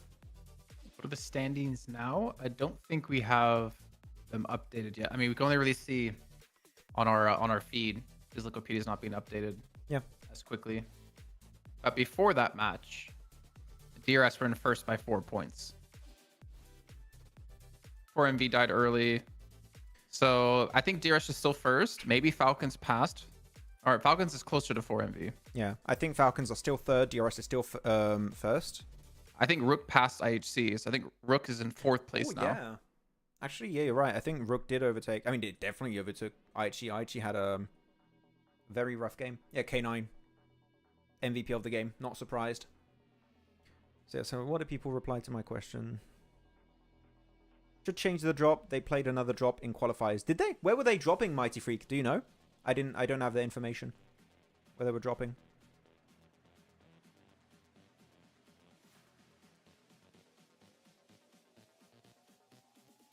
Stick to the plan and try harder. Really, Bata? Oh, that's an... Okay. So some people are like, just keep dropping. Just keep fighting. I mean, you've got to have people that support every playstyle, I guess. I don't agree with it, but... For me, Nomi is the best player right now. In EMEA... In EMEA, you got him and Coops. I don't know. What do you think, Jason? Coops or Nomi? As a better player? Yes. Like, take the gameplay of the team and stuff aside, like, purely individually.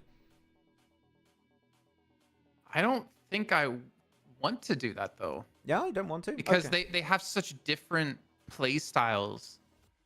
Because, like, Nomi plays really well in these off angles. Coops, for me, plays really well in, like, the forefront of a team. Mm-hmm. Like, getting aggressive. It depends on what you value more.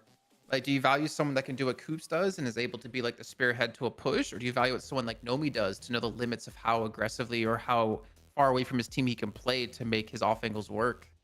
I think it's determined by that. Like, what's more important? I would say in the current state of PUBG Mobile, I think Nomi is better. Okay. I think back maybe a year or two ago, Coops' way was better. So I'd probably give it to Coops then. Okay. I think Coops is better currently. Well, you're wrong. Okay. I am objectively wrong. Now, I think the reason why I think Coops is player because I think there's a little bit... He doesn't mesh as well with his team as Nomi does. So, like, when you put the entire team together, I think Nomi stands out more because he synergizes and works with his team so well. I think Coops, if you put, again, the team aside, I think is a better fragger and play on that side. It's very close, but I do think Coops is better. But if you put the team together, I would take Nomi and his squad. I think the team play is better from Nomi. He's a lot more willing to cooperate, is how I perceive it. I also get your point. Well, you're Jason. wrong. Yeah. Okay, fair enough. Okay. I think there takes more skill in knowing how to play around your team and how to play off angles like he does than to be able to just brute force your way into somewhere.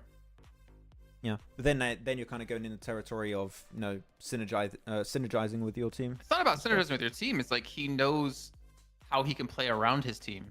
Yeah. And how like the limits he can push from those positions. Oh, like you mean individually in that? Okay, I thought you meant like. Yeah, it's not about like how his team and him are playing around it. It's about how he knows how to play around his team. Like, I know I can push out to here. I know I can, like, he knows his limits of what he can do. Because that position I think is way more critical. Because if you fail, you're gonna die, or you have to get someone to come res you, which is not always easy. Whereas Coops, if you fail, yeah, they're not expecting you to really be able to win that, and you have like 3 other people near you that could probably res you. I think it's way harder. Maybe I don't know. Maybe I misjudged it. I think Coops' role is way harder to play effectively than Coops. I fully agree. I really agree with your point. I still think that with that in mind, for me, Coop still stands out as the better player. But I do respect your opinion. I'm not good. I don't think one of us is objectively right and wrong. I don't respect your opinion, Max. Fair enough. Okay. I'm kidding. But I think we can agree that team play of Team Spirit as a whole, including Nomi, is a lot better than what we're seeing from Nigma Galaxy. I mean, there isn't even much team play, at least from what I saw before. I can't really account for week 2 of EMEA for Enigma. But there really wasn't team play with Coops Enigma and initially when we started watching them. Yeah. Because there's just like, Coops, go there and go open up something for us. And you'd be like, okay. And he would be like the first person, only person to go. Oh, leaderboards, by the way. Let's pause it. Check out the leaderboards because some people wanted to see Falcons did pass 4MV by 1 point. Yeah, 1 point only. Are we going to have a new first place team? Okay, this is the time I want to do the prediction with, and we're going to give our prediction to Jason. Tell us, guys, who's first place at the end of this game? Technically, Rook also could be first place, so they're also in this. IHE, I'm not really going to include. Who is going to be first place? DRS, Falcon, 4MV, or Rook? Okay, tell us in the chat right now. What do you think, Jason? Or do you want me to say first? I think Stronger. Let me think. Yes. 4MV did not look good today. I'll give it to Falcons.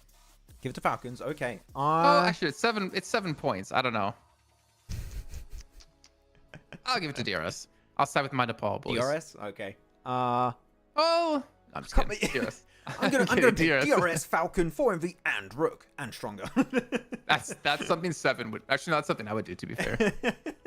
7 would pick everyone but I8 if he could. No, I'm gonna go. 4MV have been silent. I think they're gonna have a little bit of a pop off to wrap up the day, so I'm gonna go 4MV. There you go. 4MV well, you're wrong. Pick. Okay. Because we know your curse. Okay. So, ladies and gentlemen, 4MV going out in 16th place this match. Just remember that. Yeah, I swear if that happens. Muersomeone said Stalwart should hot drop Falcons. I would pay to see that. I would pay. And then second page of the leaderboards. So yeah, Muerte. I mean, they're not playing, so they fell off to the second page. KSX could potentially get out of 20th place here. Yeah. Potentially. Put Major Pride in 20th place. To be honest, I kind of want to see Stalwart in 19th place. No, they can't be in 20th, right? Because Major Pride is... I know, but I still want to see them there. No, Major Pride are not playing. Major Pride are done. Oh, no, I was reading 24, like, because they got 24 and 23 points, so it confused me. Look at their matches and points. Is, like, swapped. It really confused me for a second. But yeah, so they're still playing that. Are they going to hot drop, though? I don't know. And at this point, I don't really care anymore. All I know is I'm going to be mean on Instagram later. But okay, the game's going to start. The preemptive BM. It's happening. Like, I am going to be angry at someone, so stay out of my way. I'm going to trash talk. Oh, man, the music. I love the speedy music. It's so good. Okay, there you go. The freeze, as always. And we're back to live. Good playing path, though, to wrap up the day. I like it. So let's look at some of the predictions, though. It's a good playing path to have hot drops in Picado. Whoa, got me excited. Cobreria. Also, we're going to have the hot drop. It's Lakers versus HORAA, right? I think it's the same from earlier. So that's hot drops happening. But we've seen a lot of then Falcon, DRS, Falcon, 4MV, 4NV or Falcon. So no one's picking Rook. No Rook believers in the chat. Feels bad, man. But otherwise, we've seen an even mix of everything, which I think it is that hard to predict. So, yep, we'll see who's going to be the #1 team of Week 1 of PMSL CSA Spring 2024. Wow. I can't do a good announcer voice. I wish I could. I got you. Oh, you go. Go for it. Hot drop's happening, by the way. Wait, you got...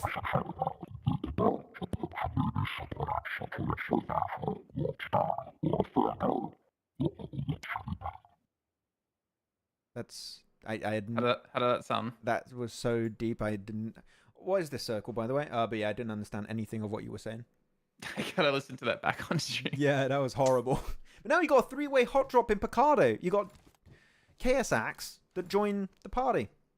Hard best team and Stalwart. Optimus Prime, yeah. It really was.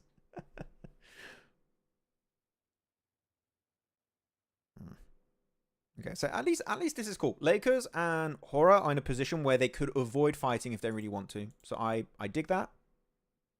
Me likey. But this what? is very Western. Again. What is that microphone? Yeah, it's horrible. I just listened to it back. What was that? How? Can't you hear it in your headset? No, I have that off because it's delayed. Oh, if you have I'm a not connected wireless to the box. If you have a wireless headset, yeah, it is delayed, so that's why. That explains. That made no sense. Wow. Mm. Mecha language. Aliens. Yeah, that was an alien language right there. Maybe this is a language.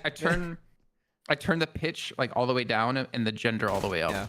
I was gonna say that is a language that that Star Wars will understand. They'll finally stop hot dropping after this game. They're like, oh, now you make sense.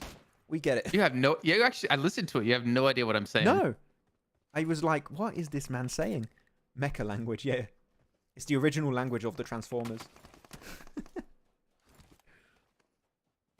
Next time on PMSL CSA. How was that? Oh, that was better. Was that pretty deep?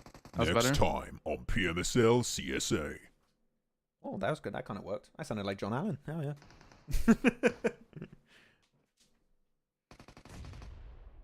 Wait. Next time in Picardo, the hot drop happens once more. Will Goku take the win after becoming Super Saiyan for the 37th time? We'll see in the next game.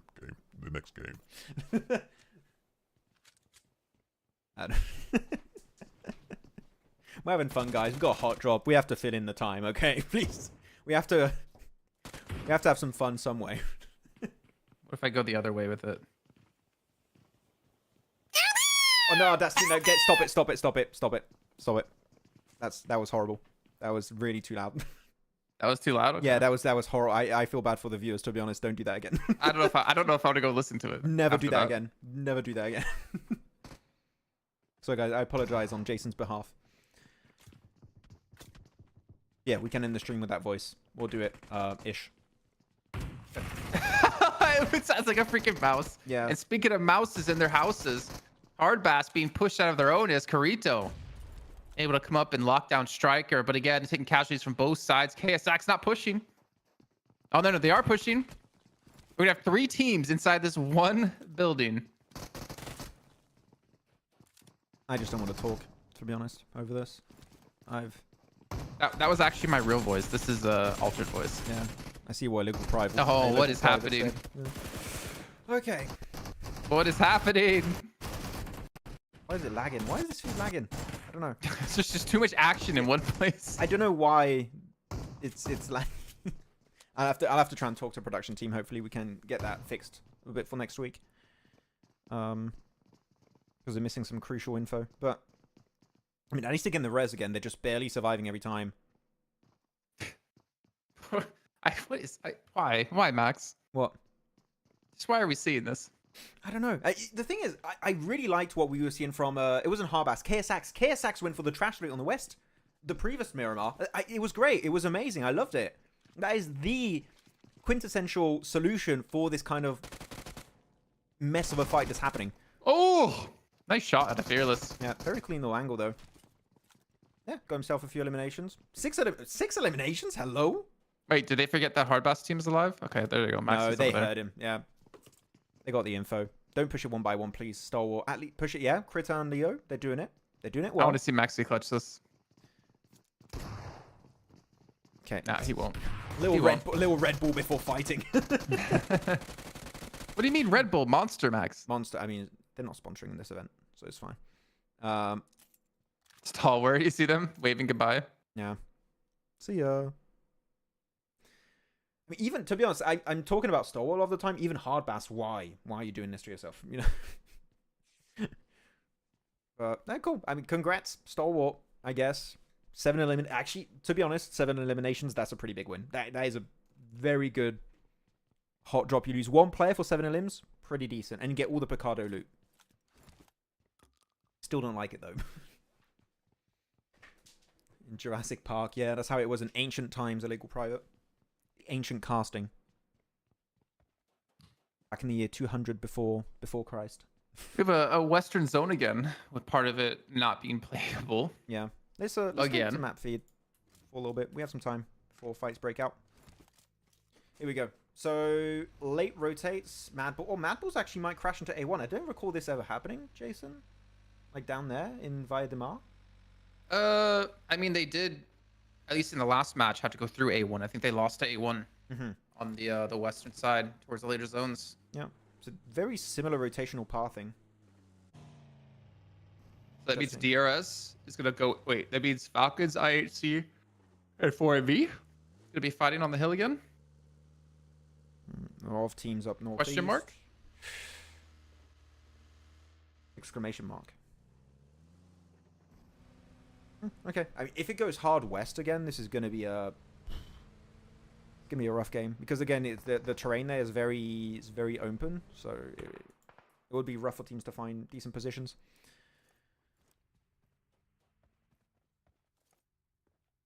Okay, but now things are calm. To be outside of Picado, I kind of like how things are going, right? Even the fight that we had going in La Cobreria between HORAA and Lakers, that fight didn't happen, right?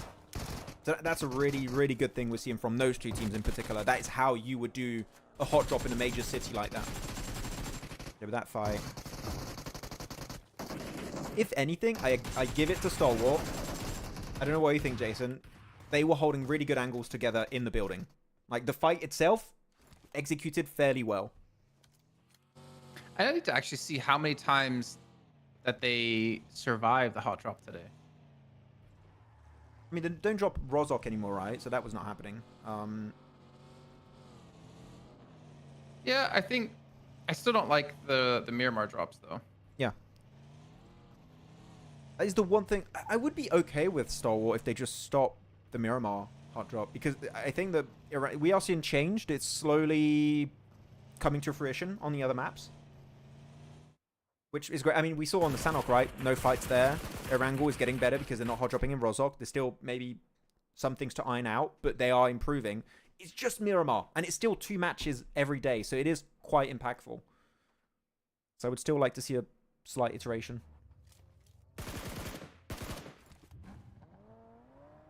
Okay, what's happening there? Oh, you got a fight happening between Everest and WoW Esport in the blue towards Los Leones. So that's a few eliminations coming in. Zone again, man. Not as there's still more playable area compared to last time, but still. Oh well. Anyways, I think we can read the chat. Did Bro wave goodbye? Yeah, it is funny to see when we check the cameras of Hard Bass. Every time they win or lose the fight, they have a really strong reaction. I'm just waiting for a fight to break out at LAN. Have you ever like watched any COD competitions? I have like, oh man, there's like compilations of like people yelling at each other on LAN. Hopefully they can be civil about it. I think they will be. I think they'll be fine. I think PUBG Mobile players are more civilized and classier than COD players. Stalwart fighting DRS. And DRS always want to do this. They always want to clear an entire cardinal position of the circle. Like here they want to clear the entire eastern edge of Power Grid, which I think is good because, again, Power Grid, high ground position, if you want to rotate away from it, you might as well just eliminate all the teams around there. So this could be a really important fight. Sleepy, the sniper god, doesn't have a sniper, and he dies. Oh, no. Gets shot in the butt trying to run away. I don't think they're going to be able to confirm that, though. Or maybe. Stalwart getting aggressive here. Actually, Stalwart looking decent in this fight, too, because they have a player on the high ground. I think it's Fearless there. Yeah, the confirmed Sleepy. He's gone. Damn, Stalwart fighting well. Again, it shows the potential of Stalwart when it comes to fighting. It's just the hot drop is a bit weird. But they have what it takes to take fights to some of the best teams in the lobby, I feel like. It's just they need to enable themselves to do so consistently. And look, they're winning a fight versus DRS. Oh. So it's going okay. I like Fearless's angle. Fighting. Force fighting Lakers, the northwest part of the zone. Oh, they delayed the hot drop. Now they're fighting northwest. Oh, Lakers are getting destroyed from the looks of it. Yeah, there you go. That's it. Lakers win the fight against HORAA. HORAA get eliminated, 14th. Let me actually check really quickly the bonus point breakdown. Okay. So, yeah, you get a point. So a point changes per every placement you're in. So if you're in first, you get 20, second 19, third 18, etc. Yeah. Down to 20th, you get 1. That's the typical point, yeah.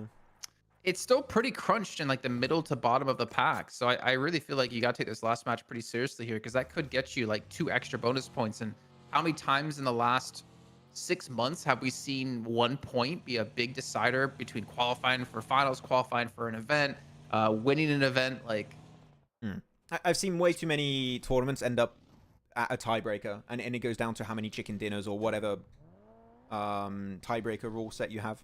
So yeah, these points can be really important, especially when on the line is a spot into PMWC, right? It's top 5, so that point can go really, really far. So you got to make sure you get them. Okay, so actually, I'm going to show the circle for a quick second for everyone at home, because this is very interesting. IHG's got himself a really big spread in the center circle here. Makes them pretty vulnerable. I would like to see them regroup, like, now. TBH.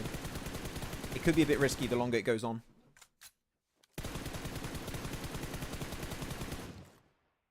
you know what I think you could do, by the way, Max? What? You can drag the map stream on a different section of your internet browser, and you window capture it, and then you just hide the scene, and then you click like the check mark when you want to see it and have it show up over this, so that way you don't have to like keep tabbing in and out to see the map stream. Maybe that'd be an option. It's just only have 3 screens, so it's a bit. No, you don't need a screen.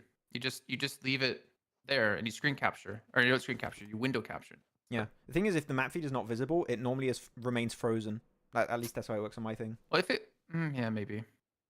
We'll see. I Maybe can try we and just work get some you stuff. like 8 monitors, so you have everything open on everything.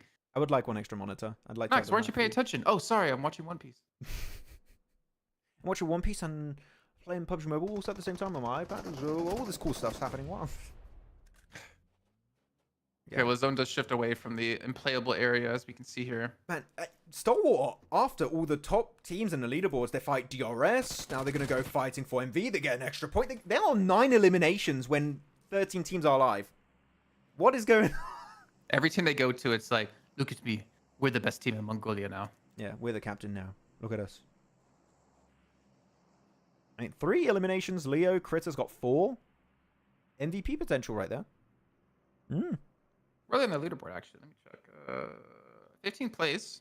Oh, there's a huge gap between them and A1, though, to move up. So right now they're at 5 bonus points because they passed I8. I don't think they can pass A1. That's going to be tough unless they win the game. So they're looking at either 5 or 4 bonus points from the first week. 5 or 4. 5 or 4. I hope Stalwart out of this don't think, oh, the hot drops are working out for us. Let's keep doing it. I hope they don't. That's my one request. Okay. How did the rest of 4MV go down, by the way? Who got them, all the players at the start? Forward. Is it they got all of them? No, because they won 7 earlier. Maybe even 8 after Snoopy. They got 2, maybe. Yeah. I think another team got eliminations on 4. No. Oh, this is bad. Oh, man. Baron. Double nade elimination. That's too loud. That's too loud. That red lined. Grenades are loud, Max. Yeah. Oh my gosh. That's 2. All right. So they get the last laugh. And you look at Doc. He's even laughing. He's smiling. GG. I mean, now the information's lost, I think, right? I don't believe WoW Esport know Baron's there, so you can just get away with murder. Just leave. Survive in the circle. Play for the long game. Okay, Papa Roach. Do you actually get that reference? No. They have a song called Getting Away with Murder. Yeah, I don't know. I'm too young, and also I live in France. I've got different culture. It's true. It's true.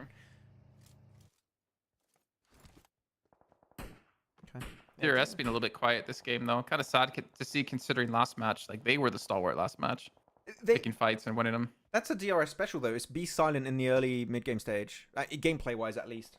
Is try and clear positions on the outskirts of the circle if you can to get more breathing space and playable area available for you so you can have more options to do plays in the later stage. And you really start to pop off in the late game if they have access to a good position. But here, I mean, I don't know how they make it away from here, really. Because with the third-person perspective in particular, Yankee and Vic have all the information they really want on DRS. Unless you get a northern shift, this is a really tough spot to get away from for DRS. I'm not super hopeful. And they don't have vehicles, do they? I'm assuming they have to, but like I didn't see any. I didn't see one, yeah. If they do, then it's possible, but I didn't see one from that angle at least. And IGR didn't lose anyone from that massive 2-2 split. This is a massive split from IHG. I'm a little bit scared the team will breach them and then they'll just lose a player or two. Okay, Rogue.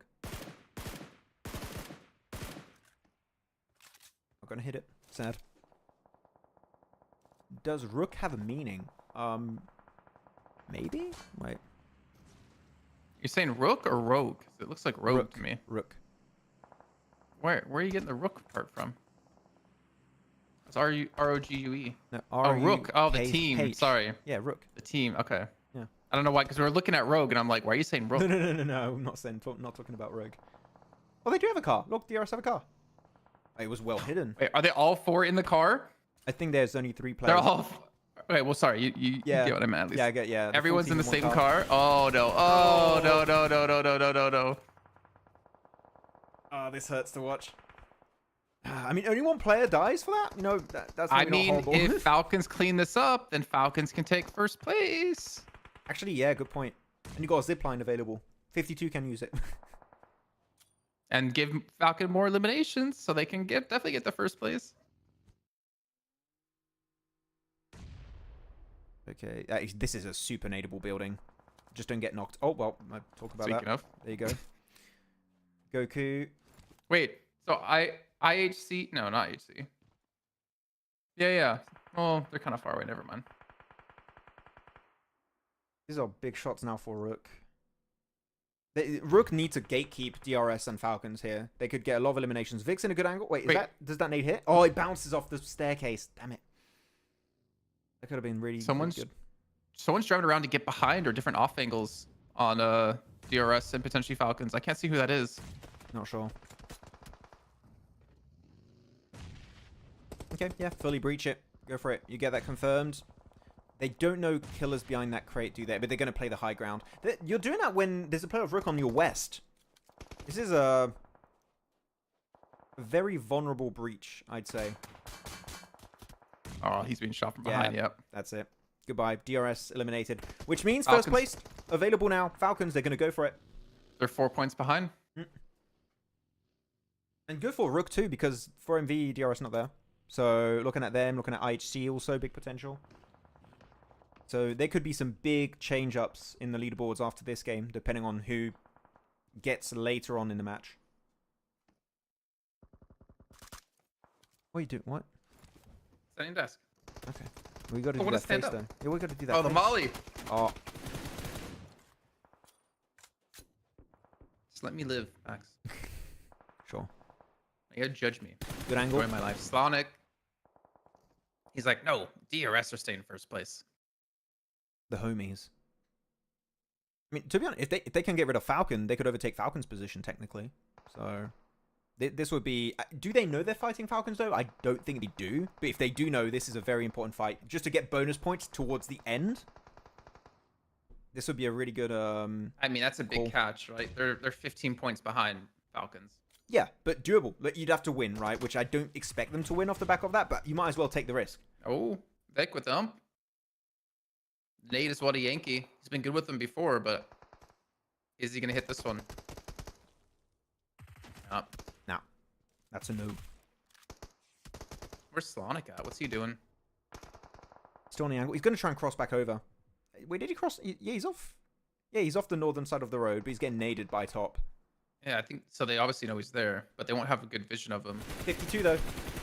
52 are going for the high ground. This fight's taking too long to wrap up. 52 want a third party it. So I'm actually really happy with what 52 are doing. Yeah, T24 OP is in a great position. He's just going to shut down that rotation across the road. Is he going to confirm it though? Oh, Icy got it. Icy stole that point. One more nade. Rook being punished here though. So 52 should come out with all these eliminations. 52. There they go. Vic might steal a few. Maybe Yankee's nade is going to do a lot of work. Oh, Vic! Wow, good position. Oh, wait. Oh, the nade! Did he confirm all that with one nade? I don't know. Yankee, one nade. Yankee, 2 on the nade. And Zed just dies.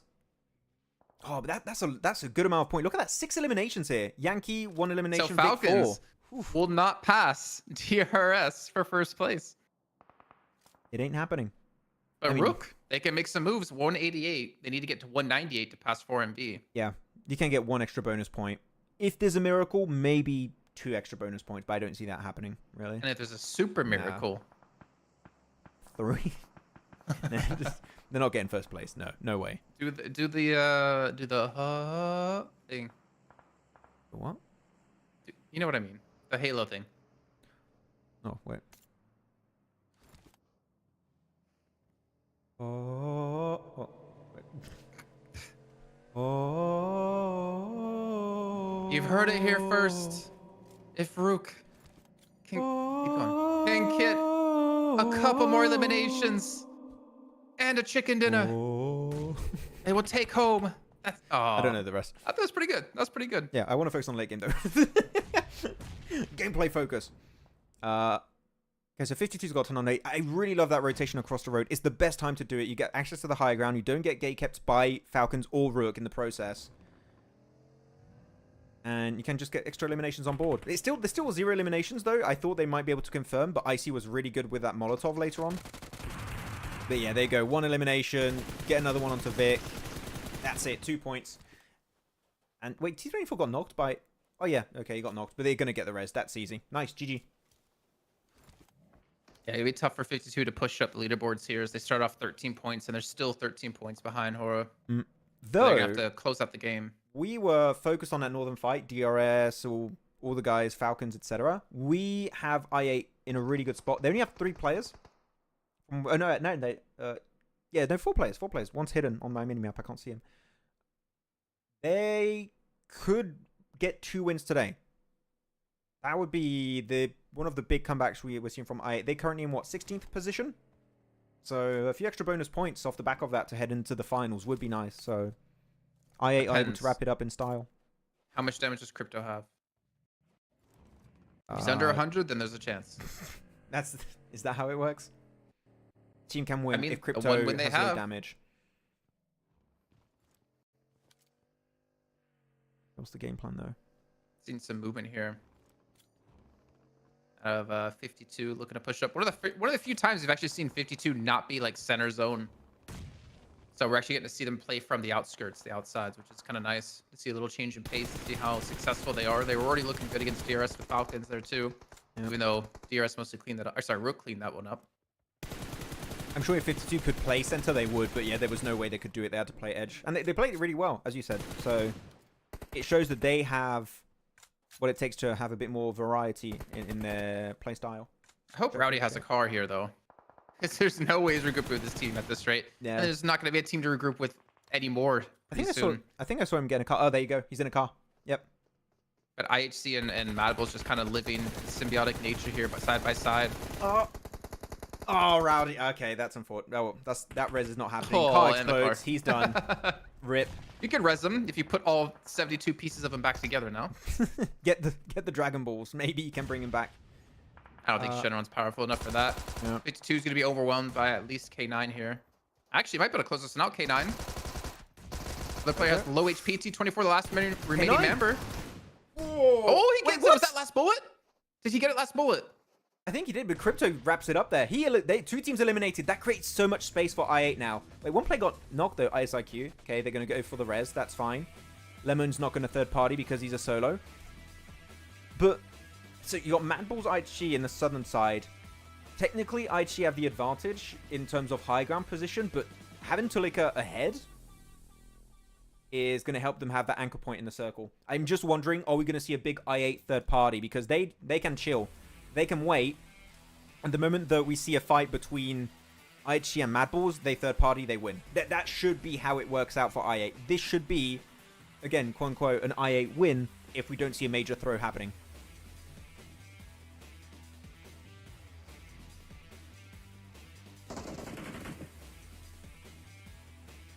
Music's got me hyped. Yeah. It's hyper. We could also see a third place from Lemon. I think he's got some dips he can play in the West, so his entire game plan, as always in these situations, outlive other teams. Don't look to fight unless you have a great opportunity to get 1, 2, 3 free points. Just play the long game. Survive. How many points do you think is enough to go for the fight instead of... If you can confirm these points for sure, what's the least amount of points that you think a person should go for in that position, trying to survive? I think right now, I wouldn't do it. I would do it when I see the fight start to break out and try and in the chaos get points. How many points? What's the limit? Like, so if he could get like 3 limbs, like guaranteed, do you think that's worth giving away his position and not playing to like survive longer? Like, what's like the threshold of points? I would say 3. It depends again if it gives you access to a good position to transition into, but I would say 3 is a good amount of points. Yeah, I would say 3 is a good amount. I think 2 would even be good. Yeah, I think 2 is good enough. Because if you can get 2 and they're the 2 last players, you eliminate a full team. That's also extra placement points, but again, it depends. But yeah, he's found out. And there's also no big jump up in placements unless you get from second to first either. So yeah, so it is worth it. I like. Oh, the camera POV. What's happening? So wait, did Lakers go out? Yeah. I think they did, yeah. Yeah, he got confirmed by I8. They pushed it. They play. He had a really decent ridge, so now they actually got a lot of scouting. But we're in stage 9 now. Yeah. IHC have to come down from the high ground here. Mad Balls are waiting for them. Yeah. And then you have I8 left, just like waiting for them to come because I8 have the center. Like I8 should win this for sure. Yeah. Tulika's about how many points I can get. Oh, demo. Wait. Oh, I8's helping them out. Oh, he has an angle. There you go. Use it in. This is such a broken spot. Then center circle 2 now. How many smokes does Mad Balls have to survive? Yeah, he has a nade. One big nade. Is he gonna throw the nade? I want to see that nade right behind that smoke. Wait. Huge. I8 got on the high ground. They're coming. Wait. They won every single elimination. What's happening? What's happening? Oh, they didn't see. Okay. Yeah, Roke was in that smoke the entire time. That was a really sneaky play. I mean, Phallic is just going to be on the ridge trying to get some info, I think, because there's no way Mad Balls make it out. But, oh, no, Uzidem used his nade, and he didn't get a knock, it seems like. Now he's got to defend it while his teammate's being rezzed. Can he weather the storm? I'm not sure. Wait, oh, he's getting shot through the metal. Oh! I'm kind of worried that they're going to have to push the IQ guy, or not IQ, IA guys. They're going to have to push, and Mad Balls might get these. Okay, good peek. Good peek out of IQ, and perfect time to the peak as well out of UZM. Great finish. Yeah. I ate 2 chicken dinners on the day. Yep, GGI 2 wins finally. Maybe this is finally the win that's going to give them a bit more confidence heading into week 2. But good way to wrap up the week.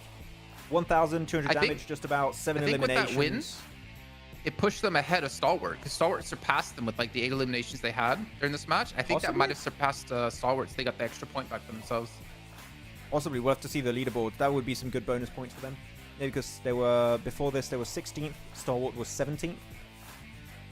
That's good. I mean, that's bonus points, right? Never going to hate on extra bonus points if they can get them. And again, for I8, I hope we're going to see a momentum build up on this for week 2. Yeah, it's good. Just imagine Rogue gets the 2 players from I8 on the high ground. It would have been a Mad Balls win, I think. But Uzidem was really impactful behind that little wall. He gets the res, drops down. UZM does really well to take shots at Mad Balls when Mad Balls are taking shots at IQ. So like you can see they're all looking at IQ and UZM peaks. So you can see with the third person perspective, right? So that was like really well worked between him and IQ to like lock that down. Yeah, really good comms and synergy overall in that one. And looking at the player stats, there you go. Uzidem 500 damage, just about 200 IQ, Phallic 158, and Crypto 336. What? They're not supposed to win when Crypto gets damage? He's not allowed to get over 100 damage, but he did it. He popped off. This is off script. No, I'm happy for IA. I love seeing a team that struggles at the start slowly evolve and improve over time, right? And this was a very, very clean game. They eliminate the solo play from Lakers, uses Ridge. Sure, there is Rogue that's that kind of rough transition point because he does get a knock. As you said, if he got 2, maybe it's a Mad Bulls win. But they heal from the back of that. Good communication and synergy at the end. Wrap up the game. GG's. I like that. Good times. Tactically won the game. Yeah, no, it was very tactical. Doctor's going to be happy. I8 Doctor. The cure worked out. Thank you very much, Doctor. We appreciate your time and effort to heal the team. Heal the team. Okay, we'll stick on this and we'll see in a bit if we get some leaderboards graphics. Hopefully we will. And we can see what things look like towards the end of week 1. Yeah, this entire DRS situation, though, even though 52 did not go really far this game, I'm happy with the overall game plan. They only got, what, 2 elims, though? It wasn't a high elimination game for them. But no. I think this was played as good as you possibly can play it. Yeah, they just get naded to hell by IA after. But good game plan. I like it. When's the next week starting? It starts next week on Wednesday. At the same time. And we will keep doing these viewer parties for the entire season. So stay tuned for that. We will be having No. We're not sure. We're not sure. But if you want us to do this for the entire season, make sure you hit the like button. So PUBG Mobile Esports know that you guys are enjoying the stream. Yeah. So we can come back next week. That is true. You gotta give incentive. True. If you guys don't like the stream right now, no stream next week. Okay. And you have to follow our Instagram page. Yeah. And you gotta give me money. Well, okay, now that's too much. That's accurate. But also me too. Just kidding. But no. Otherwise, out of today, I don't know how you feel. I feel like we've finally seen some interesting things from some teams in the middle of the pack. It's setting up good expectations for week 2, at least. Like, I think some teams at the bottom of the rankings might not be there for the long run, especially I8 has to be the focal point, right? I would like to see them rank a bit higher next weekend and just be more consistent. I think you hit the nail on the head, though. I mean, we didn't see our top teams perform as heavily as they did in the past days, so it gave room for other players to really show and other teams to really shine through. Yep, I agree. I think week 2 is going to be a little bit topsy-turvy. Though looking at the MVP here, you got Uzadem. Not really too surprised. He had some really good nades eventually on that fight against 52 and really holding down the angle against Mad Bulls. I think if Uzadem is not in that exact position, it enables all of Mad Bulls to have an option to go for the win. Like there is an opportunity for them to go the entire way. So no, Uzadem was very pivotal in that position. And looking at top players, Vic actually almost 900 damage for Rook Esport. I don't know what you think, Jason, actually. I would say Rook for this week is my biggest surprise in terms of results. I didn't know what to really expect from them, but they are competing pretty consistently for top 5, which has impressed me. Agreed. I mean, they're top 5 like that. I think that alone kind of like says how well they've been able to do in a region that's as competitive as CSA. Alright, what we got here stats wise? There we go. 50. We want overalls. I want the overall rankings. Give it to me right now. Oh, production is saying, we haven't hit enough likes yet on the stream for YouTube. No, I'm just kidding. Please do. Yeah, we will. I kind of low-key like the match ranking. How they have like the winning team with like player shots and like points up top. Yeah, I think they did the same in PMGC, just a bit different. The players would be to the left, like on a big graphic, but no, it looks cool. So yeah, 10 points for IHC. IHC were a little bit slower by the end of this week, so that's some decent points. That's going to push them up to, what is that, 182? So I still think that, they got outrun by Falcons, 4MV, DRS still. They're going to remain in 4th place, I believe. And yeah, DRS, the big fat bubble. Oh no. Not good.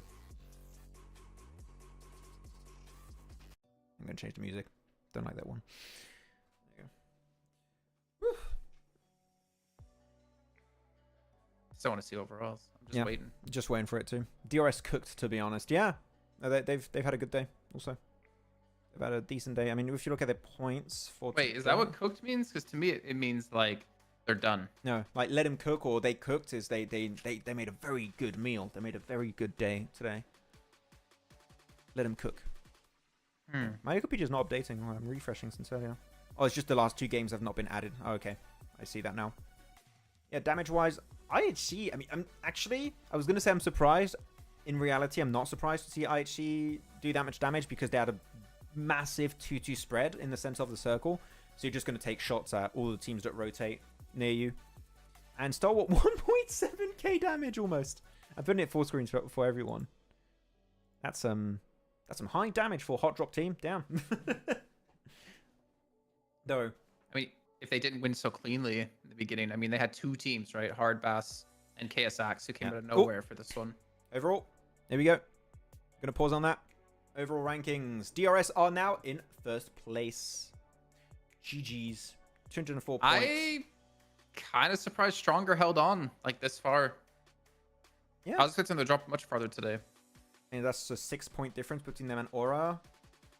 Yeah, actually, yeah, I do agree. They did hold on quite a bit. But yeah, all the people who voted for DRS earlier, you win something. You get 100 channel points. No, yeah, exactly. They're very valuable. Do keep them. And Falcons second in 202 points. So that means, again, bonus point-wise, DRS get 20, Falcons 19, and it just goes down the entire time. So every 1 position lower gets how many does 52 points. Get? 52, where are they? 52 get... They get... 10. 10. They're halfway. 10, yeah. Okay. Did you look at Wikipedia to see? No, wait. Do they get 10? Then they get... Oh, wait. So 20, 19... Oh, they get 11, actually. Yeah, I was going to say, like, I think because of that, you get 11. 10, but I got you to say 10. Yeah. Who is MVP? Any guess? I don't know. Do we have an MVP graphic for the week? No, we haven't seen MVP. Well, for the week we don't know. But we haven't seen any at the end of the day. Yeah. I would like to have a daily page MVP. 2. Let's say page 2. Let's see. Page 2 of graphics. Stretch me. There we go. Page 2. Lakers up 2 positions. That's an extra 2 bonus points for Lakers. That is a big win in your final match to do that. And same for Stalwart. Extra 2 bonus points going from 18th to 16th. So big jump up for Oh, so STG. I8 did actually pass Stalwart. Yeah, I passed Stalwart at the end with that win. I8 passed Stalwart, yeah. It's weird. It doesn't put a green arrow for them that they went up. Or Because I think... yeah, actually, I don't know. I don't know. I don't know about that Maybe one. it's from the start of the day. It's start of the day changes, I think. No, because Stronger wasn't 7th at the start of the day. Wait, they were 7th. Yeah, so I think it's on the day changes. Got it. Okay. Muerte, though. I don't want to judge him too harshly here because, man, every Erangel, which is the majority of our matches, 50% of our matches, they've had to rotate down to military. Like, bonus ranking. Look at that. Okay. Yeah, so... wait, actually, we're on the second page here. Let me go back to the first page. I mean... And we knew exactly what was going to happen, but it's just so people see.